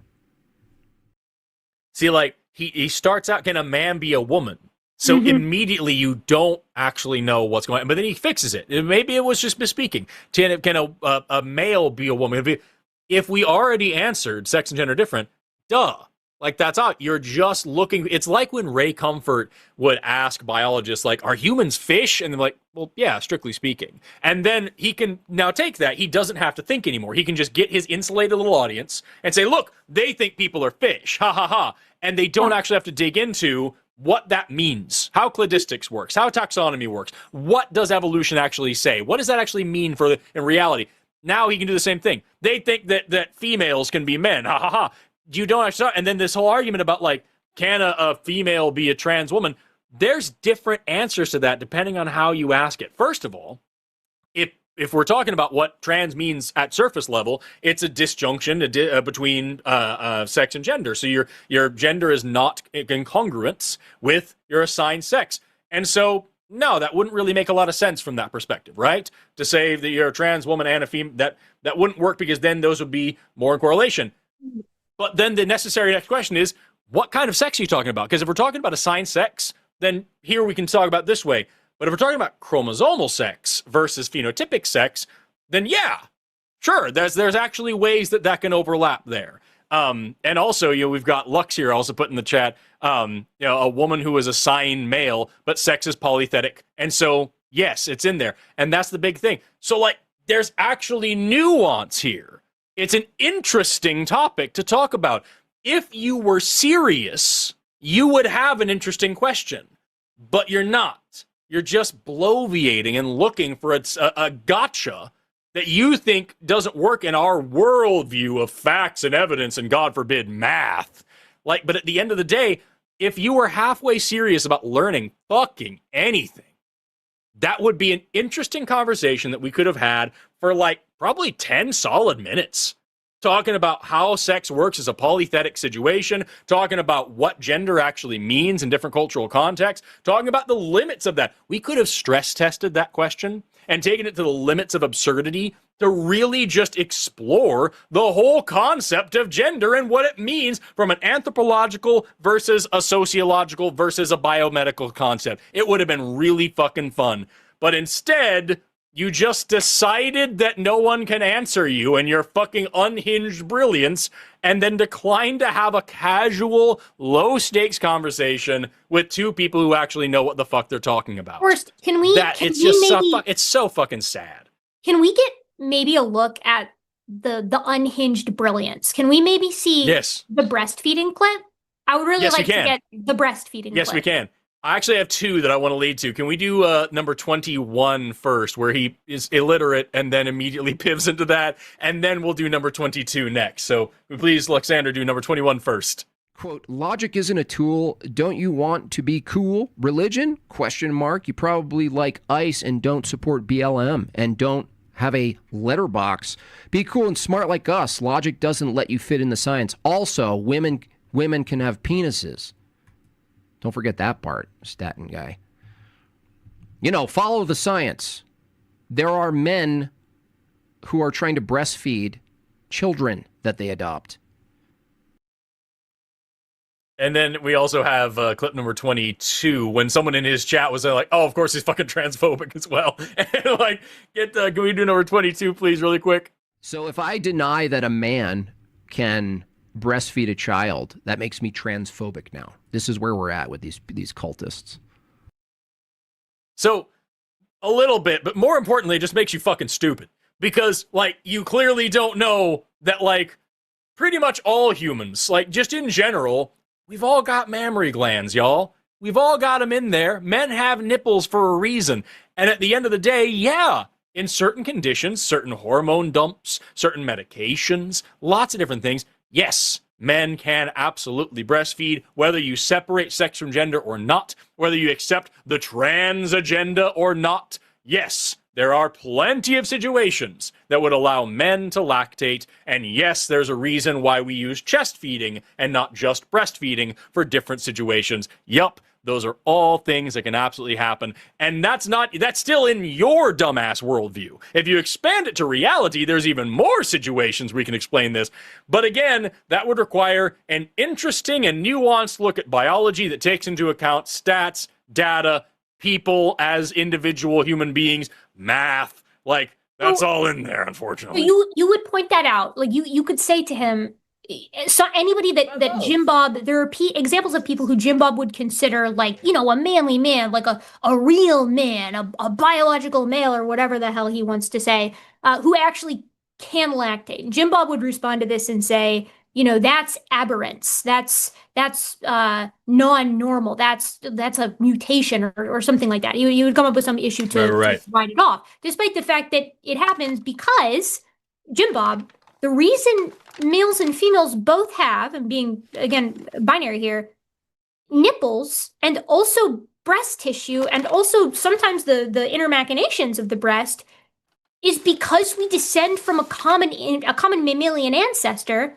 for which that differentiation occurred after the development, or rather before the after the development of nipples. Thank you, my love. Right? So embryologically, you start to develop nipples, and then a lot of the sex differentiation happens after that. That's an evolutionary reason for why men, as you would conceive of them, have nipples and can sometimes lactate. But let's continue on this pathway, because I wanna get Jim Bob on this a little bit more. Lux, could we get from my folder Transpanic A? Follow the science. There are men who are trying to breastfeed children that they adopt. There are men trying to breastfeed children that they adopt. So he goes on. I love the emphasis on adopt, as if it makes it sound like he thinks adoption's a problem too. Let's get, I wanted to have that lead into, because he emphasizes it a second time in my clip. Now let's get Transpanic B. Can daddy breastfeed and give mommy a break? The doctor says, sure. I watched The Line. Sure, no, I watched The Line. You can try. Something will come out of there. Does Jim Bob regularly make up conversations that never happen? Jim Bob just makes up these conversations amongst himself to set up and knock down, right? We could have a conversation about the nuances of this, but Jim Bob thrives on setting up scenarios that he thinks are going to be the most extreme and gross to his audience. And that's sort of how he tries to direct the conversation, right? If he did come here and if we did talk about sex and gender, it would be perhaps the most fruitless, pointless conversation that we could possibly have on this show, because he's not interested. He's and this is what I said I didn't read it out loud, but in one of my emails to the person who was trying to organize this debate between myself and Jim Bob in the first place, he is a fundamentally uncurious person. That's it. He's not interested. He also, he like that whole thing there. The when I showed the clip of the picture of his channel on screen, he had the little, what are they called, Wojak or something like that, like a grotesque jack. little creature. Yeah. And it was a cartoon that he made of like what all these atheist call-in shows are, and if you want to fucking put yourself through it, I don't recommend it. But like if you watch that clip, in his little cartoon, the atheists take a call from someone as brilliant as him, who asks that same dumbass question: can a female be a trans woman? And they say, that's just stupid, we're not going to talk about that, and they just hang up. And you can see that in clip number 24, if you wouldn't mind, Luxander. That's actually how he thinks that we behave. By the way, discussing evolution, there are certain topics on the line you're literally not allowed to cover. You're not allowed to. So some of the entailments of your guys' wild views, you can't even discuss on your own channel. Which is news to me. I didn't realize we had topics we weren't allowed to cover here, and I fucking work here. But he really thinks that, like, if he were to bring up this earth-shattering question, that we not only couldn't, but wouldn't be allowed to discuss it. And that is so unbelievably fucking weak to make up this narrative in your head of, it's literally, his entire fucking argument is the kind of argument you have with your shampoo bottles in the shower, where you fucking just win every time and they just can't hold their own against your brilliance. Like, that is how he thinks reality is. By the way, for those asking, my wife brought me, this is a little braised pork situation with some quail eggs in there and some crispy tofu to be dipping in that pork slime. Very excited. Very excited. God, she's beautiful. I can't hear anything you're saying. Tofu woman moment. I said, oh no, tofu woman moment. It's true. I'm going to eat the tofu first just to trigger the libs.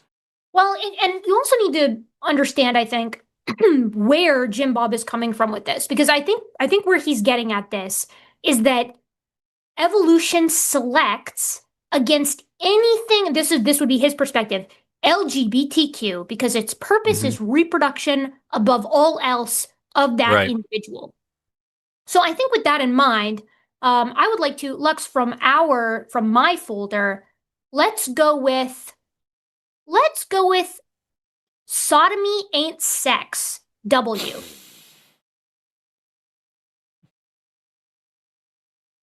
They also think that that sodomy is sex. Well, that doesn't work in evolution. Well, it's sex. Now that we have luxury in cities, it's sex. But From the evolutionary view, I can't actually say it's sex. But now that we got stuff, it is. Trust me, bro. That's not how anything worked, you fucking dipshit. Brother, what are you talking about? What are you actually talking about? Does he have any, I mean, I know the answer to this. He has no idea how gay the animal kingdom is and what function gay sex serves in the animal kingdom, wherever and whenever it shows up, because it's pretty consistent, right? It's over 1,500 animal species we've seen homosexual behavior. Including primates, including our closest relatives. And the purpose is social cohesion. The purpose, I should say, is social cohesion. Not that it matters for what humans do, because as we're going to talk about with natural selection and humans here in a little bit, humans sort of break the mold on a lot of this stuff because we've lessened, but not eliminated, all of natural selection on our species. That's one of the things that Professor Dave, I didn't like that he said. And like, maybe Professor Dave misspoke. Again, I'm willing to give grace here. Maybe he misspoke. He was in a conversation with yes, he was in conversation with an incredibly aggressively stupid person, and he was probably being hyperbolic. But he did say in that clip that we have eliminated natural selection. And Jim Bob asked us in the thing, he's like, do you agree with Dave? And all his chat was like, yeah, you're not going to say anything negative against Dave, are you? Yeah, dude. I would tell Dave to his face if he was here, and he would probably say, oh, yeah, fuck, you're right. And we move on. I think I genuinely think for that one that he would be like, yeah, I was being hyperbolic because this guy does not know what he's talking about, like at all. Right. And he doesn't. As you've hopefully seen, he really, really does not know this area that he keeps trying to get people to debate with him. But yeah, I mean, like homosexual sex has a social function in the animal kingdom because, wouldn't you know it, it actually benefits you and your genes if you can absolutely cause to skyrocket the sexual success, the reproductive success of your siblings. Right? We've talked about this on this show before. There's numbers and data to back this up, and there are several models that explain, it's probably not, it only exists for one reason and one reason only, because biology has exceptions. That's just how it works. But this should demonstrate that Jim Bob's conception of evolution is, if it does not directly impact the reproductive success of a singular individual, there is no way that it can be selected for, and it has no place in evolution. And as somebody who used to be 15, I understand why he might think that. But at the end of the day, that's the cool thing about this, is that is such a low level way of thinking about evolution, that every single trait must have a direct and obvious adaptive advantage. And you don't recognize, number one, indirect fitness exists. It's something we can calculate for. Why the fuck would we separate direct versus indirect? Why would we have a thing called inclusive fitness and be able to calculate for that? If there wasn't, something beyond directly, did my sperm work today? That there's more to it. Secondly, it's very interesting to me that you don't know what a spandrel is. Other things that really truly serve no fucking purpose. You don't understand how vestigial structures work then. You don't understand how exaptation works then. There's so much that you are missing out on if you hold to this dumb-ass reductive view that every single thing must have this direct fitness advantage. And also, you don't understand how sex works, which makes a lot more sense why all the incels are coming in on the show about you. But, you don't understand that sex is just a thing that you can do. It's a behavior. I dare you to try to define behavior in a biological context as well. It's difficult. But sex is just a behavior. And the idea that homosexual behavior pops up as this strange aberration in all of these different species that must be justified is a byproduct of your heteronormative and Eurocentric bias. Your worldview, the heuristics that are fucking up your brain, are causing you to misunderstand more biology. It's far more interesting than that. As always, nature is more imaginative than bigots. So I imagine that what he would say is he would, in order to remove what he describes as sodomy, that sodomy isn't sex. Okay, whatever. So then let's assume that it has to involve a phallus, a penis. It has to involve a vagina, I guess. And it has to involve insemination. I'm saying it has to involve insemination because I presume that that's what he's defining. He very clearly is marrying reproduction with sex here as these necessary correlates. Okay. Lots of birds don't have penises. They do what's called cloacal kissing, Jim Bob. They put their little cloacas up against one another and then the sperm goes from the male cloaca into the female's cloaca, right? And then that's where actually insemination happens. So I'm assuming he would allow that to be sex, though, because sperm is involved, and it's going to meet an egg. Okay. Well, so then is casual sex, let's say between a married couple, let's say a married couple has sex, a heterosexual, cisgender married couple has sex. They're not doing it to procreate in this hypothetical here. Is that sex? If the answer is yes, then insemination isn't necessary. So now we've removed insemination and a penis is required for sex, right? Mm-hmm. Okay, does it mean that a vagina has to be involved? Guess what a cloaca isn't? Yeah. Right? Like, I don't, again, nature is just balking at his myopic opinion, but of course he has to define it in a specific way because he's already decided prior to looking at nature that it's bad and icky and it makes him feel gross. And he doesn't like the way that cute boy from across the bar looked at him. And that's also that's not even touching on, like, you talk about fucking, like, how coral have sex, or how a lot of trees have sex. Like, at the end of the day, like, stochastic fertilization happens a lot. There's a lot of creatures out there in the animal kingdom, in the plant kingdom, in the mushroom kingdom. There's a lot of creatures out there where reproductions, even sexual reproduction, is kind of just spray and pray. You know what I mean? And so, like, at the end of the day, dude, like, nature's a lot more bukkake than you think, and that's a natural, normal thing. And the fact that you just think that it's always has to be this strict fucking, missionary in the dark for the purpose of procreation or nothing else. Sorry, we literally have terminology for it. I did a video about this a little while ago, where some fucking dumbass on TikTok was talking about, like, oh, sex has to be for reproduction, otherwise it's not evolutionarily advantageous. And, like, I was pulling up literature about, like, hey, here's this thing about anal stimulation, anal sex. Here's the thing about oral sex. Here's this thing. We literally have a term, non-penetrative genital stimulation, mutual masturbation. It's a thing in nature. We have studies on masturbation in non-human primates as well.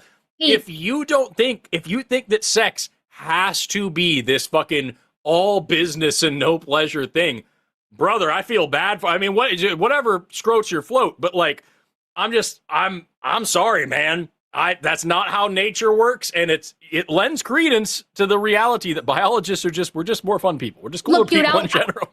I'll say it. If that's your conception of sex, I feel bad for your wife if you're married. And I don't know if you're married, but I do feel bad for her. And I know what you're going to say, Jim Bob. So much for the tolerant left. Here comes the mean biologists slinging shit, being mean on our show, making fun of Jim Bob, making fun of his sexuality, whatever, like poking fun at him.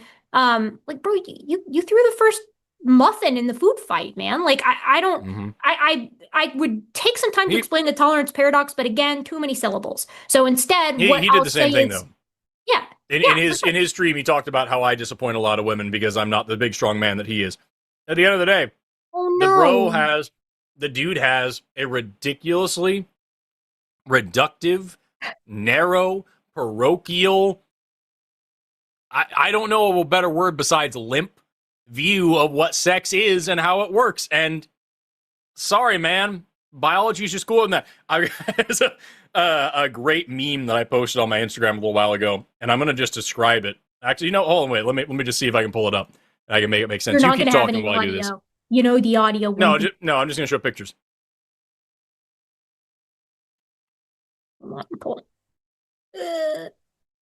Because it is very apropos.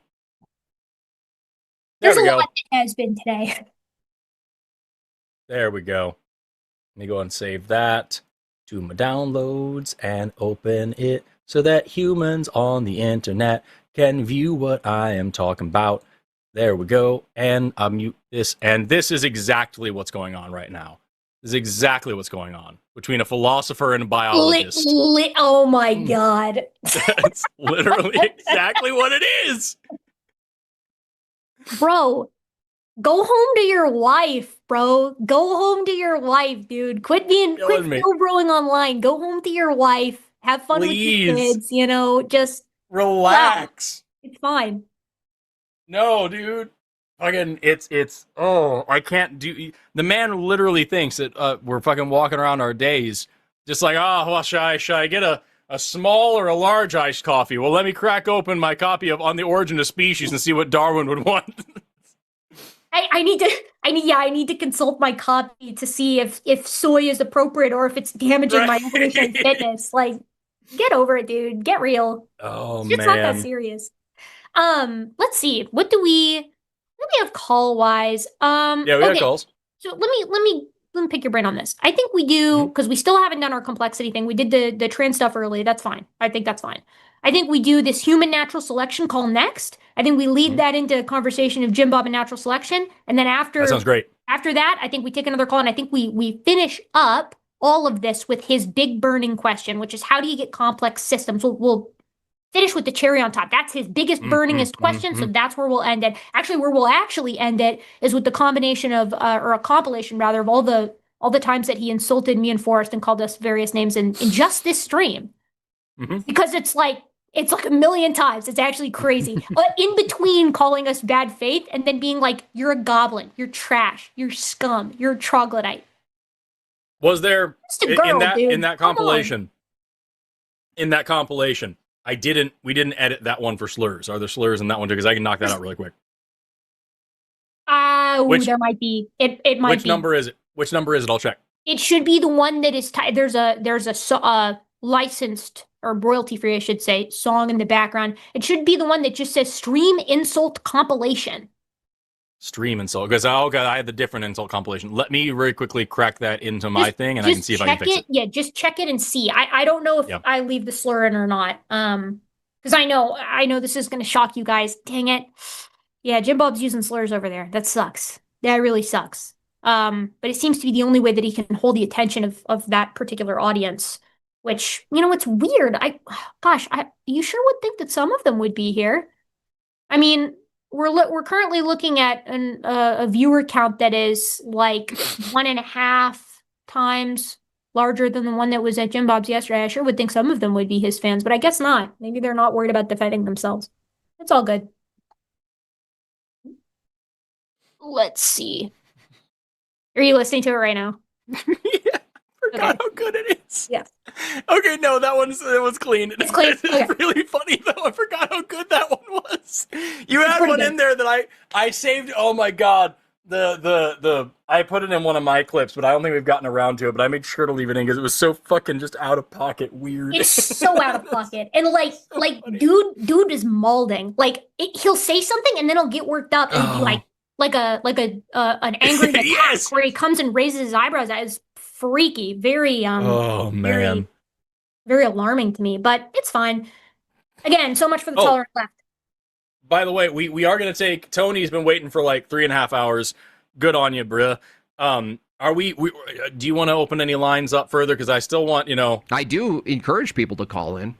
The theists, they were supposed to do it. We have one theist on the line who wanted to talk, and they've been waiting patiently for a minute. I think... So here's my thing, and I want to get your thoughts on this. I want this to be... I don't want to finish up with Jim Bob and then be just dragging on. I want to punctuate. I want to end it punchy. Let him sort of control F through this. So I think what we do is I think we don't open up the lines. I think we say if Jim Bob calls in, or if you're just a huge Jim Bob fan wanting to defend, his lordship, you can call in. But unless it's those two specific situations, I think we've got a really nice spacer for like the last topics that we want to cover. And I think that will sort of do our due diligence with this and then we'll be done. We would need to just have you, because the lines are currently closed so that Lux doesn't have to sit there and screen the whole time. So if you're Jim Bob or a fan of Jim Bob's and you have some serious shit to say, let us know in the chat. Hey, I'm this person. I want to call in and make this point. And then the mods in the chat and Lux will then decide to open a line for you. So that's the best way to do this. And I'll say this too, and I'm going to say this at the end. Jim Bob was kind enough in the extremely hateful video that he made about me in particular, where he didn't address hardly anything of what I said in my conversation with Jerry Bergman. That's where actually I got most of the clips. And that's kind of what made me dislike him. It's weird how that works. He's got this really nice little thing at the beginning that says, please don't go don't go bother and harass the people that I'm covering in this, because that covers your ass, right? That makes it safe. So I'm just going to say this here too. don't go harass Jim Bob. Don't go harass him. No. Don't need to do that. It's not worth your time. Don't do it. He doesn't need the time, he doesn't need the views, he doesn't need the interaction. Leave him be. But you know, if you encounter somebody defending him out in the wild, feel free to bring up the time that he chickened out on showing up to a call-in show. Especially like 2 days after he did the exact same thing with Professor Dave, I guess. That's wild to me. He knew Neil, of course. He knew Neil. And he was able to, for that reason, pester in the chat, begging to be let on, and then take 30 minutes to say a bunch of dumb shit, and then take a tiny clip from that and put it on his channel because, you know, call-in shows are bad, casual conversations are bad, clip farming's bad, and, you know, but whatever. How else was he going to get the picture of Dave with the big nose on his channel? How was he going to make that thumbnail otherwise? I think he had the thumbnail ready, and he just needed the opportunity to use it. You know what I mean?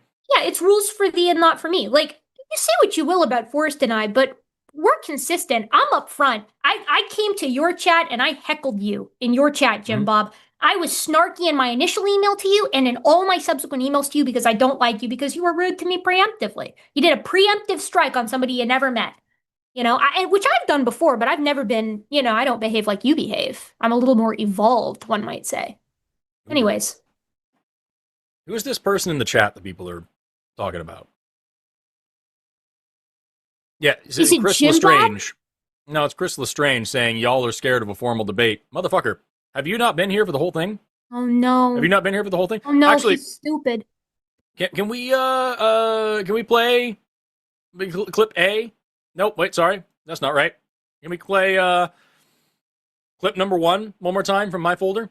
Clip number 1 where Jim Bob explains why Chris Lestrange here is full of shit. Hey, what's up, Erika? Wonderful to catch up on live. You're coming in to debate Forrest tonight. No, that's not a debate. Formal debates, okay? Formal debates. You guys setting up a live stream that it's 2 people and me calling in with no moderation, right? No independent moderator, where you control everything, is not a debate. Thanks for quoting it, at least as a debate. What I asked you guys, both of you, is, will you debate evolution, you affirm it, and I cross-examine it from the inside? You denied that. You didn't want to do that. You said no to that. That's fine. If you want to do that, it's not your thing. You do more of like this other approach. Maybe you're not a debater. That's fine too. Nothing against you for not being a debater. There you have it. He explained why he wasn't interested in our channel. We showed several clips since then demonstrating why he was full of shit. But as you heard from his own mouth, it's fine if we just didn't want to do a debate. He has no issue with that. So it's odd how many of his fucking flying monkeys are now coming into all of our fucking chats and saying, you're scared of debates. It's because that was the tone that he took towards the end. The usual transphobic garbage of, if you won't do this, that means you can't do this and you're scared to do this. It's weapons grade level cope, y'all. But also, Chris Lestrange, I implore you, go to the beginning of this video, just scrub through it. There's going to be a bunch of pictures that you can't see anything but pictures, and it looks like they're emails on screen. Those are the emails that I had with Jim Bob, and I told him that I would debate him formally on evolution as long as he was willing to defend creationism, as long as he was willing to talk about the data, which I would provide to him beforehand. Just saying now, I didn't say that in the email, I'm saying that now. And if he knew the 4 mechanisms of evolution. That's not a tall order. Every other creationist that I've agreed to debate, at least in the past 3 years, has met that bare minimum. But Jim Bob can't. So tell him I'm happy to formally debate him. I'm stupid enough to agree to that. Tell him. Set it up. We can do it here if you want. Actually, I don't think we can do it here. I don't think we do debates here. But we can do it somewhere else. We can do it find a neutral moderator, whatever. But the reason I'm putting it out there is because he won't agree. He won't. But it doesn't even matter because he said it's fine if you don't want to debate anyways. It's straight from the horse's mouth. It should be that easy. Can I play, before we move on really quickly, can I play one more really quick clip of something you did? So he was doing the whole thing about sex and gender and trans women and men and all this thing. He was just a bunch of incoherent shit. And I made fun of that because he kept saying, if you don't answer this, then it's clear you're not good faith and all this stuff. Which, again, I just want to reiterate. He said, I'm not coming on your show because you guys aren't good faith. And then he said, if you answer this yes or no question to prove your good faith. And we both did. And then he said, here's this other fucking brain dead question, and if you can't answer that within the character limit of my chat, then I know you're not good faith. And that's when we were both like, hey, fuck you, dude. And he started asking these ridiculous fucking questions about how natural selection can't, make organs out of randomness, and how trans women can't be females, and all this weird shit. Can you please play one of my favorite clips? It is clip number 29, where I make fun of his behavior, and I'm just going to let you see it. Can you please play clip number 29? What does purple sound like? Yeah, that's incoherent. That's not the same question as whether or not a female can be a trans woman. So that's a malformed question, I can tell you why. Because purple deals with frequency of light, right? And sound hits your ear. Light hits your eye. Sound, that's a category error. Yeah, it's not. You guys aren't serious people, right?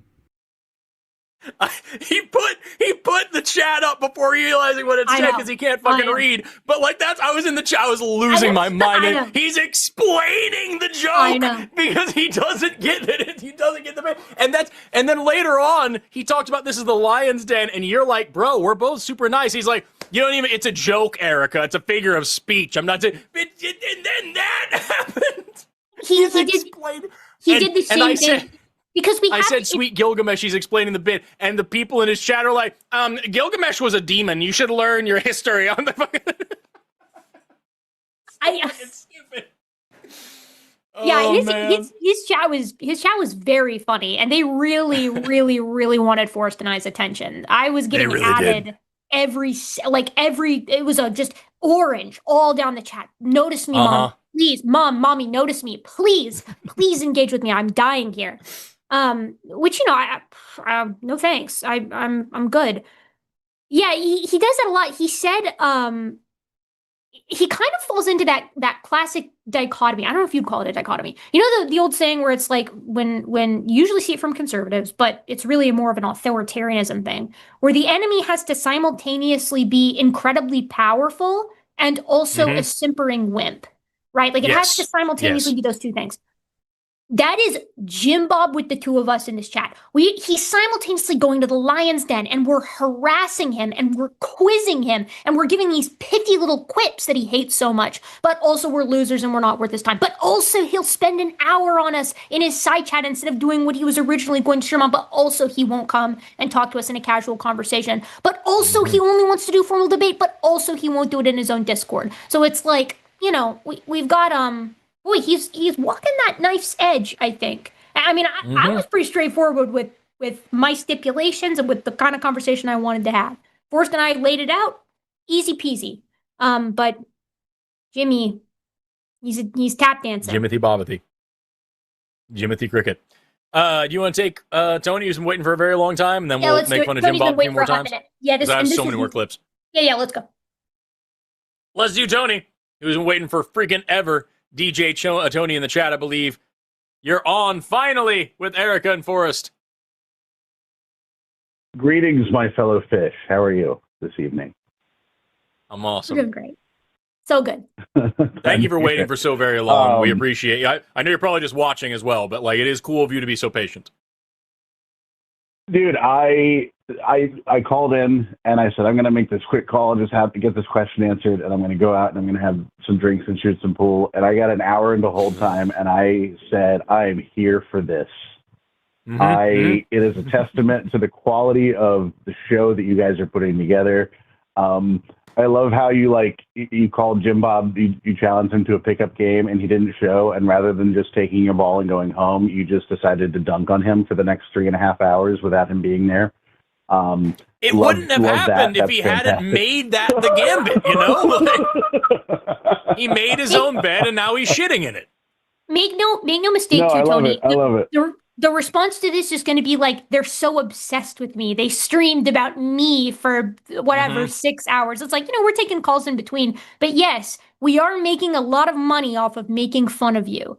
Ad Yes. money and super chat No money. apologies for that. Yeah, we're not No going to apologies for apologize that. for that. You should make a drinking game for his response to this, and the free square should be him saying that he's living in your head rent free. There's your Tony, free space. we will die. Tony, we will die if we do this. That will kill both of us, and that's what Jim Bob wants. He craves a world without the two of us and our evil forces and I don't know, guiles. So, but before I get into this, I have to share this because I wanted to be able to hear the clips. I can't hear the clips over the phone because I'm calling in, and I got uncomfortable sitting in front of my computer, and I came out to the living room and I decided to cast the video to my 75-inch 4K television that I have. You two look fantastic in gigantic 4K on my wall here, and.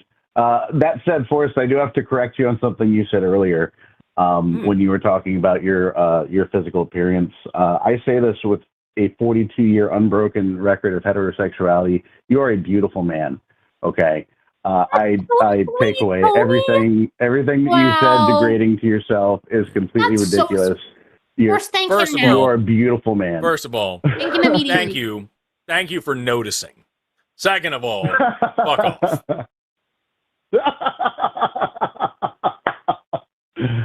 I just had to lift my boy up. I had to do that. And Erika, you're very beautiful as well. And I'm a big fan of the way you display your fallen enemies, Predator style, on your shelf behind you. More people should be doing that. Tony, that is very that's very kind of you. I'm impressed. I know I'm looking washed out. So putting us up in 4K on TV, I know that I am looking like a Lovecraftian entity in your house right now, looming, casting glaring light on your walls. I'm actually not even that white in person. I'm not that pale. I've kind of got an olive complexion, but you'd never know. I do hope that you will find your favorite frame of us making the ugliest faces in this show and pause it on your TV and just leave it there for a week so that we will be forever burned into your beautiful 4K TV. That's what everyone should do at home as well. And I love you guys together are probably my favorite duo. You have this sibling chemistry, and maybe it's just you have the similar backgrounds, and that's why you get along so well. But you guys are perfect together. I love this. Very kind of you. But our heads.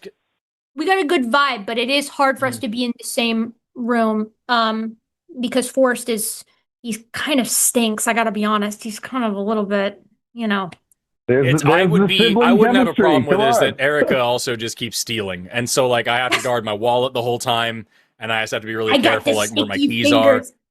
She's sticky fingers, kleptomaniac. That's me. Yeah.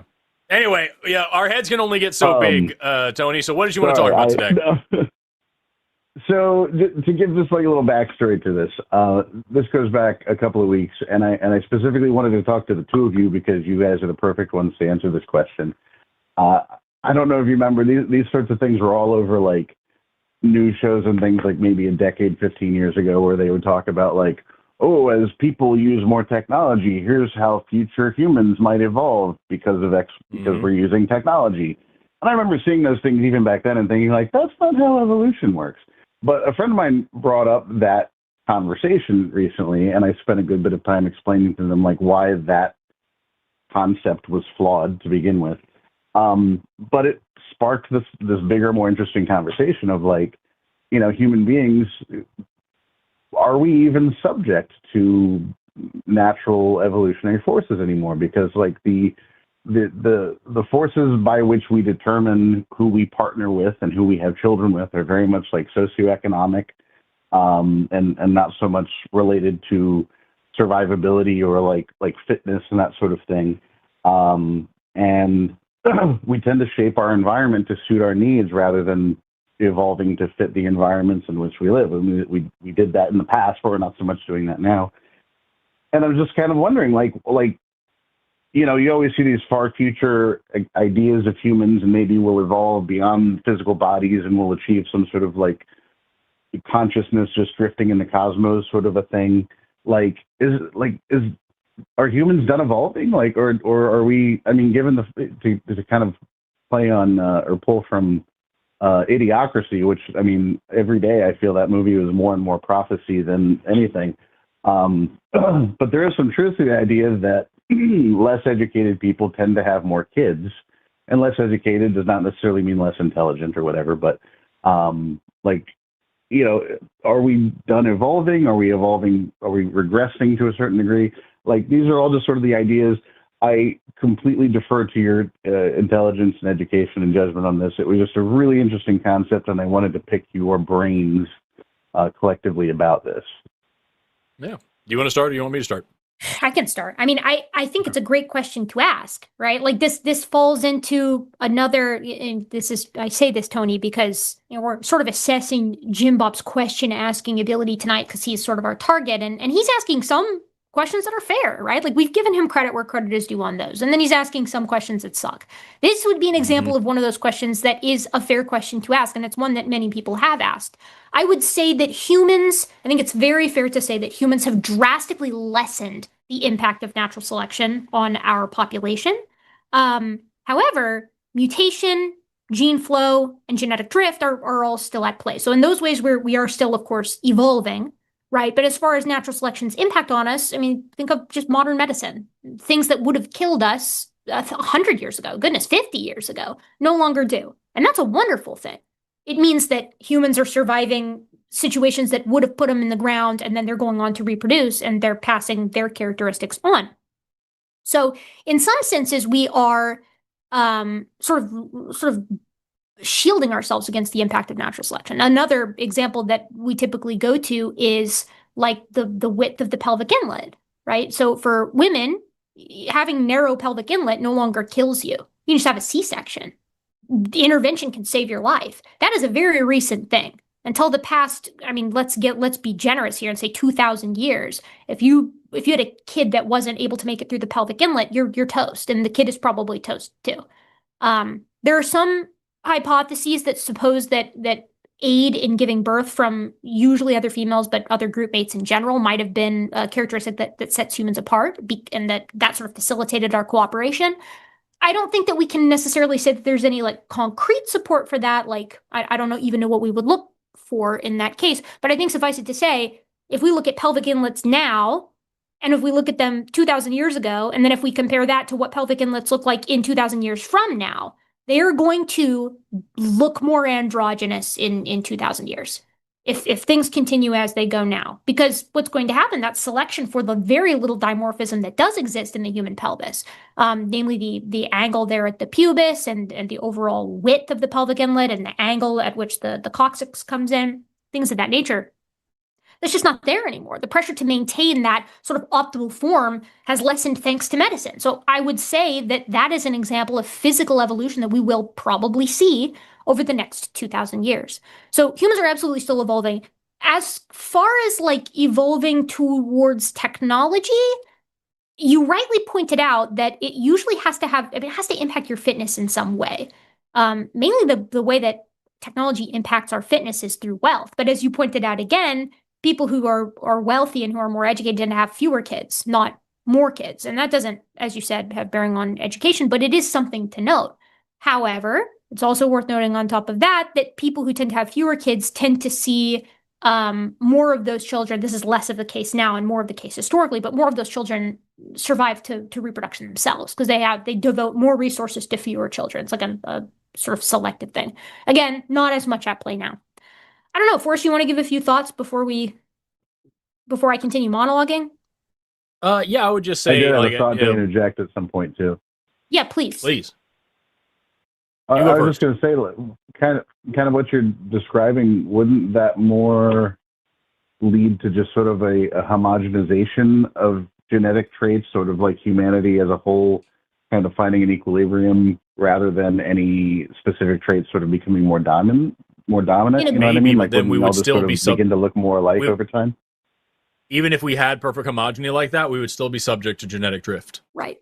And so, like, it's important to remember, like, if you have a deck of 52 cards, right? There's this is a freaky but true thing, right? Every time you shuffle a deck of cards, that is the first time that any deck of cards has ever been in that order ever, almost certainly, right? And that sounds insane I've heard that to number, say. Yeah, it sounds crazy, but 52 factorial is such a massive number that at the end of the day, it's statistically likely. It is so much more likely that the thing you just shuffled is the first time it's ever happened. It's impossible to ignore. And so at the end of the day, that's true, but also it is true that some hands are better than others in poker. And if I start dealing out random 5 cards in that deck, no matter how random that deck is, no matter how many times it's shuffled, no matter how many possible permutations there are, if I deal out 5 random cards from it, sometimes you're going to get a royal flush and sometimes you're going to get shit, right? And so it's the same thing with genes. When you have random reassortment of genes, random recombination, sometimes you get non-random effects. Sometimes you get a hand that's just better. You get that, for example, one way that's evident is heterozygous advantage, right? That kind of plays into here. So, like, take for example sickle cell anemia. Okay, there's this specific allele that helps dictate the shape of your red blood cells. If you have if you're homozygous recessive, so if you have 2 recessive alleles, you have sickle cell anemia. Your red blood cells are shaped like little crescents. They don't hold oxygen quite as well, so you're anemic. They also can get tangled up and pile on top of each other in smaller blood vessels, so you get ischemia, you get all sorts of circulation issues. It's extremely painful. Not a great thing, right? Not a great way to be. If you are homozygous dominant, you have none of this allele in your body. Okay, that's you have normal sized blood cells, but you're also at a heightened risk of malaria, because malaria needs to infect, it gets into your blood cells. It's a parasite that gets into your red blood cells and then it gets into your liver. It's a whole thing. If you are heterozygous for this trait, if you have 1 sickle cell allele, you have normal blood cells and you are extremely resistant to malaria. And so here is a random deleterious mutation, right? A random mutation. I believe it is a single point mutation. It is. One single letter of DNA being swapped, one single copying error, right? That is being changed. And it is a serious problem. It is a major detriment that would be a like lethal, not lethal in the wild, but like it would severely impact your survivability and fertility, right? And yet, if you have, by this random reassortment of genes, if you have 1 of them but not 2 of them, you're actually better off than the people who don't have it. And so that's kind of a cool thing. When we talk about if we were to homogenize the entire human species and like get into the closest thing that we could get to Hardy-Weinberg, which would be everybody having completely random sex, like completely random mating with everybody. At the end of the day, that would, right? It would definitely standardize. It would equalize out the gene pool for sure. But that doesn't mean that evolution would stop, because we would still have some assortments of those those genes would turn out to be more advantageous, more open to survivability than others. Even if we take reproduction off the table, because remember, evolution is about reproduction more than survival. I mean, survival is you have to survive to reproduce, but like these things go hand in hand. Even if we take that off the table, survivability is still a thing, and genetic drift would still impact us. Even if it was completely random, you would still get gene fixing. And I talked about that earlier on as well. You can calculate the likelihood of a gene becoming fixed in a population, and it happens to be exactly the same as the current gene frequency, or allele frequency, I should say. And so if we have whatever, pick your favorite allele, and it's 25%, of the human population has this one allele. If we did completely fucking random mating of everybody, there is still a 25% chance we change the entire human genome to have this one allele become fixed and locked into every single human, and there is no more variation until mutation comes along. Evolution's cool like that.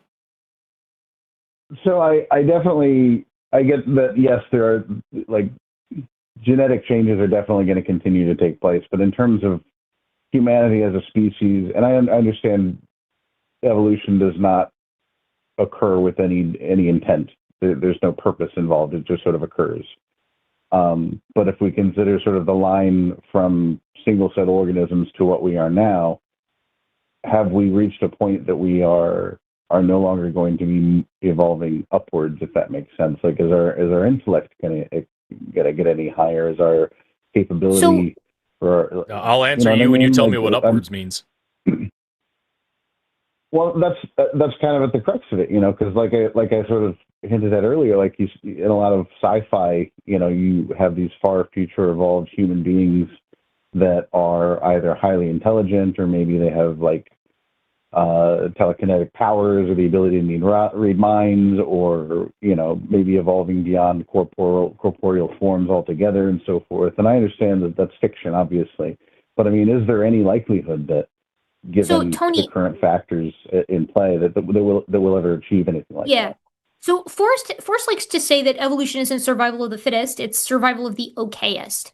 Reproduction of the okayest. Right. Yeah, reproduction of the okayest. And so when we think about like why do we have these big brains, there are a lot of hypotheses that exist to explain it. I'm pretty partial to the idea that brain size increase went part and parcel with innovation via tool culture, which allowed us to gain access to a broader dietary niche to further feed those big brains. And this eventually leads to environmental dominance, which plays an additional role in sort of feeding this feedback loop of bigger brains gets more resources, makes bigger brains gets more resources, and so on and so forth. But eventually we hit a crux with this. And the bigger brain means you're less. I was just going to say the bigger brain means you're less susceptible to environmental forces because you can shape the environment to suit your needs or move to a different environment or what have you. You know what I mean? So like the advanced cognition that humans have. So in order to get the brain to go even larger than that, there would need to be an existing pressure to push things in that direction. There would need to be differential reproductive success favoring the intelligent over everybody else. I can think of a couple of ways that could happen, but luckily massive resource availability for humans in general, not as good as it could be, but on the planet means that far more people can reproduce and have a stable life for their kids. The selective pressure on an increase in like brute innovative intelligence is pretty low, because at least insofar as it reflects on our reproduction. Now you could pretty easily jack this back up if humans were to start trying to colonize other worlds, right? And we take a small population of people and place them in a new environment, and there's very few of them, like let's say 100 or 200 or 1,000 or something like that. People are going to start getting really choosy again with who they want to reproduce with, right? The resources are going to be thinner. People are going to be sort of stretched thin, and you're probably going to see a selection for not just greater intelligence for innovation and things like that. I'm being speculative here, but also any characteristics that benefit you in that environment. So like, let's say we try to colonize some rocky planet, and on this planet, maybe gravity is 20% stronger. And 20% stronger doesn't seem like a lot, but it really adds up. And the people who have finer bones are going to break down, their joints are going to wear down, they're going to break at a much faster rate than others. You're going to see a selective pressure. Yeah, you're going to see reproductive advantage for those who have denser bones, and you're going to see a selection in that direction. But we're not in that situation now, right? So I would say that selection isn't absent, it's lessened. Because you're talking specifically about this directional selection. It's lessened, and I would argue that we're probably experiencing more stabilizing selection than anything else, just by merit of everybody mating with everybody. We'll talk about what that means in a minute so that Jim Bob, who is certainly absolutely watching this, furiously taking notes and trying to ignore a very confusing erection, he can learn a little bit about different models of selection and different, what we call patterns of selection. Yeah. He's still hung up on the indiscriminate mating pile that you talked about earlier. But Erika, like what you're talking about kind of gets to the heart of what I was saying. Like if there aren't any external pressures, or if the external pressures are lessened, and even in the situation or the scenario that you described, if we sent a small colony of people to a distant planet, wouldn't our intelligence make us more likely to, I guess, idealize the mating such that we're not, getting too much inbreeding and that sort of thing? Like I've seen those sorts of like trees of how, if you have this many people with the appropriate like mating, crisscrossing and so forth would be in that kind of thing to repopulate. Like, wouldn't we be more likely to do that than for any sorts of external pressures to take hold, just because we are intelligent enough to recognize like inbreeding is eventually going to be a detriment to us? I would say probably not. And the reason why I say that is because humans are pretty good at avoiding inbreeding just because, right? Like hominins really, really, mammals don't want to inbreed. We've seen pretty severe bottlenecks in not just our own lineage, but in other lineages, which we can clock by looking at the molecular clock and the genetic diversity by sampling extant populations. And what we see is that if we can avoid it, we do. So I would imagine, I'm being speculative again because we're sort of playing science fiction here. In this type of scenario, humans would not want to inbreed, but they would select with that in mind. Like those bounds would still exist. You wouldn't want to mate with your father or your brother or something like that. However, you're probably going to pick the most intelligent non-relative, and that's going to be the person you're trying to impress. You know what I mean? And so you're still going to see a pull of selection in a given direction. But right now, things are just and I know it feels like insult to injury to say this right now, things are just so stable that strong selection in any particular direction is much weaker, I would say, than it was 100,000 years ago. Absent, I would not agree with absent, but very weak compared to before, yes.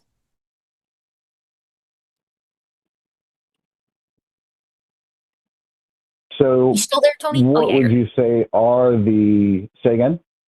I was just making sure you were still there. Yeah, I was processing a little bit there. So, what if any external factors or forces? I mean, there's illness and disease and things of that nature. That's going to play a factor. I guess what do you think the forces are that are currently shaping or might be shaping the direction humanity goes in the next million years or so? I know that's a very speculative question to ask, but I'm going to take a different route. I'm going to say heat tolerance. I bet you people who live in areas of the world where the wet bulb temperature becomes unbearably hot, I bet little babies, little kids are dying much faster due to their inability to thermoregulate compared to the adults than they were even 20 years ago. And we're going to see a pretty strong selective pressure toward pulling people in the ability to sort of manage their heat. But specifically, it's going to be in those areas, right? Like that's not going to be a global thing for now. For now, I should say. Give it time. Give it time. Yeah. I actually, people bring the wisdom tooth thing up a lot. They say the wisdom tooth is on the way out. I'm actually going to push back on that. I think modern dentistry is allowing the wisdom tooth to stick around longer than it otherwise would have. Because I think our jaws it could go the way of palmaris longus as well, where it's like, as you know, palmaris longus is a muscle in your forearm, and it doesn't have as much of a hindrance as wisdom teeth are. Because like what Erika's talking about here, wisdom teeth in modern populations, if you're chewing like hard foods all the time, your jaws develop a little bit differently, and that third molar will come in normally, and you won't have a problem. That's why wisdom teeth haven't been an issue for the past couple million years. But in modern humans, we have such soft diets because we have, processed foods, and we have, better foods that are just of higher quality. We do cooking and like all these different things, that now our wisdom teeth usually come in a little bit sideways because they don't have that pressure to make them work properly, and you end up with crowding of the teeth, which leads to decay, or you get abscesses, which can be really painful, and they're right next to your brains, they kill you. So modern dentistry is going to reduce that selection pressure, where there was selection pressure to lose the wisdom teeth because it was causing, a differential in reproduction and survival. Modern dentistry, the way that we just remove wisdom teeth from pretty much everybody at a certain age, is now eliminating that selection pressure. However, there is another factor at work here. So you have this thing in your wrist here called palmaris longus. You make like a little snail with your hand. You got all these tendons coming down. The one that goes very, very center of your palm and then goes down and pokes out probably the farthest is called palmaris longus. 14% of people don't have that muscle, and you got plenty of others in there. You got flexor carpi radialis, flexicarpi ulnaris. You got all the ones from extensor digiti. Nope, stupid. These flexor digitorum superficialis you can see in there. You got a bunch of them, but like this one, the big one that pokes out right in the center, that's called palmaris longus, and 14% of people are missing one or both of them on either one hand or both. They just don't have it, and that is because it takes energy to produce this thing, which does not confer a reproductive advantage. So even if this thing isn't directly hurting you, spending energy, which is a precious resource in biology, especially in evolution, spending energy to grow a muscle that does dick for you is ultimately negative selection pressure. That is something that is going to lead you to get rid of this thing. So at this moment, we see 14% of people don't have this in one or both arms. I posit that wisdom teeth also take energy, and they confer no evolutionary benefit, or no adaptive benefit, I should say, anymore. And so we may yet still see you just a pissful lady today. Good on you. Well-hydrated Erika Gibbon. You can't say what you will about her. The girl loves water. But yeah, that's the thing. And also there's other, forms of modern medicine that are at play here. So I don't remember if Erika brought this up or not, but so if she did, I'm going to say it better. Head sizes. We're seeing heads get bigger and bigger. And as you can see, definitely with me, this fucking thing that I got carrying around on my shoulders, our heads are getting bigger and bigger. Why? Because of cesarean sections. Because you no longer have to worry about fitting a watermelon-sized baby out of a quarter-sized cervix anymore. We can just plop you out a different direction, and so there isn't that issue with pelvic size and pelvic opening size and cervix elasticity and all these different things. We don't have that problem anymore. We're getting taller as a species, and that's not a direct thing. That is because we have better nutrition. Access to better and more consistent nutrition. That has to do with more phenotypic plasticity, but it also means that the genes that allow for that kind of height are now also more survivable and not something you have to work around. There's something you can lean into. So yeah, there's a lot of really, really cool things that we see as trends in human evolution. And human evolution is always still happening. You cannot stop evolution unless you get into Hardy-Weinberg equilibrium, which requires a massive population with absolutely no immigration or emigration, and everybody mates completely randomly. Beyond that theoretical situation, evolution will always take place by at least 3 mechanisms, even if we eliminate mutation. And humans will always be subject to it. As for what the next thing is, we don't know. We can say what the trends look like. We can't say what it is. I think what's interesting is that if you follow those trends, we're getting taller, right? We're getting bigger heads.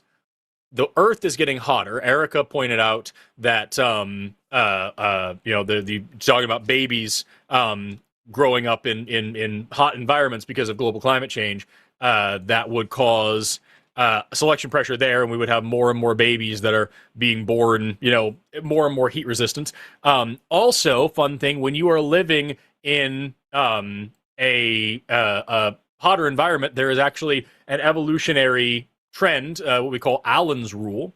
Allen's rule states that when you are populations living in hotter environments tend to have longer, thinner limbs. You actually see that in African populations of humans, as well as other,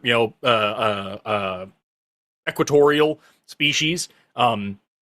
So we see taller humans, bigger heads, thinner limbs.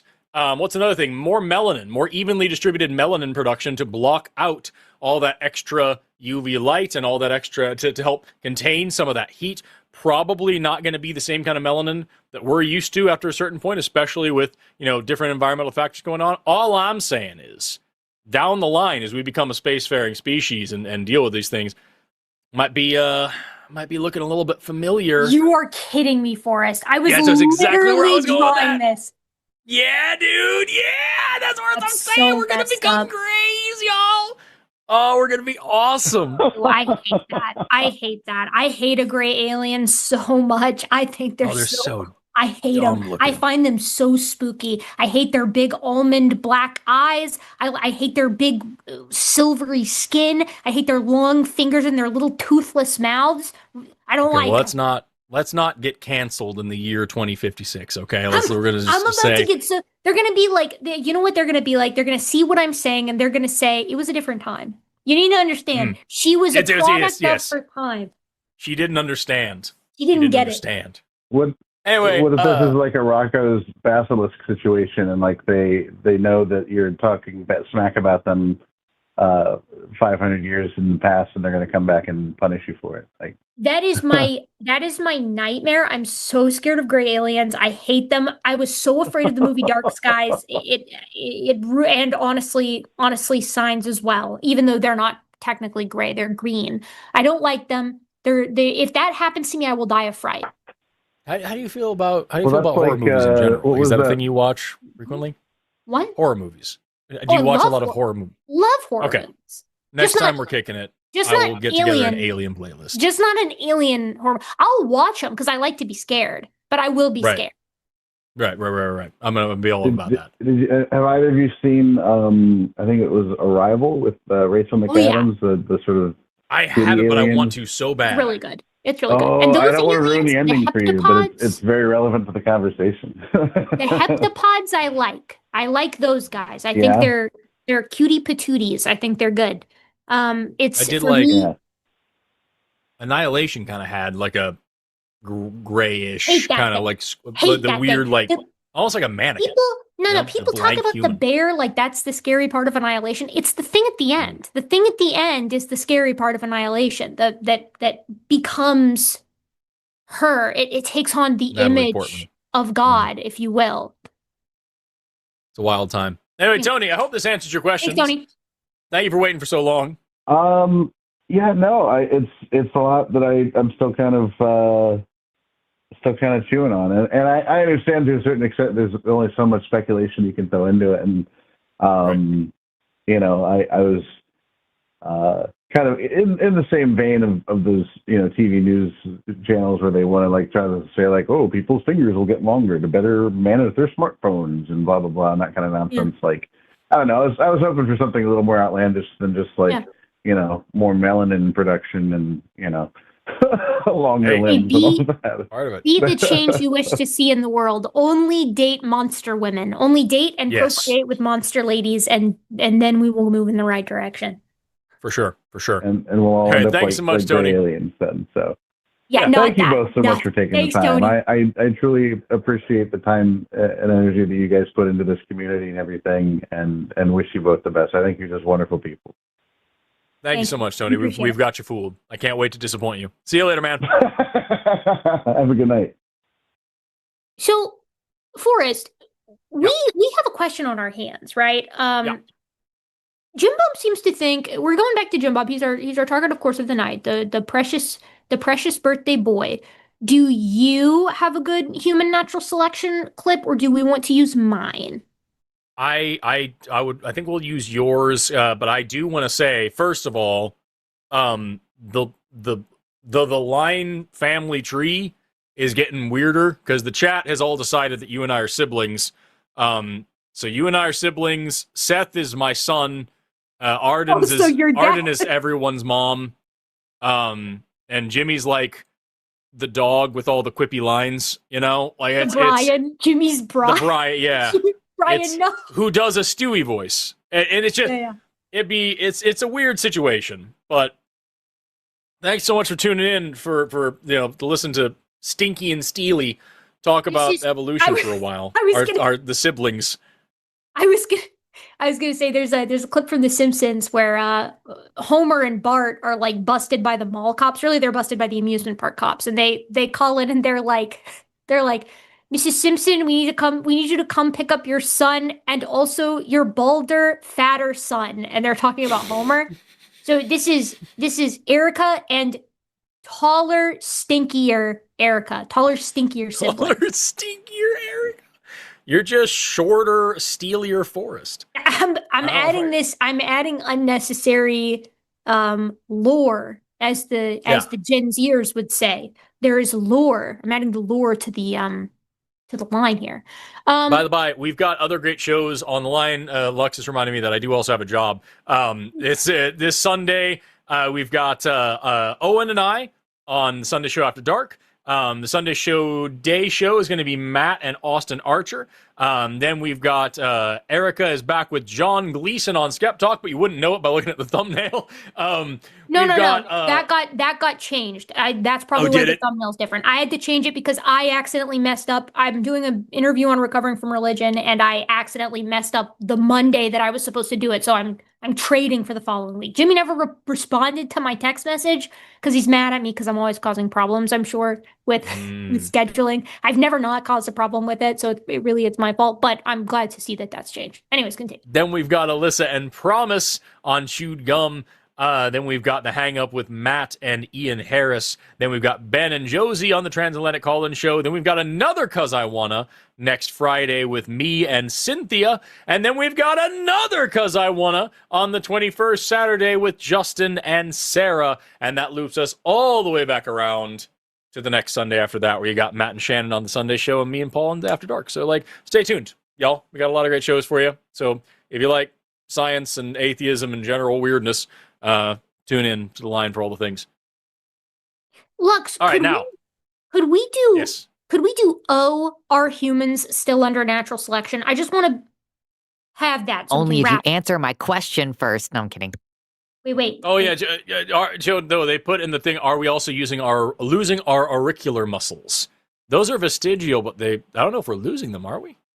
I guess I just heard that people can't use them. I still have mine. Like wiggling? Yeah, I can do mine as well. I can wiggle my ears. I also, you can see I move my hair around as well. That's the temporo-occipital band that handles that, and it's just muscle attachments. It's cool shit, yo. What's funny is that I can't control how my ears move sometimes. Like when I hear something, my ear will twitch and my head turns in that direction. It's a very ancient, but yes, we as a species are losing them, but like Forrest said with Palmaris longus, it's sticking around because what's the harm? A lot of the time, it's slow to go in that way. Very cool. Sorry, what was the clip you wanted? Let's do O. Are humans still under natural selection? From mine. Let's pretend I'm a high school student for now. Okay, douchebag? I'm a little high schooler.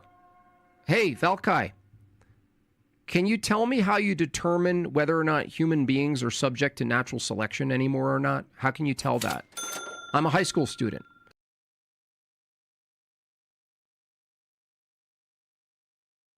Sorry, I wasn't listening. What? I think it would be great to have I'm a high school student in Jim Bob's voice on the soundboard. That just seems like it's one of those things that isn't incriminating, but it sure sounds incriminating.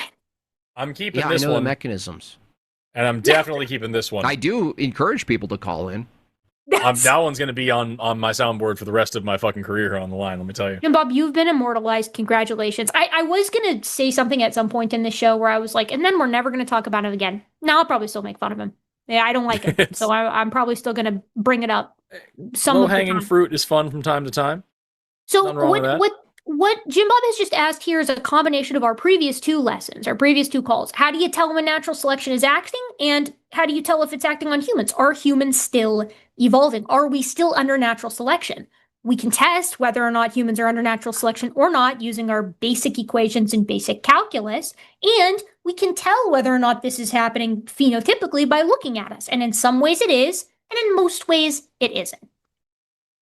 Summary answer, see previous two calls in depth. But I think at this point, what do you say? Do we want to get into the big deal? How do you evolve new structures, new organs, things of that nature? Yeah. Can you please run from mine down near the bottom? There's one called Evo Devo. Would you mind running that clip for me, please, Alexander? How does random mutation produce appendages that are functional, hyperfunctional, 100% functional toward tasks? Randomly, through random mutation, how does it produce it mechanically? How does that happen? You say random mutation. Yeah. Random mutation is one of the mechanisms.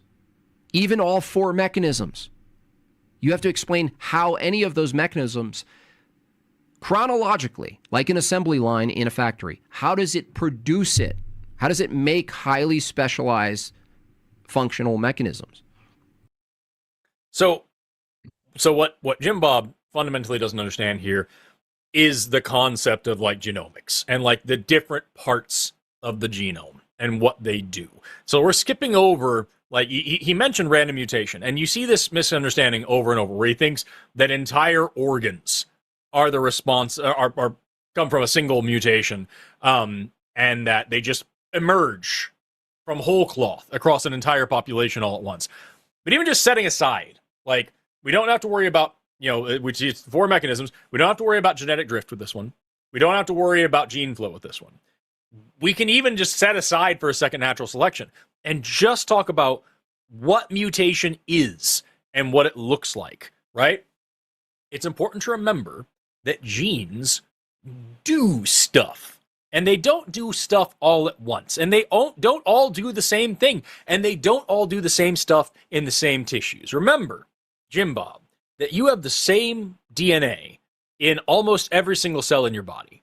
That means that the DNA in your eyeballs is the same as the DNA in your bones. So why aren't your bones made of eyeballs and why aren't your eyeballs made of bones? It's because there are mechanisms in place that allow certain genes to be activated at different times in different tissues under different circumstances in response to different stimuli. We can get into it if you want, but that's a whole other conversation. What's important now is that there are different types of genes, right? Some of these genes are just general housekeeping genes in every single cell. Some of them are supercell specific genes. Some of them, though, are developmental genes, genes that play a part in the development of an organism. And some of those are what we call homeobox genes. And within the homeobox genes, we have a subset called Hox genes. And what we can do is we can narrow down and down and down and down until we get to this is the gene that puts this chemical marker right here. And that's where you're going to grow a goddamn arm. And if it's this allele of the gene, then it's going to be an arm type thing. And if it's that allele of the gene, then it's going to be a wing type thing. Again, we're still not going all the way down to the very bottom level here. But this is where you ask the questions. This is where we're going to be, right? And so if I modify, say, like a gene for bone density, a gene for skin coloration, a gene for the length of how your arm grows, anything like that, that's going to be a very different gambit than if I just modify the fundamental gene of what an arm is, what it looks like, where it grows. I'm trying to remember these terms because it's been a long time and I didn't actually expect to talk about this today. We kind of decided on a couple of these things right before the stream started. But you've got four different parts of when we talk about evolutionary developmental biology. That is when a structure grows, where a structure grows. Oh, I had this memorized. Give me 2 seconds. I've got it written down right here. Damn it. Look, what a fool I am! I don't remember these terms. Clipped, destroyed, evolution destroyed, creation win, common creation W. I'm gonna common creation W. I will take some time to try to find, because I've got it in one of my old textbooks here, and there's these really great terms that he uses, and I want to use them. But the point is, like, every part of what this limb is all comes down to like these single tiny mutations. Think about if you were to draw an angle on a piece of paper, right? An angle of limited degree, and then spread that out farther and farther and farther, right? The tiny 1 degree change at the beginning of the angle makes a bigger and bigger difference down the road. And so what we're talking about, when we're talking about evolutionary developmental biology, one of the really important things is that, like, it's not just, a random mutation. What gene is mutating? And where is it mutating? And how is it mutating? Because a mutation, a change, earlier on in development, the earlier it is, the bigger change that is going to be in the end. And that is so incredibly important. You want me to ramble while you find this? Because I'm happy to do that. If you want, because I don't want. I've gotten the point across. I could have just completely avoided these words, but I wanted to try to remember them, and they sound. That's a. I found Say the one word. of them. Do you want to keep looking or no? Yeah, no. I'm gonna type this in. Okay. Forrest is looking, so I will continue to talk. So the way that these changes work, and I noticed that Jim Bob had some trouble with this in the conversation with Dave as well. He doesn't seem to understand when a mutation happens. So a mutation happens, right, during protein synthesis or DNA replication, the two major opportunities for this mutation to actually occur, which means the mutation is already present for like most of fetal development, which means that as the organism, whatever it is developing, it is going to be under the same cascade, the same induction, if you will, of that developmental process, which has that mutation. So what this I found it. Okay, go. I have to find a good figure anyways. Go ahead, keep going. I couldn't remember these words, and I looked like a damn idiot, but this is what they were. It's heterotopy, which is a change in the location of the structure, heterochrony, which is a change in the time in which the structure develops, heterotypy, which is a change in the kind of structure that it is, and heterometry, which is a change in the size, length, or amount of the structure in question. Those are great words, and I couldn't fucking remember. I was like, there's 4 things. One's a change in when it develops, one's a change in where it is, and I couldn't remember. I was not going to let it go. I was not going to be able to sleep at night if I didn't remember this. Fucking heterotopy, heterochrony, heterotypy, and heterometry. Those are what it is. Forrest, are you good? Do you want me to keep going, I'm done. or do you want to go on? That's all I had to get out. I had to get that out. I was losing my mind. Change, as Forrest said, as he sort of alluded to, changes that occur upstream can have drastic consequences downstream, and they also impact other structures. So, for example, the one that I brought up most recently in a conversation about this exact topic was how do you get human hips from chimp hips? Because chimp hips look pretty similar to the hips of Miocene apes, like Rudopithecus. They both have these really tall blades of the hip, the ilia, right? And really tall ischia, which is the part that you sit on of your pelvic complex. So how do you actually get something that isn't just tall and thin, but is also rotated into the sagittal plane? Because when you put your hands on your hips, you put them side to side, right? You go like this. You can just put them directly on your hips. The hips run front to back instead of being side to side in the back. So it turns out that in the past year, we've isolated the specific genetic pathway needed to actually change, and what changes need to happen and where they need to happen to get these human hips from chimpanzee, or rather Rudopithecus hips. And it turns out, if you want to take something tall and thin and make it short and wide, you don't need to make it short and then wide. You just rotate the entire growth plate. And what that does is it impacts all of the muscular development that are intrinsically linked to the development of that growth plate and the bone therein, which means that you are simultaneously, just by mutating the structure of the bone, you impact the development of the muscles, right? How they sit, where they sit, how big they are, right? How they're spaced with regard to one another. And you might be thinking, but there's a million things that can go wrong. True, but it actually takes a whole lot to derail development to a lethal degree. And remember, selection cares only about your differential reproductive success compared to others. So I can cite this paper here in a second, but the point that I'm trying to make here is that you're getting a muscular change through a skeletal one here, indirectly. And this is how it works time and time and time again when we're talking about changes in body plans.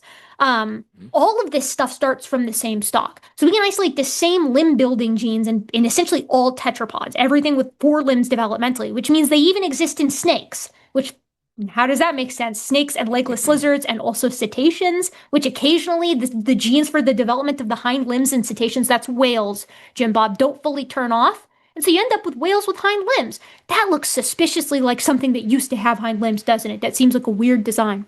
But the blueprint of all of these structures goes back even further than that. I grabbed my copy of Your Inner Fish because it's got a really nice diagram here. But you actually do get from, and just a simple skin cell, an epithelial cell, you can get hair, feathers, breasts, the mammary glands themselves, and teeth, just depending on how you actually fold that specific epithelial cell, how it folds, and how the biochemical cascades during development interact with one another. And if you get a mutation in one of these, and it happens to be near like the beginning of the development of all of that on your entire body, because remember, this stuff starts upstream and moves downstream, you get a mutation in, say, the conductor gene, if you will, of the development of all the hair, or all the scales, or all the feathers, or all the glands on your body, then you don't get a change in one, Jim Bob.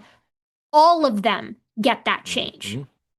Which is something that he also does not. I've heard him say things to that. How do you get you need feathers all over the body. What if you only get one in just one scale? Okay, then you end up with one feather instead of one scale. The mutation has to happen upstream in order to impact everything downstream, which has been experimentally shown, because it turns out there's an animal that grows both feathers and scales. It's called a chicken. It has feathers on its body and scales on its legs, and we can induce feather growth on the legs of chickens, and we can induce protofeathers on crocodilians, which have no feathers, just by tinkering with these genes, which shouldn't be the case if they don't have a common ancestor that sort of the stock for these structures was actually born from. We can also induce, we can bring back teeth on chickens and all sorts of other things as well. Like, just not looking good for creationism.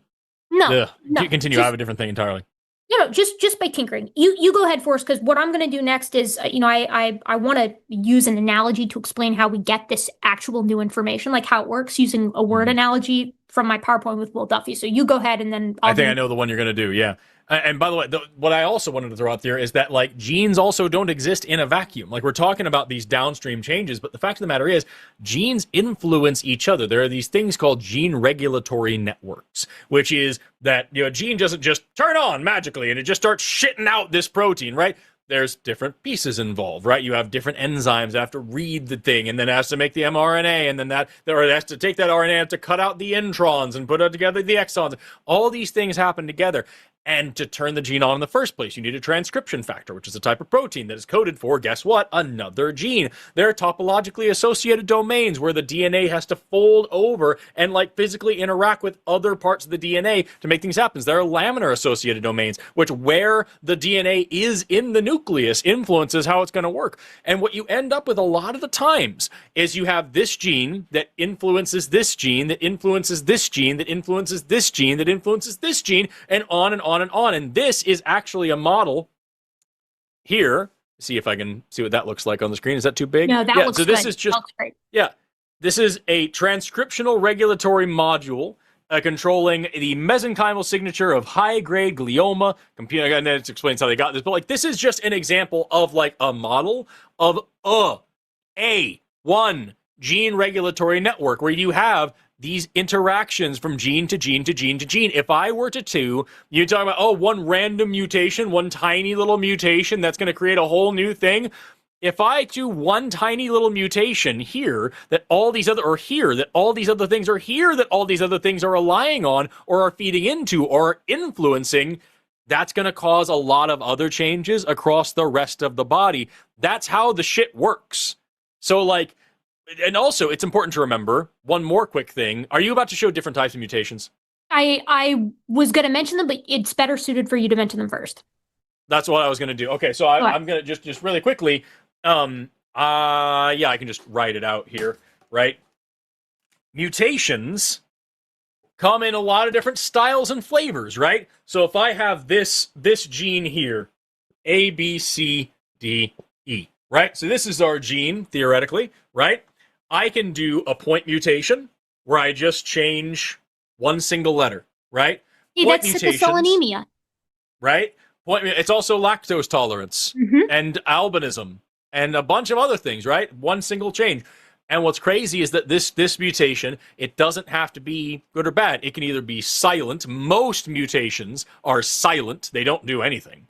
But then later on down the line, you could have another mutation that makes them do something that compounds with them, right? Or they can be deleterious, meaning they're harmful. That deleteriousness can also be situational, like with sickle cell anemia. Or they can be beneficial. Who knows? So this is one point mutation. We can have an inversion event where a part of your gene gets copied backwards. That's a major thing. We can have, A, B, C, D, B, C, D, E, a duplication event where a part of a gene gets copied twice. You now have twice as much room for new mutations, and this protein in the first place is gonna be even stranger. We can have a deletion event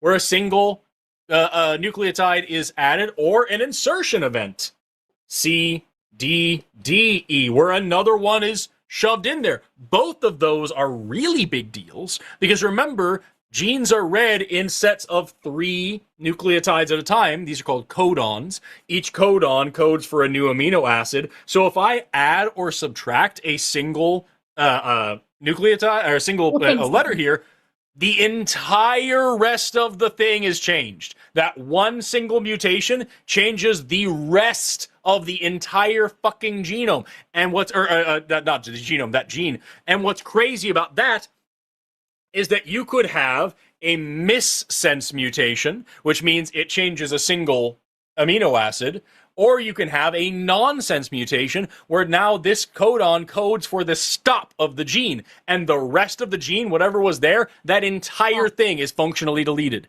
Entire thing is functionally gone. You can also have A, B, C, XYE. You can have an insert, a what we call a translocation, where we bring one part of a gene into this gene and plug it in and swap them out. Different parts of different chromosomes get mixed up. Translocation events happen. Point mutation, inversion, duplication, deletion, addition, substitution, translocation. I think that's all of them. Did I miss any? No, I think you covered like a palindrome, right? Like an inversion. I think you did that. Yeah. So, like, the point is, a mutation isn't just one thing, because people like to pretend that a mutation is just scrambling up random letters to make fucking gibberish. But even just a single insertion can make massive effects. And if you want to think about it, think about the phrase, "Let's eat, Grandma," right? Remove one goddamn comma from that, and you have "Let's eat, Grandma." Very fucking different message, right? And so, like, that's the thing about these mutations, is absolutely it is a change in information. It is the addition of information in some cases. It's the removal of information in some cases. It is not just some random chance, just totally random, and then you just get a new spleen. Not how any of that shit works at all, and they are so much more powerful than creationists like to say. Creationists like to pretend that mutation just means the degradation of DNA in a way that only ever causes harm. No, they are immensely creative things, and it is a reason why they are their own individual mechanism of evolution. Erika, you have something even better to say, I bet. Yeah, maybe. I'm Sharon. Could you put me on full screen for a minute? What? You said you're Sharon.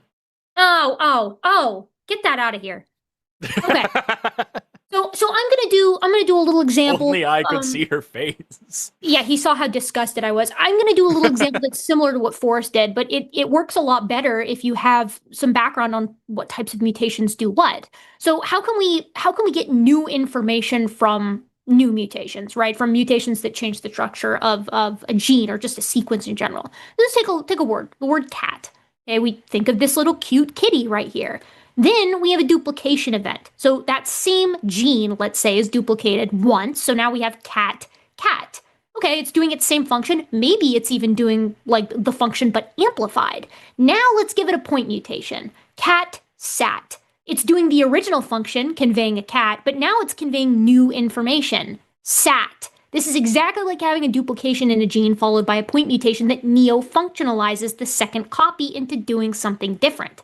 But we can take this in a million different directions. We can get another duplication and then several point mutations to get the cat sat, and we can play with that and get a ton of different additional words and so on and so on. But we can like sit here and talk about this theoretically, and then we can turn to the biological world and see real examples. We can see stronger bones, which is a mutation in the LRP5 gene, an increase in oxygen efficiency in the PDE10A gene, or the loss or the necessitation of less sleep needed to feel rested in the DEC2 gene. These are all mutations in the same way that I just described, but with differences depending on the mutation in question. It happens in other animals too. We can see new coloration in the MC1R and agouti gene in pocket mice, or leaf digestion ability, which was attained by tweaking ribonuclease genes in colobine monkeys, or tricolor vision, which is opsin genes which were duplicated in howler monkeys and no other platyrrhines in a way that looks similar but not identical to the full color vision that we see in all cercopithecoids and hominoids, or apes and old world monkeys. But we can build entirely new proteins like from existing genes, or completely from scratch. We got antifreeze blood in the this specific group of ice fish, which evolved in Antarctica, right? So these guys have blood that won't freeze in these sub-zero temperatures, which is obviously a huge boon for them because they can swim further south than any of the other fish populations, and it's allowed them to eat more, have more offspring, and diversify out into several different species. The proteins that make up this antifreeze protein, a monumental, cool-sounding, X-Man sounding mutation that quite literally makes their blood immune to freezing, is just a simple 4 to 55 repeat of just 3 amino acids, or 9 individual base pairs. Right? This was outlined by Chen et al., who discovered the antifreeze genes were specifically derived from digestive enzyme genes in the ancestral population of fish, who still have living populations which have evolved in their own direction more north. So it was a digestive enzyme that was relocated and mutated, just a 9 base pair change. But what's cool is the same thing happened in a completely different group of fish to the north in an example of convergent evolution, where these Arctic cod have the same antifreeze blood, but they derive it from a completely different gene. In their case, a 9 base pair sequence of non-coding DNA, functionless DNA, at least as far as we know, was duplicated repeatedly, creating this specific repetitive tripeptide of threonine, alanine, alanine that gives their blood proteins an ice-binding function as well and prevents those crystals from forming in the blood and tearing it up. This is a brand new protein evolving from nothing or completely de novo, right? We can see changes in body plans using the ultrabithorax gene in arthropods, where we can completely change the number of wings or the shapes of the wings that they have. And we can shift them around so that they look like they're what we would propose to be their ancestral forms. How do we know that they would be their ancestral forms? Because we have the oldest fossils of arthropods and they look like the primitive versions of these genes.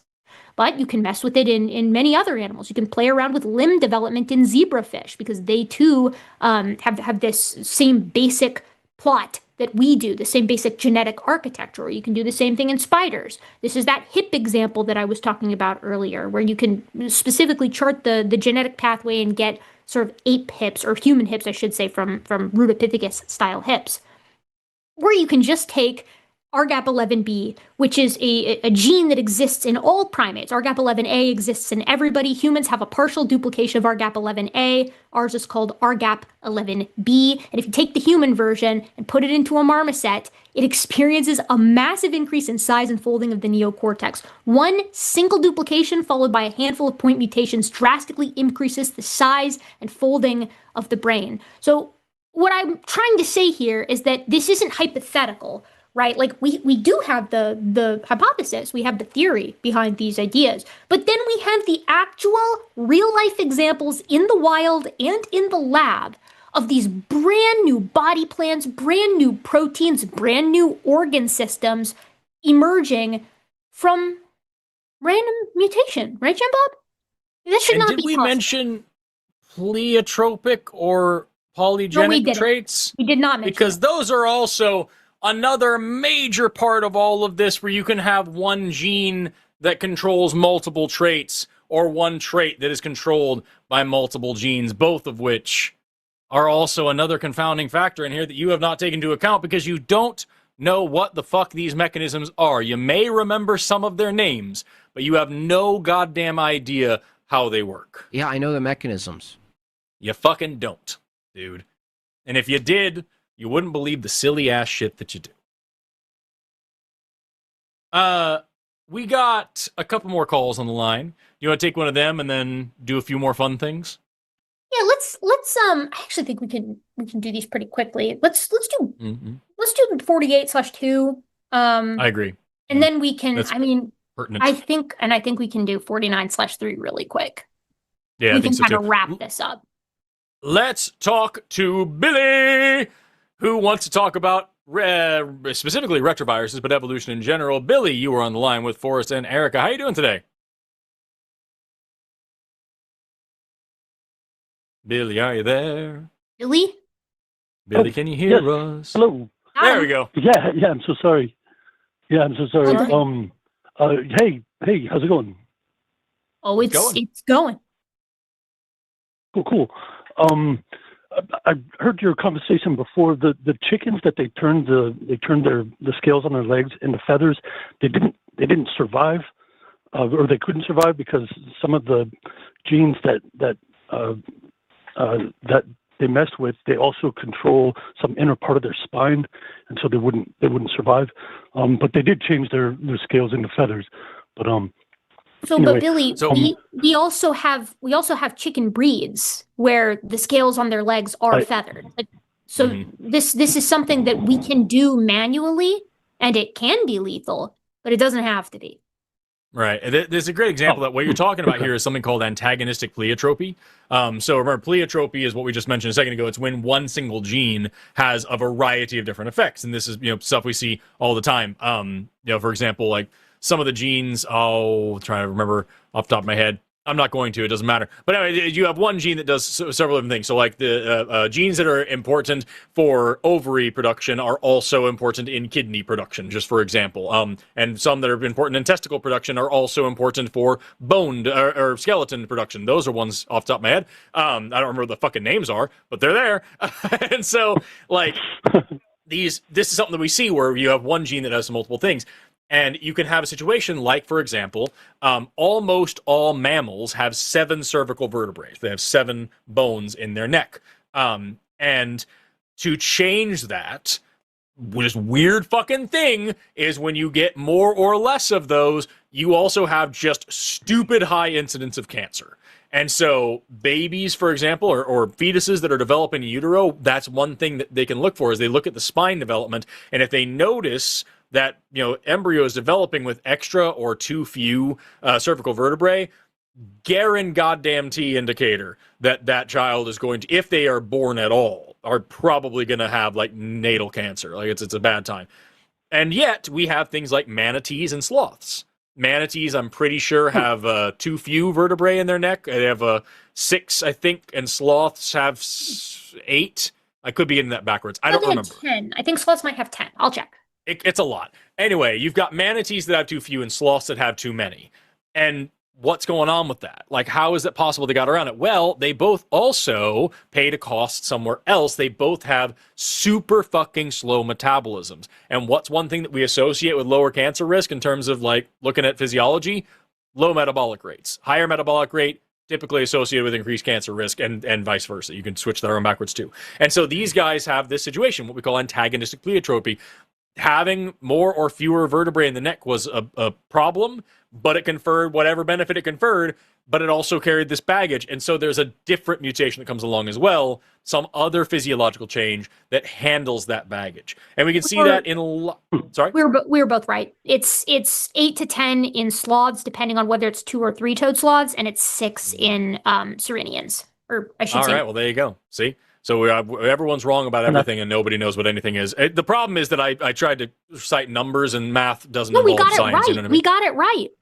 Oh, fuck. Oh, well, hell yeah. But the point is, yeah, you've got that's the situation with the birds. Like Erika pointed out, we now have breeds of like, designer chickens and pigeons and shit that have feathers instead of scales on their legs. And yeah, they just had to have some other effect that handled that antagonistic pleiotropy.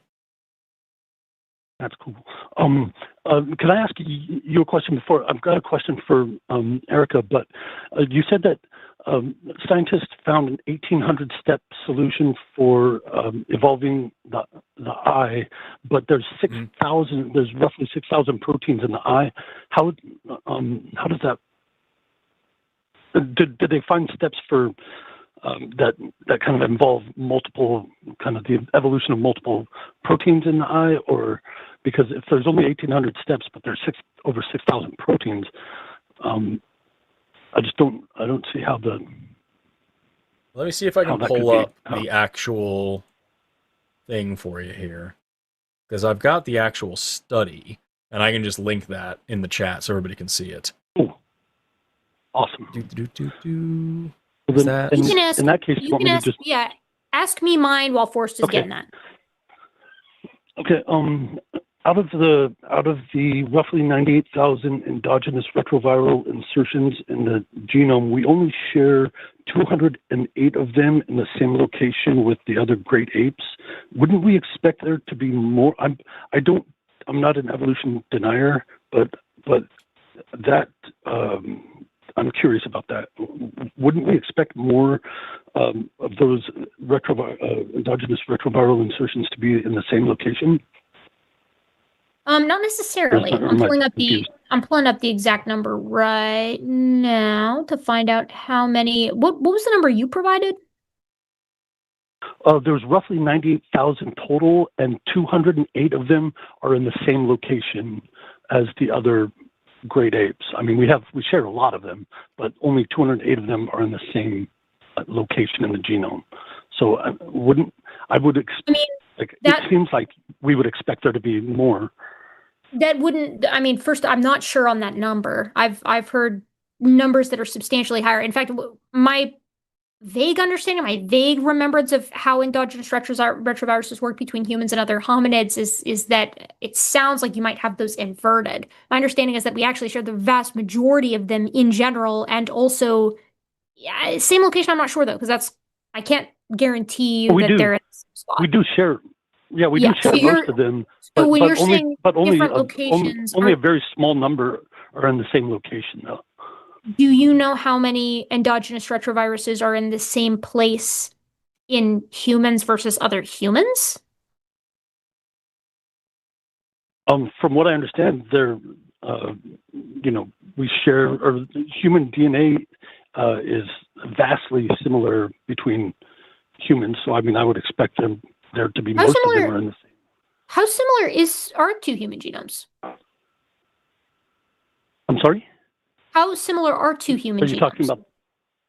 Are you talking about like protein coding sections or the either way, regulatory stuff? Either way, I mean, I know I'm asking because I'm going to pull the same thing that I've pulled many times with this subject, which is that the amount that humans share with other humans, or that humans share with chimpanzees, or that humans share with gorillas, or whatever, it's the same pattern regardless of the exact amount. So, and two humans share 99.9% of the protein coding genes. Yeah, humans and chimps share 98.8% of protein coding genes. Check. But if you look at the entire genome, right, like counting insertions and deletions, counting inversions, counting duplications, all that kind of stuff, both of those numbers are going to drop precipitously. Humans and chimpanzees are going to drop to about 86, and then humans and humans can drop as low as 87% similar, which is that's absurd, right? Like, humans are obviously incredibly similar to one another. So my question was, does this apply to? But a lot of that is in the regulatory. Areas, or well, it's in non-functional. Because you would expect that all the protein code. It's it's a non-functional. So that's a critical difference. Regulatory is different from non-coding. Not all, or I should say, not all regulatory, or not all non-coding DNA is regulatory, but some regulatory DNA is non-coding. Right, so like that's kind of important. I'm going to go ahead and put in the chat. This is a link to. I had to shorten the URL because it's a huge goddamn thing, but that should work. Let me double check that it does. Yeah, so that's a link to the paper, which is a free. I got a free PDF for you if you want to read it. The paper that I was referencing with that. It's a pessimistic estimate of the time required for the eye to evolve from Proceedings of National Sciences, 1994. Nelson and Plager. So that's out there. And then here is also just a quick learning tool that I'm going to put in the chat there as well. Everybody should check that one out as well. And that might help elucidate some things. So I would encourage you to dig into those and just see, like, use that as jump out. That paper's from 1994. You can use then go to Google Scholar, type that in, and see who else is citing it and who else is referencing it, and go from there. And because that's a great question. I don't know off the top of my head because it's not my area of expertise, but that's a good idea to start with. Well, and then here also is some details that references that paper. I'm going to put that one in there. There's the genetics University of Utah thing that I pulled that paper from originally. That's also now in the chat as well. Awesome, appreciate that. All right, one last question. If we send a colony to Mars, how long should we expect to wait before we would no longer be able to reproduce with those itinerant Earth deserting vagabonds? Right. I don't know. That would depend on the like. I get you. That would depend on standard mutation rate and a little bit of probability on like where those mutations are happening to cause them to be reproductively isolated. That's tricky. Erika, do you have an estimate off the top of your head? No, because I was doing something else. I think you're mistaken on your ERV estimate there, Billy. Everything that I'm able to find about this is the inverse of what you said. So orthologous genes are genes that are located in the same place. So orthologous ERVs of the very large number of ERVs that are shared between humans and chimpanzees, the overwhelming majority of them seem like they're in the same place. Less than 100 of them, at least at 2018, are not found at the same spot in the chimp. And what's interesting about this is that, so less than 100 out of tens of thousands, really hundreds of thousands, if this estimate that I'm looking at right here is correct, then we're looking at an incredibly small amount that aren't shared between the two.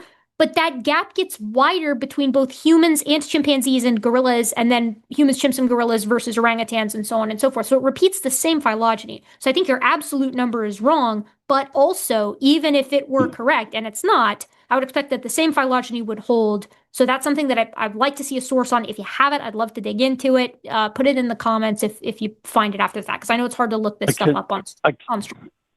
I can't put it in the comments. I've been banned from the comments for years. So, like the first day I ever got in the comments, they banned me. So email it to me. Email it to me.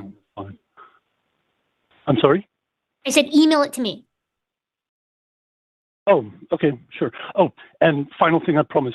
I know how you guys feel about him, but would you ever consider debating James Tour? I know how you feel about him. He's like. No, I had an opportunity to have a conversation with James Tour. And actually, it's funny how this keeps happening. James Tour wanted to have a conversation with me about abiogenesis. He had a representative that reached out. They were public with this on their channel. I was public with this on my channel. And I agreed. I said, I'd be happy to talk to you about abiogenesis, but I would need two things. One, because I'm not Jim Bob, I asked for several months to be able to prepare because I'm not an abiogenesis person, and I would want to bone up on my knowledge on abiogenesis. I wouldn't want to just show up with the knowledge that I have. I'd need more. So I said that I'd need some time, several months. I think I asked for like 6 months, maybe even more. If I can't remember what I asked for specifically, but a lot, especially given I'm writing my dissertation right now. And the other thing that I asked for from Dr. Tour is I said, look, it's a big risk to step outside of your area of expertise and get schooled on someone else, or get schooled by someone else. Because James Tour is going to know more about chemistry than me. For sure, there's no amount of preparation that I could do that's going to get me more prepared than somebody who's been in synthetic chemistry or inorganic chemistry, whatever, for decades. So what I said is, James Tour, you've also been public on your skepticism on evolution. I am at least a rising expert in evolutionary theory, specifically with relation to humans. So I'll agree to sit down and get totally schooled on abiogenesis. You have to do the same with me for evolution. You've been openly skeptical about it, so I think that's a fair trade. And we could not make it work. So I would talk to James Tour, but again, the stipulation, it seems like that keeps happening with creationists. They want to be able to sit down and poke holes in evolution all day, but they don't want to defend their own perspective, and they certainly don't want to talk about the data supporting evolution, just on the things that they think that they can hold up as inadequate. Right. Well, I'm not sure that he is an expert at abiogenesis either. Well, I mean, it's hard to study something that doesn't exist. I mean, you could study like the processes that could potentially result in abiogenesis, but you can't really study abiogenesis since it doesn't exist. Like there's never been an actual something that you could study, right? He knows chemistry. That's the entire. Right. I was going to say theoretical physics and theoretical chemistry are their things. They're like you studying things that are purely theoretical. And so, like, yeah, it is possible. And that's the whole point of astrobiology.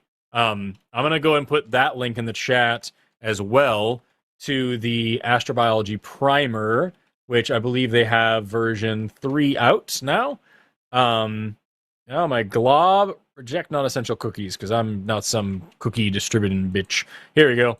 There's a free download for NASA's 3rd edition, the newest edition as far as I know of the astrobiology primer, where you can learn everything that science actually has to say about, what life is, origins and evolution of planetary systems, geochemical and chemical context of origins of life on early Earth, major biological innovations of the history of life, breadths and limits of life on Earth, accessing habitability beyond Earth, searching for life beyond Earth, life as we don't know it. That's a great chapter. Now, I'm literally just reading off the chapters here. Like, it tells you damn near everything there is to know, everything we do know thus far.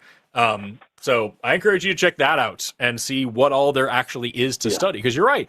Studying an event that you can't go see is tricky, but it's not outside of the scope of science by any means.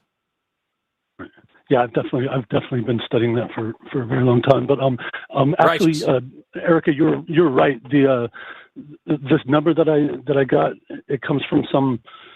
I mean, I didn't realize it came from, but it's some dumb creationist Facebook thing where they say that 208 of the ERVs are only 208 of the ERVs are in the same location as the other primates. So go ahead and scratch everything that I said about that. So my bad. Thank you for that, Billy. I really appreciate that. And you know, I always want to be less wrong. So usually when I'm asking for a source that contradicts something, I think I know, I only ask for it because I don't want to be wrong about it if I am incorrect. So I really appreciate that. Cool, no problem. Well, thank you guys very much. Y'all have a nice evening. Thank you. Thanks, Take man. care. Take care. Yep. What do you think? Do we want to go through just a couple of clips and then knock our last call out and listen to our insult compilation and put a nice bow on the Jim Bob affair? Jim Bob affair. The Jim affair. I do want to play one clip that I was gonna save for the end, but I feel like we're kind of there. I don't know. What do you think? I think we're there. I think show it and we'll finish with the insult compilation. We'll listen to this. We'll take our last caller. We'll insult compilation and then we'll give closing thoughts and we'll be out of here. Bedtime, I think baby. that sounds great. Hey Lux, would you please play down near the bottom of my folder one called "The Joke's on Us"? They're gonna do their thing. They're gonna collect clips. And then they're going to tell their low IQ audience that, like, I'm running from calling in the line when the reality is I'm holding firm to a debate because that's what's proper. So, yeah, man, we did our thing. We took some clips and we told our low IQ audience, fuck you guys, by the way, that you're running because you fucking are. Because, and again, I can't stress enough. I really want to be very, very clear that none of this, not a single bit of tonight's jovial atmosphere at this man's expense would have happened if he had just said, no thanks. I don't want to do that. I don't like that kind of thing. It's not the format that I'm interested in. I just don't want it. I don't want to do it. And I'm all right. And it's fine. Because that's exactly what I said to him. And exactly what we played the clip twice now. Him at the beginning saying, hey, maybe we're just not debaters. That's okay. No problem. But by the end of that stream, you guys are snakes and weasels and cowards because you won't answer the brainless questions he's asking in the chat with the character limit at fucking command. And you won't meet him in his terms and everything like that. You won't address the straw men he's throwing out there. And you keep telling him, gasp, he needs to understand the meaning of the words that he's using in order to debate them? My God! Not okay. And then he ends with that thing where I say to him the same thing that he says at the beginning, that this just isn't my intent, my preferred form of communication and debate and everything like that. And what does he say? Such cope. That's the weakest shit I've ever heard. Bro, if you had just been morally and logically consistent, wouldn't have had a problem whatsoever. But at the end of the day, you were more interested in fucking rage bait bullshit as usual, because that's all your content. It's fucking racist, homophobic, transphobic, xenophobic, every kind of phobic you can squeeze into it. Rage bait bullshit. It is brain dead like Charlie Kirk meets Kent Hovind. It is just hot fucking trash. And when you show up to this, when we actually encourage you to have, as Erika talked about, a casual conversation, so much more powerful than this super structured debate that I'm sure makes you feel very, very important. But at the end of the day, you can't just have a conversation. You can't just talk. That's how we know, bro. All bark and no literacy. Dude, I wish it was better, but it isn't. We could have been so easily trounced by this guy too. If when we showed up in the chat, he was like, I'm not doing this. Like, I don't want to debate because I don't want to talk about the data. And we would have made fun of you for that. I would have. I'll speak for myself. I would have poked fun at you. If you had just ignored us in the chat, I would have grabbed the clip of you saying, I'm not going to do it, tough. And then you ignored us and I would have said, look, this is all we could get out of him. But at the end of the day, we would have looked like the total losers for sitting in your chat, like asking you why you wouldn't do this. And then we would have come back with nothing. We would have just been like, look, he didn't agree to do it. And like, I guess we, as Forrest said in our emails, you know, we're at an impasse, or rather in the super chats, we are at an impasse. But instead, you know, you chatted with us, in the chat, which would have been fine and also not embarrassing if he had just hadn't been so wrong and just hadn't been so much of a jackass. You know, I'm being rude too. I've been rude this whole time, but you know what I haven't done? I haven't like called you a slur. I haven't made fun of your appearance. I haven't made fun of your musical ability, right? I haven't made fun of your art or your comedic stylings. There are many things to pick from, and I didn't touch them. You know why? Because that's shitty to do. You know, it's not, again, it's not that it hits a nerve in a way that's not been hit with a mallet 800 million times in the however many years I've been online. It's just, you know, I don't know. Like, I guess so much for leftist tolerance, right? Like, again, I'll repeat it because it's just, say the line, Bart, you know, it's such a good line. We could have been said and done, but like I said in the chat, you gave us what we needed on a silver platter. We are duplicitous over here at the line. You can clip that one too.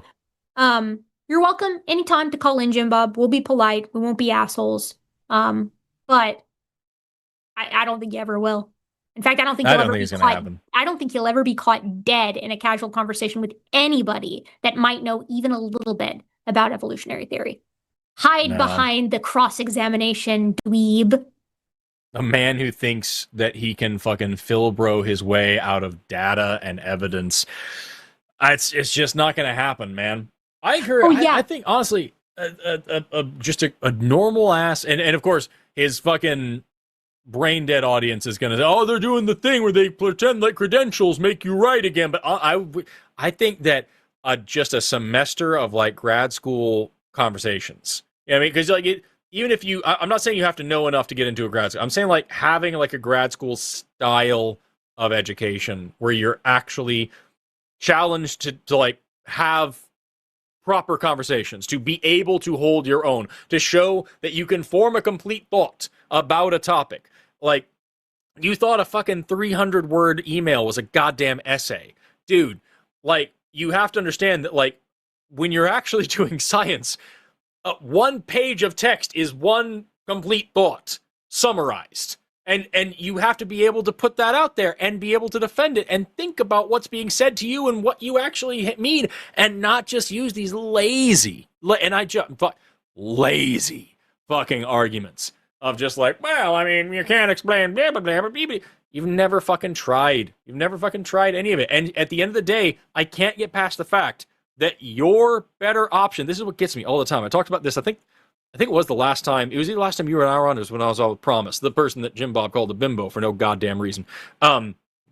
It never ceases to like fuck with me that we're having these conversations about science, and the argument is not like, here's all the data that you've collected for evolution, and here's all the data that I've collected for creation. Like, here's the mechanisms that you're proposing, and here's their explanatory power, and here's their way that they make novel, testable predictions, and here's all the same here with my creationist framework. Here are the predictions that I can make, and the explanatory power that it has that's unique and actually fills in the blanks and has some survivability against new information. Like, this is all of the...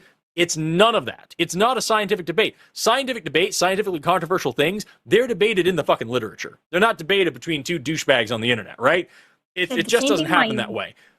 And this, what you're describing, is not even a fucking debate, because the reality is you're saying, all right, here's all the data you have. Here's all the math that you're using. Here's the mechanisms that you have. Here's the explanatory power. Here's the novel testable predictions. Here's the history of the theory. Here's all the great thinking. But I think there might be some guy that just fucking did it. You know, what about, just think about it for a minute. There could be this guy. And this guy's like, he's fucking flying around and he's like whipping up like planets and stars and humans and cheese and all sorts of stuff, because he's like this fucking space wizard, right? And he's like whipping it, and he really doesn't want anybody to be gay. It's really important. But he did like make sure that like Mercury kind of looked like it was in retrograde sometimes. That's pretty cool. And he had this whole thing about it, but it's just, I think you're just thinking about it wrong. You have all these just thousands and thousands of science and millions of data points and all these fossils and all this evidence, but I think it might have been the magic space guy, you know? And like, that's the actual reality of the fucking situation. And you want anybody to take you seriously when you're calling in saying that we're too scared to debate the magic space guy with you when you don't know what the fuck a mutation is. You don't know what heredity is. You don't know how genetics works. You don't know how traits have come into existence, how they get passed along, how populations develop them, what a population is. Like, good gravy, dude. If you were halfway serious about this, you might be able to spell fucking natural selection. That's it. Again, too many syllables, right? But his whole, this is the reason that the shtick is what the shtick is, right? He has to hide behind the philosophy as if the old guys from the 1700s, 1800s, and early 1900s didn't sit around and already think through every single idea that you've had with regard to theology and evolution 800 million times per year because they had nothing better to do. You really, this guy really thinks that he's got something that he's cooking here when Asa Gray is philosophy mogging him 150 plus years ago. Or how about this? St. Thomas Aquinas over 1,000 years ago is philosophy mogging you on your own holy book, dude. It is absolutely, not that, again, Thomas Aquinas, probably not somebody that Jim Bob is reading, but that's fine. His theology is probably just as poor as his biology is. And these nuts. Yeah, this is just like, it's trashed here. So, why spend 6.5 hours talking about somebody who's trashed here? Because we thought it'd be funny. And we wanted to make money off of you. It was, though. It was. It was really funny.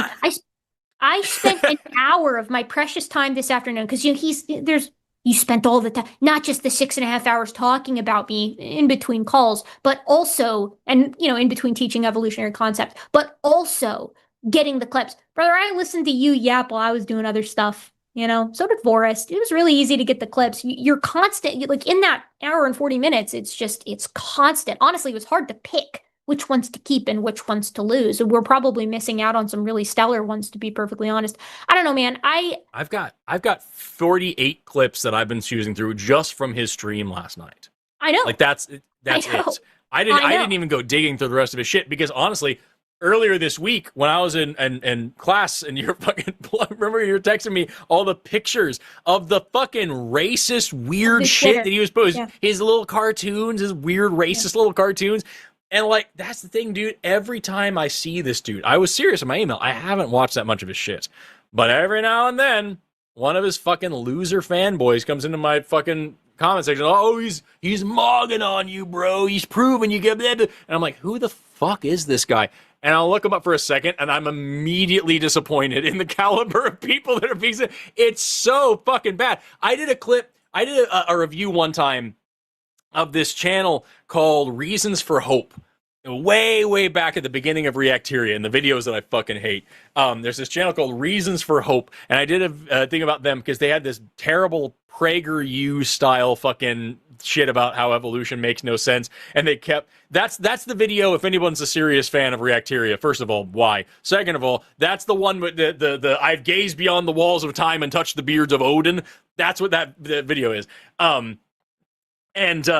They made not just one, but several reaction videos to me. They did a whole series of debunking Forrest, and they were such hot trash that I couldn't even respond to them. Because they would take a clip of me saying, "Hey, you're quote mining," and then they would quote mine me in that clip. It was awful. And I'm saying all this just to say, genuinely, I had more fun watching their responses and actually got some material out of it that was worth it, that was funny and useful for other things. And every time I look at Jim Bob, it's just a fucking donkey of a person just farting out the most useless fucking low level absolute fucking Neanderthal takes. It sucks so bad that this is the fucking thing that we're having. This is the guy. This is the guy we're being faced with. It's like Hank Hanegraaff, when fucking for years people were like, oh, evolution's a farce. I'm like, why are you using that weird-ass word? And I finally find Hank Hanegraaff, and he's just dumb as a bag of sand. Doesn't know what anything is. That's how I feel right now. It's this ennui of I wish this was worth something, but it's just fucking not. Well, and you know, I'll add, humor aside, right? I'll add that other creationists have interesting things to say to me, right? Yeah. Like I want to read about what created heterozygosity is and the way that it makes sense of the data, because Jim Bob, the other creationists, are trying to make sense of the data. You aren't, but they are. Answers in Genesis says their big mammalian kinds list to explain how many critters they allow on the big boat. They've got explanations for how to deal with the hominins. They've got explanations for how to deal with transitional species in whales and in tetrapods. They'll talk to you all about mutation rates and mitochondrial Eve and radiometric dating and sedimentary rocks. They'll go through the whole 9 yards. Where's the flood boundary? Depends on who you ask. It's interesting. It's fun. It's a learning experience for me because it forces me to go learn about whatever topic it is that they're talking about, astronomy today and geology tomorrow and physics the next day and whatever. I didn't learn anything researching for this today because I didn't have to research anything because you said nothing of substance, right? Like I have respect for these other people because incidentally, they also have respect for me for the most part. I can engage with these people and they're not going to be, jerks or whatever. Not so with you. Not so with you. And so, it's sort of like, it's like a beautiful layer cake of garbage and excrement and bile and other sort of bodily fluids just kind of layered on top of each other. Barring something particularly interesting, I really do hope that I don't have to see anything by this guy for a while. But again, the offer stands for conversations here, for that formal debate with me, with those topics. I just want to be abundantly clear so no Jim Bob fans get the wrong idea. Shall we take this last call and then we'll put a bow on this turd? Yeah, that sounds good. Yeah, that sounds fine. I'm blown away. I'm sitting here trying to just make sense of it, but honestly, like fucking, it's this fucking all this fucking shit that I know I'm gonna deal with in my comment section after. But you were too scared to do it, and then we got the clips of him, same thing. You're too scared to, and it's just all this. I don't know if the phrase makes it, like, it's shotgun talk from a water pistol. You know what I'm talking about? This is like, I do, but this is so done and dusted for me. Like, honestly, yes, did we do this because it's funny? Yes. Did we do it because it's fun? Also, yes. Did we do it because we knew the stream would make a lot of money, not just through the wonderfully generous super chats where that money goes to keep the lights on here. We're not spending it on, bonbons or whatever. Maybe Forrest is. I can't guarantee that he's not. I'm a bonbon loving man. We also did it because I'm just about to spam this link. Anytime that I get a Jim Bob fanboy, and I don't respond to comments anymore, but anytime anybody that I do catch that I do feel like responding to wants to throw that my way, I'm just going to be like, hey man, here's 6.5 hours of breaking down all his worst talking points directly, like directed at us in particular. This was his opportunity as well for him to come in. We stayed around that's actually a great point too. I promise you, if you had called in within the first 10 minutes, this stream would have been over in an hour and a half. Yes, that is also true. Part of the reason it's 6.5 hours long is because we wanted to give you because we're long-winded, if we're being honest, but we also wanted to give you plenty of time to call in, and you didn't do it. So maybe he watches this, maybe he doesn't. I shouldn't say that. There's no shot he doesn't watch this. The question is, will he admit that he watches it? Which he might not do. He might pretend like he never saw it. I wouldn't put it past him. And him, be like, I'm not watching that trash. Okay, we know you did. Speaking of the arguments and all that, hey, really quick, Lux, can you please play clip number 36 really quick? I have a bunch of prompts, Valkai. Like, evolution doesn't make its way through the scientific method. That's another prompt. You can affirm that. Willing to bet real, actual money to charity, of course, because I'm so benevolent, that you don't know how the scientific method works. Well, let's do a formal debate about it then. He then went on to do bullshit, whatever the opposite of virtue signaling is, for like 10 minutes about how I said that I would be donating the money to charity. All I meant is that I'm not going to give his lazy ass a dime. But he had a whole thing. He was very upset that I would suggest that I was giving money for charity. By the by, throwing this out there, Creators Against ICE, of which I'm a member, has already raised over $200,000 for the National Immigrant Legal Resource Center, or whatever the fucking, because there's the Immigrant Legal and there's the National Immigrant Resource Center. They sound so the same. But like, fuck, dude. Yeah, it's just that was him saying that this is a topic that he would debate. And again, As I said there, dude doesn't know what the scientific method is. I will bet real actual money for charity, of course, because I'm so benevolent, that he thinks that observation means we have to observe macroevolution and see an animal growing new limbs. Yep. Like, that's the kind of shit from a man with such, like, just unbelievable delusions of adequacy. It sucks. And that said, adequacy. That's a great way of putting it.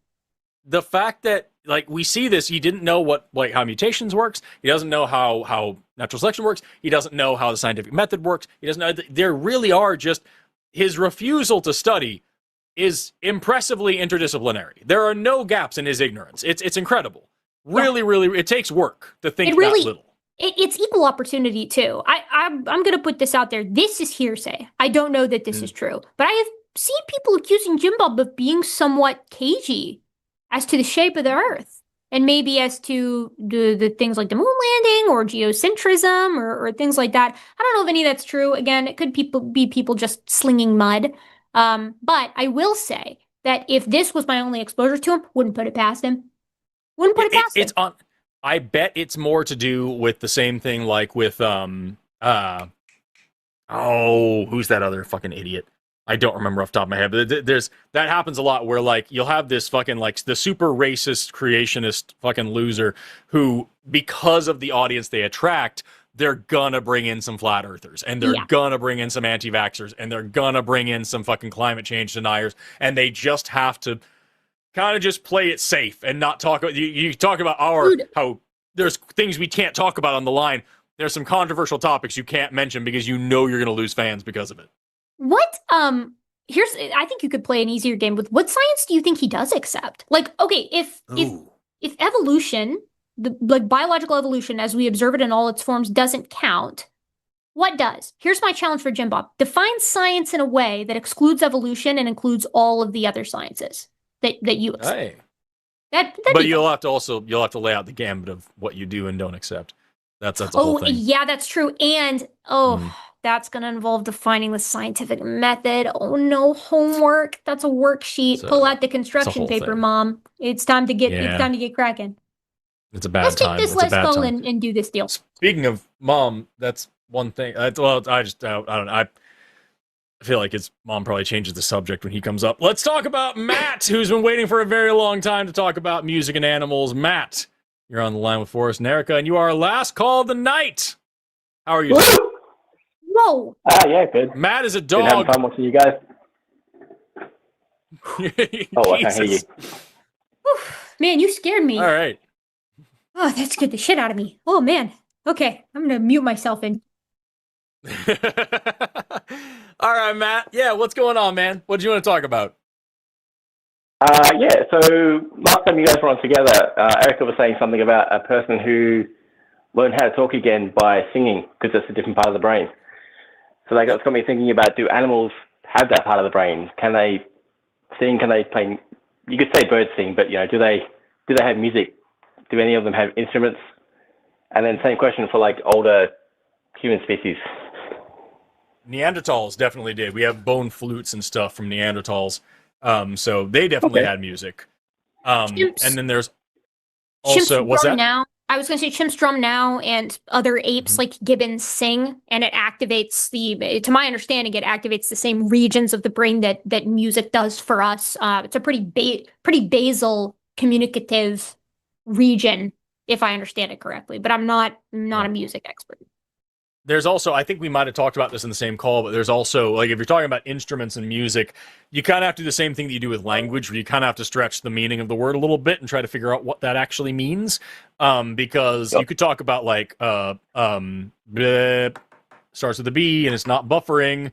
It's something that I'll come up with the word here in a minute. But like you'll have like these tree crickets that will carve a hole in a leaf because they do stridulation. They rub a part of their body into another part of the body like other crickets and whatnot do to make a sound, but they're real tiny. And so they need to make it big. Baffling, that's what it is. They will cut a hole in a leaf and use the leaf as what's called a baffle, where they'll wedge their dumb little heads in there and then they'll do their stridulation and the entire leaf vibrates and it acts as an amplifier, basically like the big flexible membrane in a speaker. And it causes the sound to be much deeper and much louder and spread much farther. And so strictly speaking, that is tool use, and in this context, kind of instrument making, basically, from a cricket. So it really depends on how you want to stretch those terms and what you want to. It's the same thing with language. What are we actually calling language? You know, because if we're talking about like Columbus monkeys, yeah, Colobus. Colobus. Yep, Colobus monkeys. I want to call them Columbus monkeys all the fucking time. If we're talking about Colobus monkeys, they have different sounds, or is it Diana monkeys? They have different sounds, different calls. You've got Campbell's and Vervets, so you're good. Hell yeah. You have different calls, different alarm calls for different predators, including prefixes and suffixes to explain where the information's coming from. Is it a leopard on the ground, or is it a hawk in the sky? And did I see it, or did Jerry see it and he told me and I'm telling you? These are all things that are included in the syntax of their language. So, like, do you call that a proto-language, or you just call that fucking language, you know? Kind of up to you. And it becomes especially difficult because when we're talking about human exceptionalism, the name of the game is you have to find a way to define the human special thing in a way that includes all humans that are alive today and in the past. So that's going to go to about 300,000 years ago and nothing else. And that you're going to be really hard pressed to find that, because a lot of human specific behaviors emerge over the past 150,000 years, which means the earliest members of Homo sapiens didn't do them. And I would argue that not language, but a lot of the technologies that we use, obviously domesticates, specific types of tools and specific types of language likely fall into the same category. But it quickly becomes an impossible thing to do. We also know that like elephants do music in the sense that they like percussion. Chimpanzees dance to music when it's played for them, and they do their own drumming for fun. Sometimes it's specifically around, like, it's argued to be around rainstorms, which implies some kind of connection there. Gorillas are argued to do humming, like group humming while they eat sometimes. Obviously, orangutans, like other primates, Asian primates, I should say, they have like a loud call and recall system that's sort of like singing. I mean, there's a lot going on there. I really think you'd be hard-pressed to argue that the origins of language and music aren't extremely deep in not just primates, but mammals in general. Mm-hmm. Okay. Yeah, I was just thinking, what is communication? That's a question. I would say a lot of that was. I guess. Good luck. Question. Music would be. Yeah. Is it communication when a bacterium releases chemicals to ward off another one, to say back off? Right? Does that count as communication? I would say kind of, yeah. And then what we're doing right now counts as communication, which means everything that spans that gap is also communication. So we find ourselves really at a loss. And it becomes, as it always is, a difference in degree, not one of category, which is, say the line, Gutsy Gibbon. Yeah. That's what I'm saying. Well, I was going to say, I'm looking right now. I've got music mine. Sorry, go ahead. Yeah, I was going to say, the difference between music and communication in general would be that music is generally for entertainment rather than just getting a message across. Not always. Some people sing to communicate. I would say also the whole point of a lot of music is to spread a message. You know what I mean? To share a feeling or an idea. As well, sure, but I think entertainment's a part of it. Yeah, maybe. I mean, it becomes. It helps you communicate, I suppose. Yeah. A lot of these used to be a lot easier to define when we were looking for a shorter amount of time. Like, the more we investigate a lot of these terms, what's the saying? I feel like I say this line all the time too now. Physics has laws, biology has exceptions. Where it's like every time we try to rope something in and define something, it becomes harder and harder to pin down because we find so many exceptions and overlaps and this, that, and the other thing. So communication, vocalization, language, proto-language, syntax, compositionality, recursion, all of these fall into that same definition of like, okay, well, what counts? And it worries me because when I see people who usually don't have an ethology or like a primatology background trying to define them, there seems to be a lot of trying to define them specifically in a way that includes humans and nothing else. But when you do that, again, you inevitably fall into this trap of like, okay, well, human groups are really diverse. Does it apply to all humans? Do we see it in all human groups, living and gone? And the answer is rarely yes. Yeah. Anyways, Matt, does that make sense? We're winding down here. So if that's good, we're gonna head hit the old dusty trail. I'm sure I'll think of other questions later, but that's good for now, yeah. Hey man, call back. Sick. We'll be here. We live here. We just wake up here, and it's life is terrible. I think I've said this before, but Jimmy keeps us in the cellar, in the basement. Yeah. Anyways, Matt, thank you. Take care. Great, thanks. I'm trying to find this original quote. I have it in my notes from earlier. It's evolution hates definitions. For every tidy definition a biologist constructs, evolution will have exceptions. That's from, oddly enough, my animal communication course this semester, because he would say, what is communication? And I was trying to find it in my fucking principles communication textbook. I couldn't, but like, they go into it like that is a very actually difficult question. What is communication is a tough question. It's one of those things like behavior. Behavior is very hard to define. Communication is very hard to define. Human is very hard to define. Life is hard to define. Life has no definition. And like that's when we talk about this stuff, like a lot of people who are not literate in biology think that these are just these simple concepts. And what it betrays is this thing called the the illusion of explanatory depth, I believe it's called.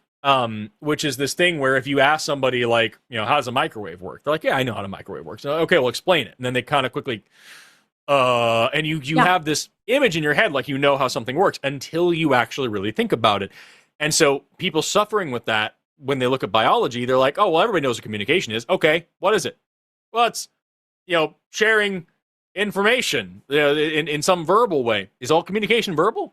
Well, no. Is all communication have a sender and a receiver necessarily? Well, I guess no. And one of the things in my in this class, one of the professor did what usually happens in these classes and showed like a bunch of different definitions from different biologists over time. And like one of the favorites was useful or like helpful information that's shared that benefits both individuals. And I was like, okay, so then insulting somebody is not communicating with them. That's if I say fuck you, that's not communication. What do you mean? And like communication is this some sort of sound. Okay, is that communication? Yeah. What do you think? You know what I mean? And so like that's the whole thing. It is tricky. Or like, a lot of this falls apart the second, first of all, not all communication is verbal, even in humans, but remove the verbal component and we open up chemical communication through pheromones. We open up signaling with color and with light. Absolutely. With structure. Like, there's so many ways to communicate. Think of a bowerbird. When a bowerbird constructs something, they're communicating to a female, I'm worthy of mating with. That's it. Yep. At least, Forrest, so we think. Because there's an additional barrier here, which is that when we try to communicate or understand animal communication on our level, we lose information, right? They're communicating with each other, not with us. And this is what happened. This has been happening with cetacean communication forever. Like for so long, we had a characterization of like, how do cetaceans click and communicate at one another? And then it's like, okay, well now we've discovered that there's all these intricacies to it that we've never previously appreciated. This past year, we discovered that marmosets, small and some of the dumbest of the platyrrhine monkeys, have names for each other. They have calls that they use with specific individuals. And we didn't know it. Why? Because we're assessing them like how we assess language, not like how they assess each other on their own terms. But I don't know. Like we're talking about way down the road of understanding of this type of stuff, where the more you know, the more you realize you don't know a thing. Right? Yeah. Forrest and I are sitting here. We're happy to sit here and throw rocks at Jim Bob and tell him to punch sand and be mean to him because of how little he knows about this topic. But that's because learning and knowledge of a subject is usually like this nice little, it's the Wojak bell curve, where it's like on one side, it's like the soy jack with like the caved in head who does not know anything. And then in the middle, it's like, I think I do understand the basics of biology. And then on the other side, it's like the big brain, the folds of the neocortex are just overflowing from the cranium. And he's like, I don't know anything about biology. Yes. And yes, that is, yeah. I think most biologists, and I would humbly propose that Forrest and I fall into this category, considering we're both Of most, in yes. the middle of doctorate. Like, I think we count as people who comfortably fall on the side of this bell curve where it's like we know enough to know what we don't know.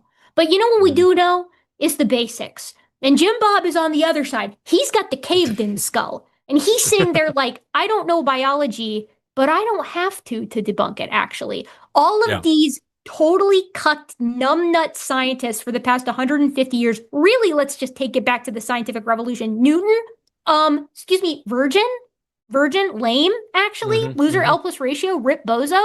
Like, Jim Bob knows better than all of them because he can hit them with the philosophy, chud logic, and that's actually game over. No one has actually thought of it the way that he's thought of it before. Which, God, can you imagine? Can you imagine having that level of confidence? If I had that level of confidence for anything I've ever done in my single life, actually, God knew that if he gave me that ability, I'd be running the show by now. So he specifically intervened to prevent me from having that ability. He gave it all to Jim Bob. He gave all of the confidence that scientists should have and gave it to Jim Bob specifically. That's what gets me is that just the profound ignorant confidence of like I am going to destroy this entire field of knowledge with all the things that I don't know. Like it really does get me. Where it's like, hey, here is the central theory of all of biology. The thing without which nothing in biology makes any sense. The thing that the entire medical industry is centered around. The thing that the entire fossil fuel industry is reliant on. The thing that the entire agriculture industry is dependent upon. The thing that the pet industry is the result of. This thing that every single bit of my daily life involves, touches, is benefited from, is influenced by, all of that.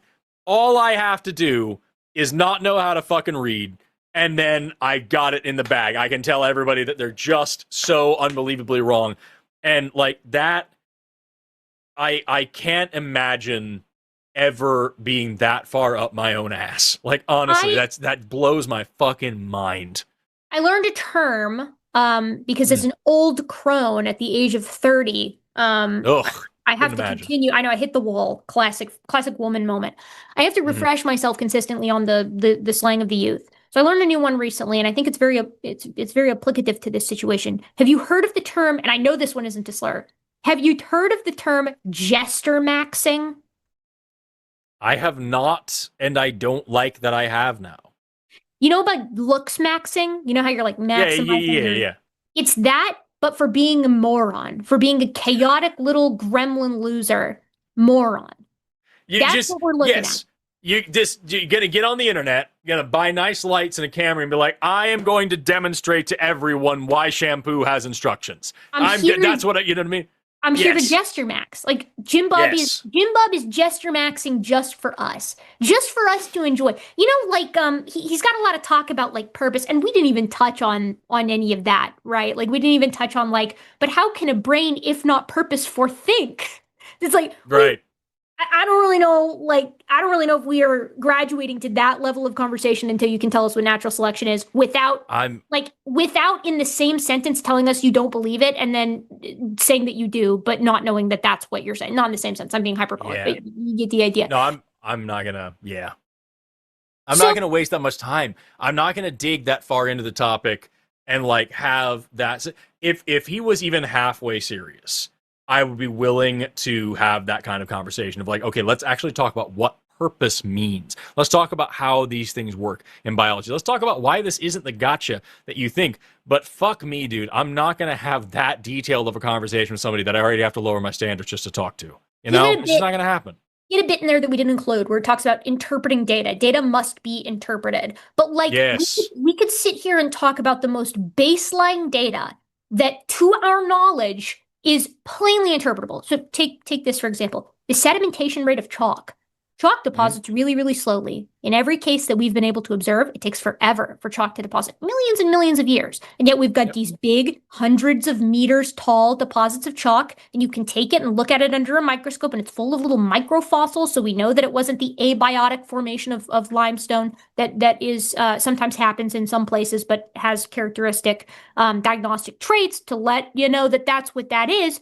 So I really don't think that very much interpretation needs to be applied to the data set of me watch chalk take long time to form, tall chalk formation take long time to form, right? Pretty straightforward. But if I pitched that to Jim Bob, he would hit my ass with how do you know you can trust your eyes?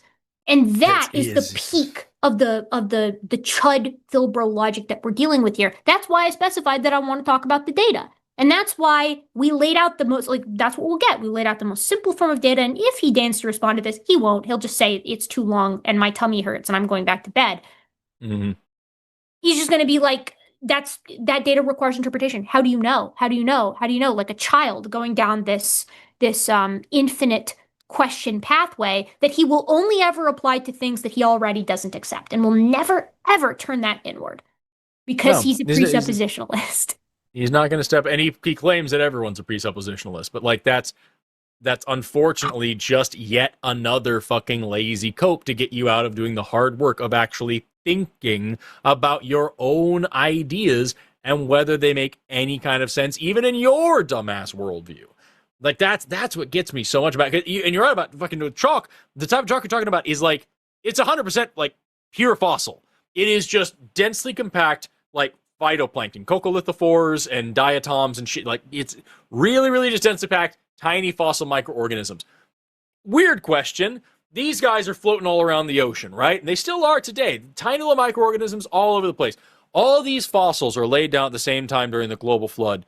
How do you get violent cacophony of stirring water and tectonic movement and boiling and burbling and all of the super light, tiny little microorganisms they squeeze in real close together and they just get real tight in there. All these things which are plankton. By the way, the word plankton literally means they can't fight against the current. They can't move on their own. That is the definition. That's why, technically speaking, jellyfish are plankton because they just can't move against the current. They just get tossed around by the drift. How the fuck do you get billions and trillions of microorganisms to all squanch together so they can get squished just at the right place to make sure that not a single dinosaur ended up down there with the trilobites and not a single fucking human somehow got mixed in with the lystosaurs and not a single one, not one tiny what? Yeah, this happened globally too. But I mean, while the Chad flood geologists will sit and puzzle and try to find a way to actually make it work, Jim Bob just sits there again with the caved in soy jack face and he's like, magic.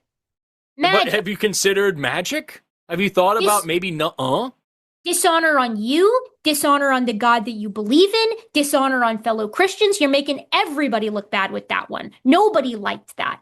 Nobody did.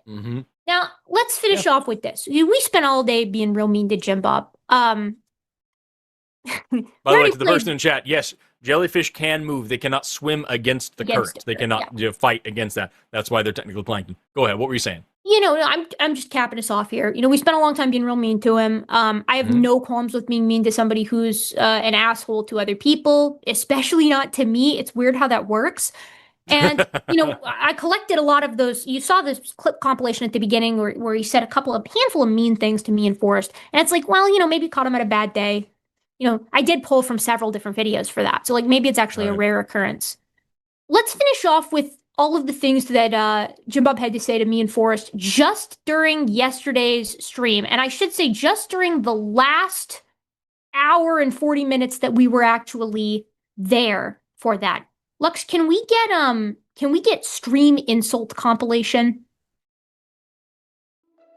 You weasel. They're such snakes, you little slime ball. Bet you can't name stuff. Why don't you debate me, goblin? You're a weasel. You're a weasel. Your brain doesn't work. You guys are such cowards. You guys are troglodytes. You're primitive. You're primitive beasts. Spineless cowards. Dickhead. Hey, douchebag, you guys are pig snakes. You guys are cowards. You wench. You're a nasty, nasty little bird. You're a nasty little gibbon. Nasty little gibbon. You freaks. You're disgusting. You really are. You're a disgusting human. Are you really this much of a dipshit? You guys are scum. Scum of the earth, really. You little goblins. You little disgusting goblins. Dude, you're such a pussy, dude. Get out of here, you wicked scoundrel. I still can't get over wench. Wench fucking got me. Wench, and I love the sort of shotgun chaser of weird little freaks followed by nasty, nasty little gibbon. Nasty little gibbon. This is weird, dude. Weird thing to say. It was oddly sexual. It was oddly sexual. This is a weird thing to say, man. Like, there was something behind that. I don't know. All one stream, just a couple of choice words. And we've been mean to him. We've insulted his intelligence here, but like, I mean, fuck, man. I've said the whole time, like, people keep sending me a shit, and I look at it, and it's fucking god awful. And even then, I was like, oh, maybe we should take some time to really think about how we're gonna address this. And then we were on the stream yesterday, and I was still underwhelmed. The man is, it's really, he's a difficult person to underestimate. That's what gets me. It's really impressive. Can I Sorry, go ahead. We were right there, and at one point I said it in jest, but like just to kind of get at him, because again, I was heckling. I'm not above that, obviously. I said something in the tune of like, how are you managing to look this bad on your own stream? Yeah, I don't get it.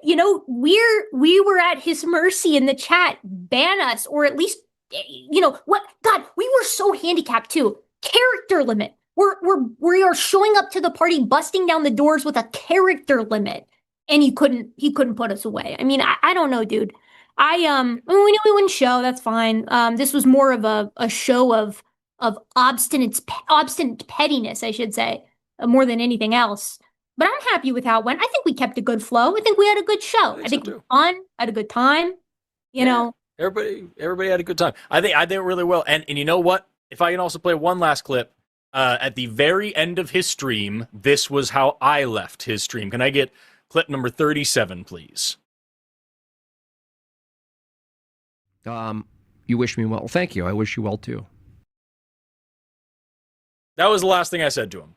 Hey, man, I sincerely wish you well. Take care. After all that venom, after all that hate, and again, let me be very clear, still to this, I'll tell him to his face, like, hey, you're an absolute piece of shit. You're dumb as all fuck. And you're hateful and bigoted because of it. But I don't fucking, I don't have any major ill will against the guy. Even after all that, I think he's a fucking absolute, just worthless human being. I'd offer him a penny for his thoughts, but he'd have to count back change. But at the end of the day, he's a person, and I'm not going to sit here and, just be as hateful towards him as anybody else. Because you know what? His curse in life is he has to be him. And I can't imagine a worse fate than that. So, Jim Bob, for all it's worth, you fucking suck, bro. But I hope you get better. Genuinely. Here's the wonderful thing. The dichotomy between the way that we've sort of thrown slime at each other here, Jim Bob. I think that Forrest and I have mostly, I'm sure we've slipped up. It's been almost 7 hours. But I think most of our insults have been around your ignorance of this topic, which I've got phenomenal news. It's fixable. You can learn this stuff. I can't fix this voice. I can't fix this this Gibbon-esque physique that I have. Forrest can't fix his what did you say earlier? Wiggliness? How did you describe yourself? My giant ass forehead and my uncontainable weirdness. He can't fix his forehead or his weirdness. And unfortunately, I bear the worst curse of all, which is of course woman, and I can't fix that. Oh. Well, actually, that's a wonderful thing about that's bring it full circle. That's a wonderful thing about gender, Jim Bob. That's what I'll do.